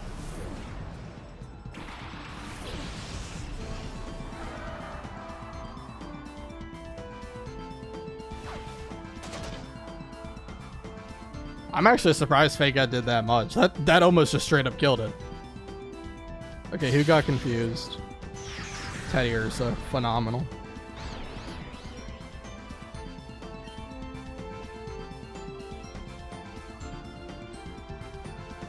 Alright, we're going to Voltorb, why not? And then I'll go to... Well, Mighty Yenna's close to leveling up though, Yeah, I don't really want to go to Mighty Anna too much. It might be Sand Slash again.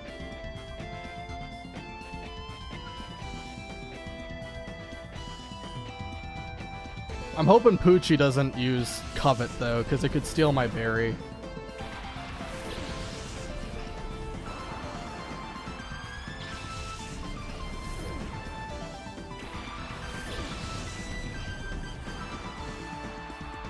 Oh. If you collect the TCG, it's all about Gen 1 all the time. They got new cards all the time, and it's boring as hell. Oh. Yeah, I didn't see that message. That's my fault. Yeah. Yeah, I read the second message without the context. That's my fault.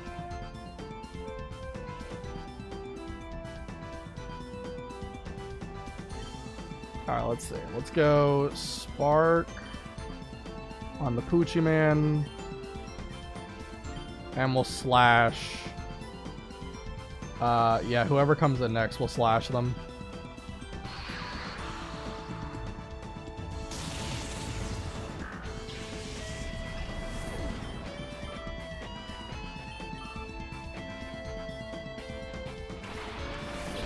Ralts. That'll be great if we can get it off the field like right now. Did it use Sand Attack on me? Because I wasn't paying attention. It had to have used Sand Attack, right? Tragic.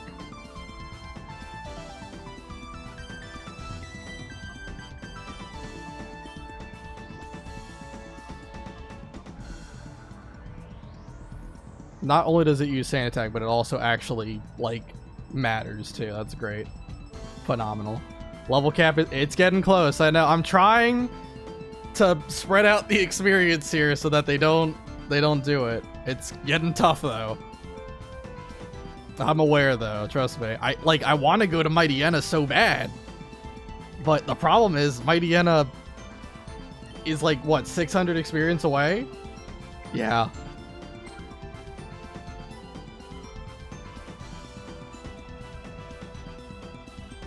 Yes, Nightbot, I know to save the game. Too bad I can't do that right now.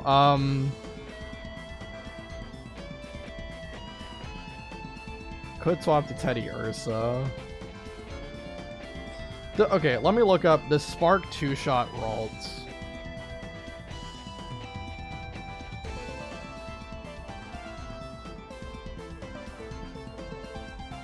God, I'm completely out of my element right now.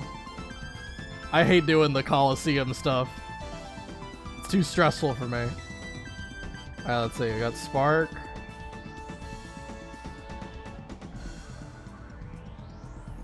And Ralt is level 20.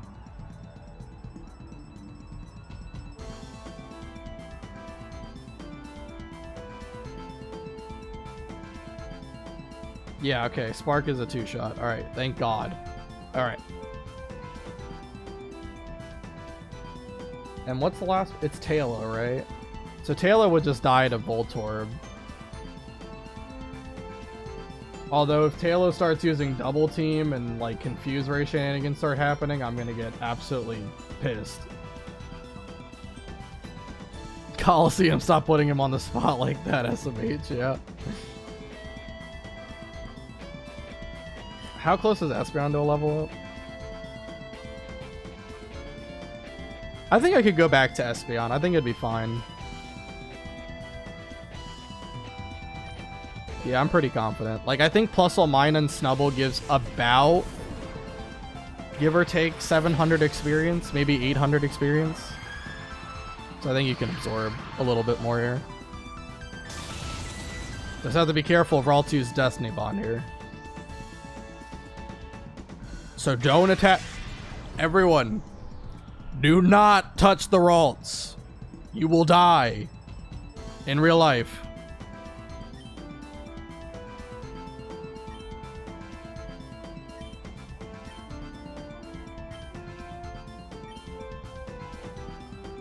Don't touch him. No one touch him. Lucky for you, you ain't playing Coliseum. Honestly, sometimes I'd rather be playing Coliseum with how XD has been treating me. Right now, it's okay, but I'm getting stressed just from these random trainers. I just don't want to make a stupid mistake.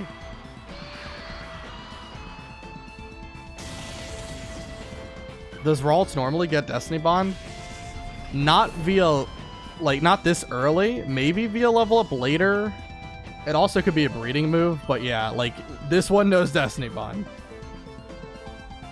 Mean look?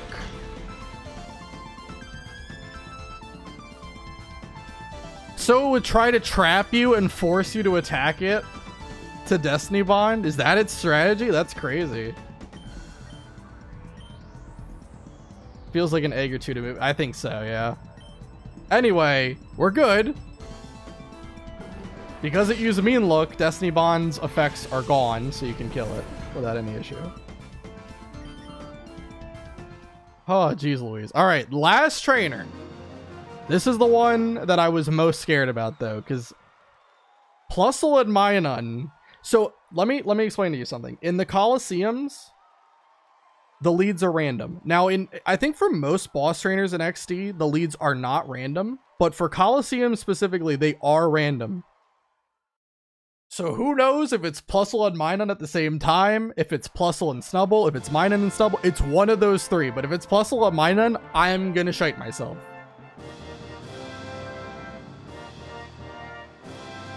It's not gonna be great.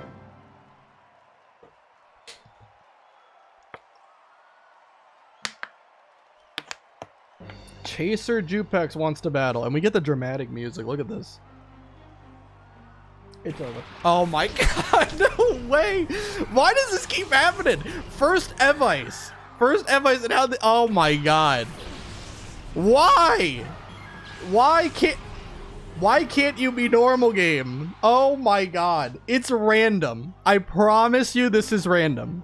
I promise you it's random. You can load up the game for yourself. It's not always Plusle and Minun, but oh my... So now plus and minus are both active. That's great. Fantastic news. Love that for me. How fast is Shift Tree?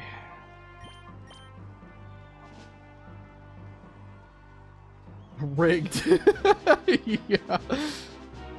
They knew I was coming. They knew. Hold on. I need to make sure I'm faster than Plusle.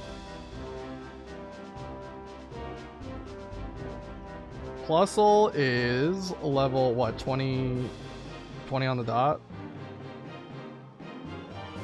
Oh, thank God. It's got 45 speed. Okay. 45 speed for Plusle. My God. The amount of stress this game causes me is insane. All right. Okay. So, hold on. Okay. I think the play... Plusle and Minun both have... Sorry. Plusle and Minun both have Helping Hand. And... it's a guessing game which one of them would use it and which one wouldn't. So this is going to be great. I'm hoping that Minun uses it because I'm going to plan on faking out Plusle. They might not use it at all, but if they do, I really hope that it's Minun who uses it. Okay, well, they didn't use it because Helping Hand has a +5 priority. That was good damage. Confusion probably doesn't kill, though. Just barely. Spark. Who does it attack? Okay. Well, I have Cherry Berry. But I don't really like that damage. That kind of seems like I might be in crit kill range. Especially if Plusle decides to use Helping Hand before it dies. So I think let's swap Espeon. Snubble is still in the back.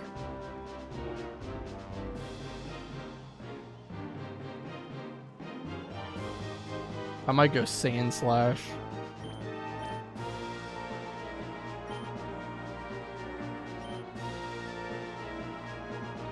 Yeah, and we'll just take out Plusle here. Plusle, don't do it. Don't use Helping Hand. Don't do it. We can be nice. We can be friends.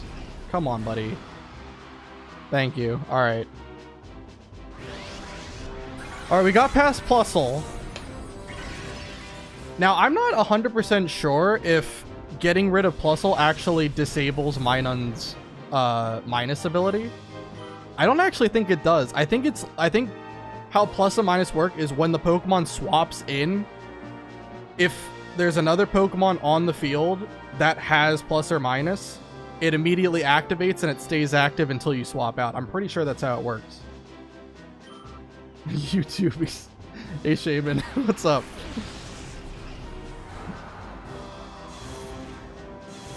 God dang, this is crazy. Okay, Minun got paralyzed for the turn. That's nice. And how close is Shifter to leveling up?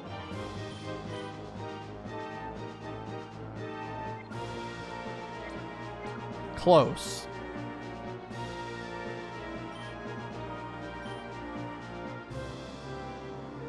But I think it'll be okay. I don't think we'll get too much experience for this.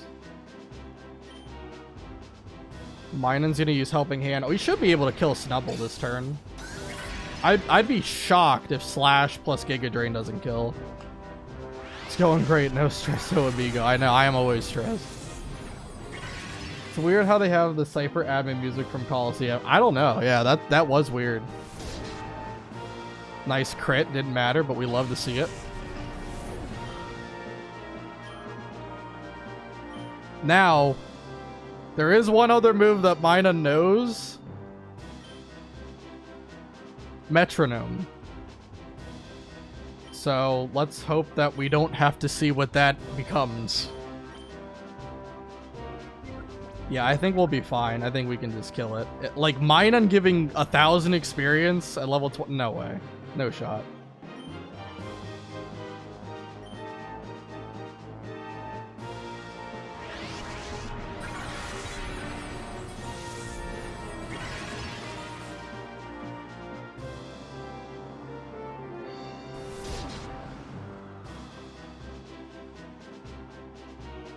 Okay, thank God it went Spark. Alright, we're good. We're fine! We're fine, everybody! Cherry Berry activates, so we're good there, too. Look at that, we barely took any damage. We're good, we're fine. I always assume the worst that's gonna happen to me. So that's why I'm stressed. And especially because the next fight we have to do is one of the harder fights in the game, unfortunately.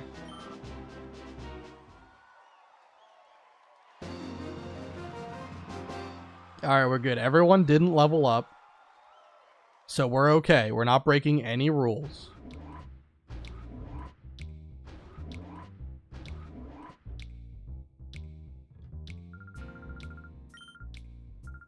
Wow, I got 3,000 bucks too. Alright, and the TM that I was trying so hard to get. I skipped over the TM pocket. Alright, Brick Break. There we go. I'm going to teach us right away to Shift Tree.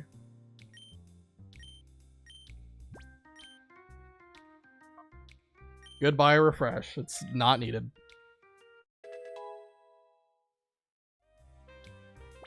Okay.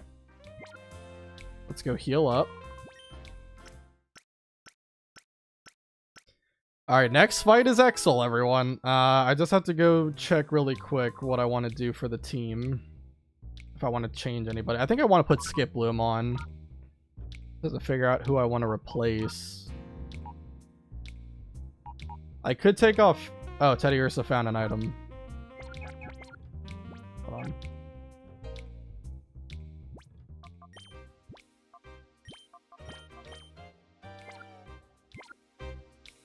Let's see. I could also take off Voltorb. What does Voltorb do for me in this fight? I guess it resists Shockwave from Raichu. Also Giraffe Rig, if that's relevant.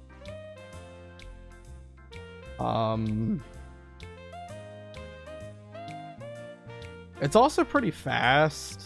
Yeah, I think I'll keep Voltorb over Teddy Ursa. Skip Bloom's only 22, though. but I think it's going to be okay. I don't think I'm going to worry too much about it. I think Skiploom would really only come out if I had to put Mawile or something to sleep. Does everyone have Citrus Berry too? Citrus, Citrus, Citrus, Citrus. Shift Tree and Espeon need Citrus.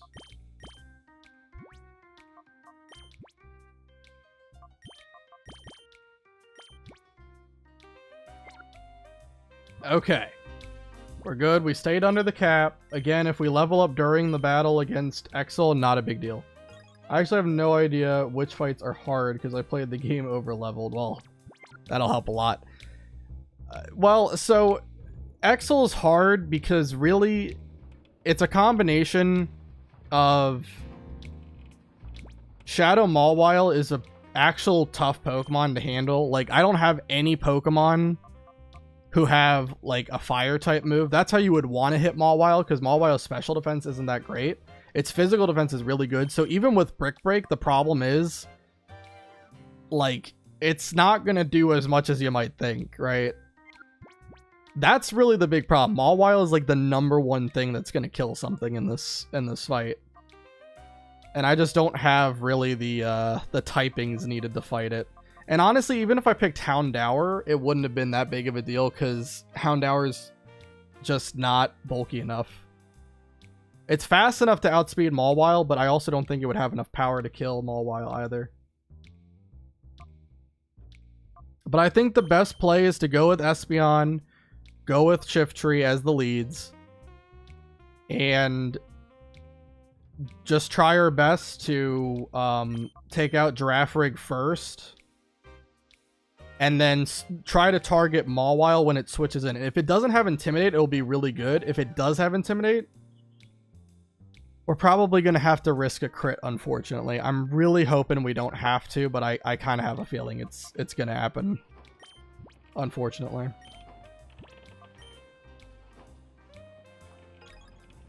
So anyway, I think we're good to go, though. I need to go now, so great stream and hope to catch your next one. Oh, thanks for being here, Linkum. Wish me luck for the for the Exel fight.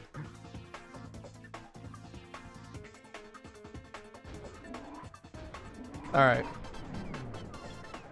I need everyone to bring all the energy for this.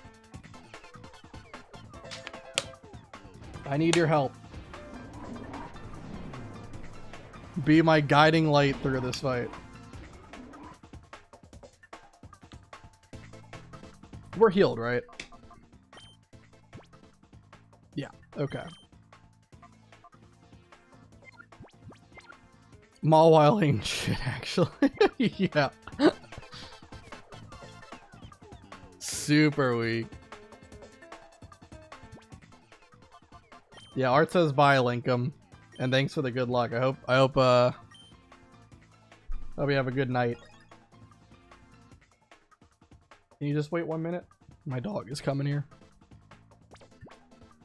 It's the alarm for me to end stream soon. Okay.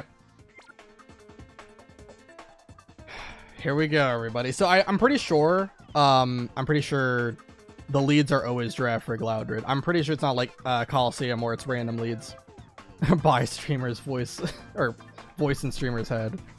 Yeah, right. One-shotable even. Yeah, I hope Mawile gets one shot. That'd be phenomenal. A lot of weak Pokemon were really strong before they removed Megas as a mechanic. Can you not? My dog's harassing me, sorry. Stop! Yeah, Mawile is actually a pretty solid Pokemon. It doesn't have a great stat total, but if it has Intimidate, it's great. I'm hoping it doesn't have Intimidate, though. It would be very nice if it did not have Intimidate, because then Brick Break's a 3-shot. Guaranteed. Alright, let's go for it. We're ready. We're ready, we're prepared. Now hand over our data ROM. Of all the people it could have ended up with, it had to be with you, Net, the whiz of data analysis. It wouldn't do to let you keep it. Alright, keep your hands off my sister. The data ROM is right here. Good boy. You catch on real quick. Toss me the data ROM nice and easy now. Okay, I'll thank you for returning the data ROM. By the way, let me guess. Are you maybe thinking it doesn't matter because you've already copied the data on this? Captain, we finished completely scrubbing data from ONBS's servers. It's all gone, sir. What? Ah, that's why I'm not worried. It's heartbreaking, isn't it?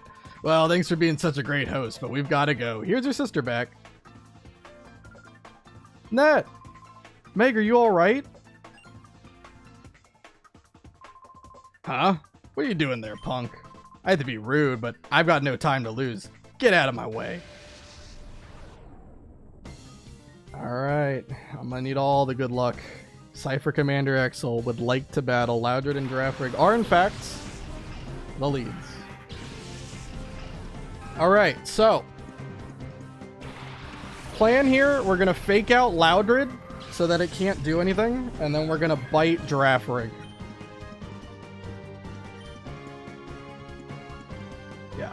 I would fake out Giraffrig, but here's the problem. Giraffrig has inner focus for its ability, so you can't flinch it.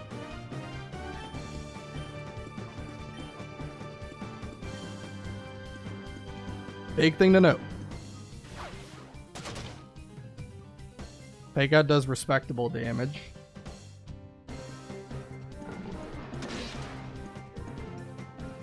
And obviously can't be flinched by bite either here. Stomp. Okay.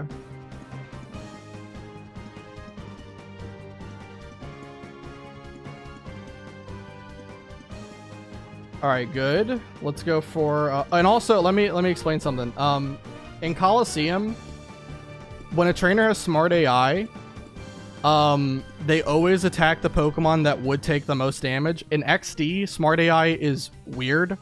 It basically coin flips every turn to determine the target, and then whatever, like whether it's heads or tails, it targets that Pokemon with the strongest attacking move it has if it goes for a damage move. So even though it attacks Shiftry this turn, it could attack Espeon the next. It also could attack Shiftry again, who knows?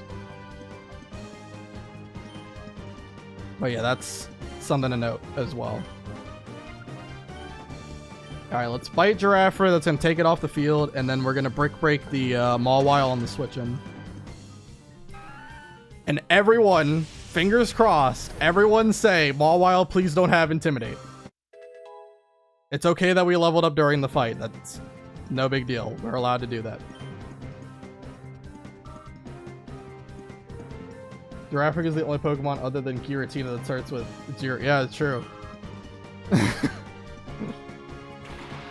Come on, please.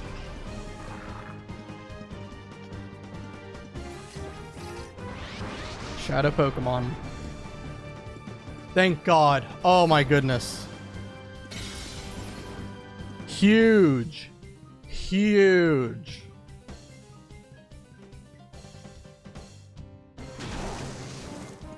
Alright, perfect. We're good. We're fine.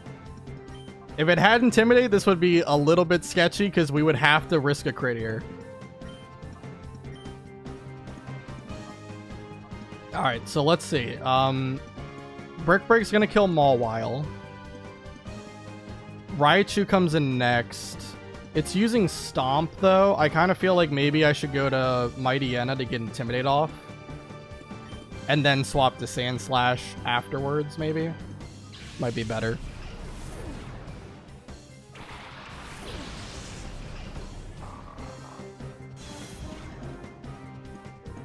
Obviously it has Hyper Cutter because it doesn't have Intimidate, but it's fine. Mawile's off the field. That level 22, don't let it fool you. It was actually level 25.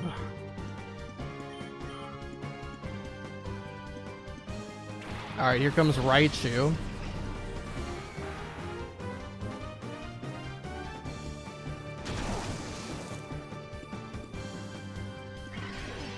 Nice. Citrus Berry activates, which is a very huge help. And pretty much we can just Brick Break, kill Loudred, and swap to Sandslash. And I think this is pretty much just going to be a win. Did Cypher actually know the data ROM was at ONBS through a spy network, or did they use deductive reasoning? That's a great question. I have no idea how they knew that it was here.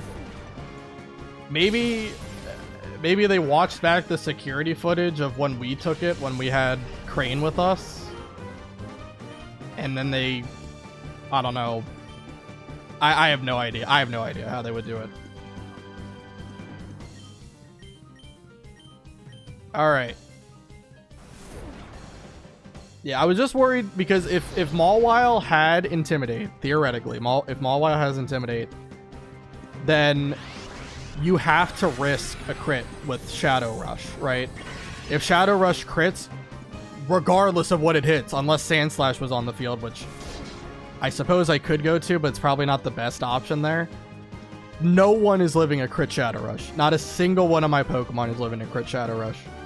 That's just too strong of a move. Unless the Mawile doesn't have good attack, which obviously all Shadow Pokemon have random IVs and such, so it's totally possible that that's the case. But we're good.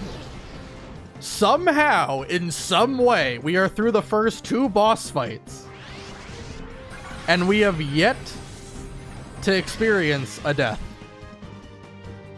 I don't know how we did it, but we got here.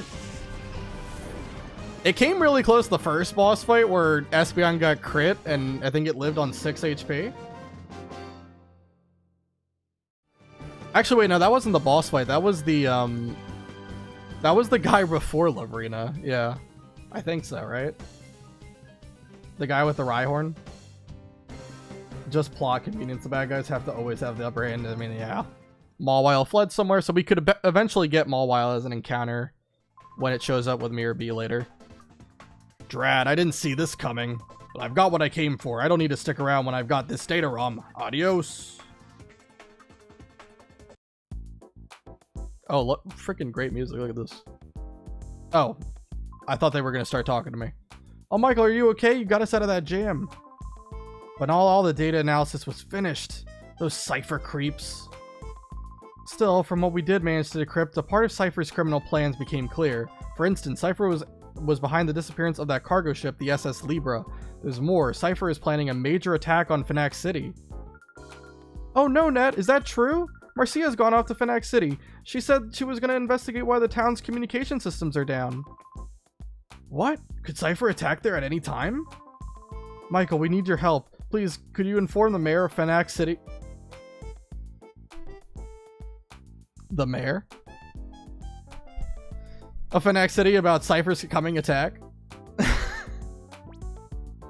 Phenac is east of here. Let them know about Cypher's attack. Play it as soon as possible. Are you only allowed to fight Mirror B once? So it's based off of the first catchable Pokemon I can get in every area. Mirror B can appear in Pirate Coliseum and Realgam Coliseum.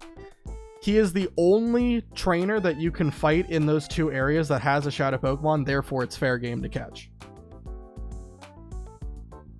It's not about like what trainer I'm fighting, it's about the location of where I'm doing the fighting in. Yeah. And it's completely random what Mirror B will have on him. It's just going to be a random Pokemon that I failed to catch earlier, that the trainer that has them doesn't show up again to rebattle. So like all of the Hexagon brothers are fine. Like those Pokemon wouldn't show up on his team since you fight them over and over again throughout the game. But like the trainer, like Exol's Mawile or what's his name, or Lavrina's Delcatty, like those Pokemon could appear on his team. Completely random which one it would be though. The mayor of Phenac is no longer a skate, the evil Mexican stereotype, remember? Yeah, I know, I got PTSD. Advice's fight when I did it was just, it was crazy because when I did all the play, I did a deathless run when I did Pokemon Coliseum for the Nuzlocke. And while I was planning what I was going to do for Advice's fight, while I was planning, there was one lead combination I couldn't come up with a guaranteed win strategy for. And sure enough, guess which Pokemon that he chose to lead with for the fight for the Nuzlocke. And it was very scary. Like, it was still like a pretty high chance that I won, but I relive that scenario all the time because it's like it was a 10% chance that he leads with that specific Pokemon combination. The trust issues are there for a reason, yeah.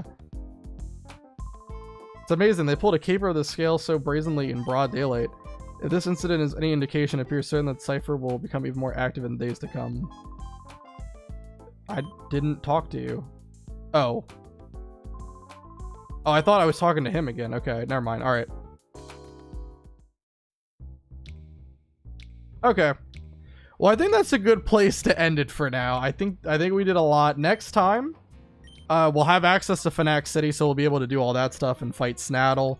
We also get access to Realgam Tower. And Realgam Tower is important because that is that's like the TM shop that you can just buy with money, not Poke Coupons. But you can farm for Poke Coupons there using the bingo boards. You don't have to risk any of your Pokemon when doing it, so it's not like Mount Battle. It's a zero risk thing. You can just grind Poke Coupons infinitely. It's fantastic.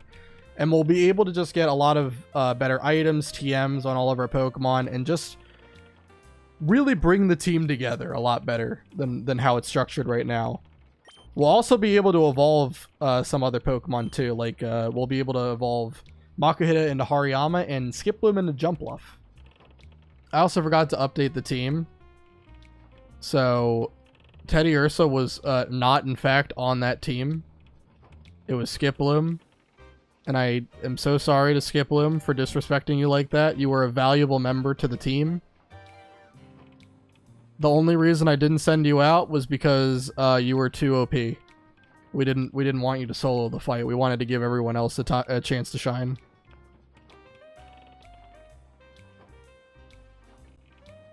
There we go. All right. But yeah, I think that's gonna do it for today. Thank you guys so much for watching, both on YouTube, on Twitch, or if you're watching the VOD. And next time, we'll do Phenac City, do a lot of bingo grinding. It'll be a fun time. I haven't done the battle bingo like since like 13 years ago, so it'll be pretty awesome. Anyway, thank you guys so much for watching, and I will see you all next time.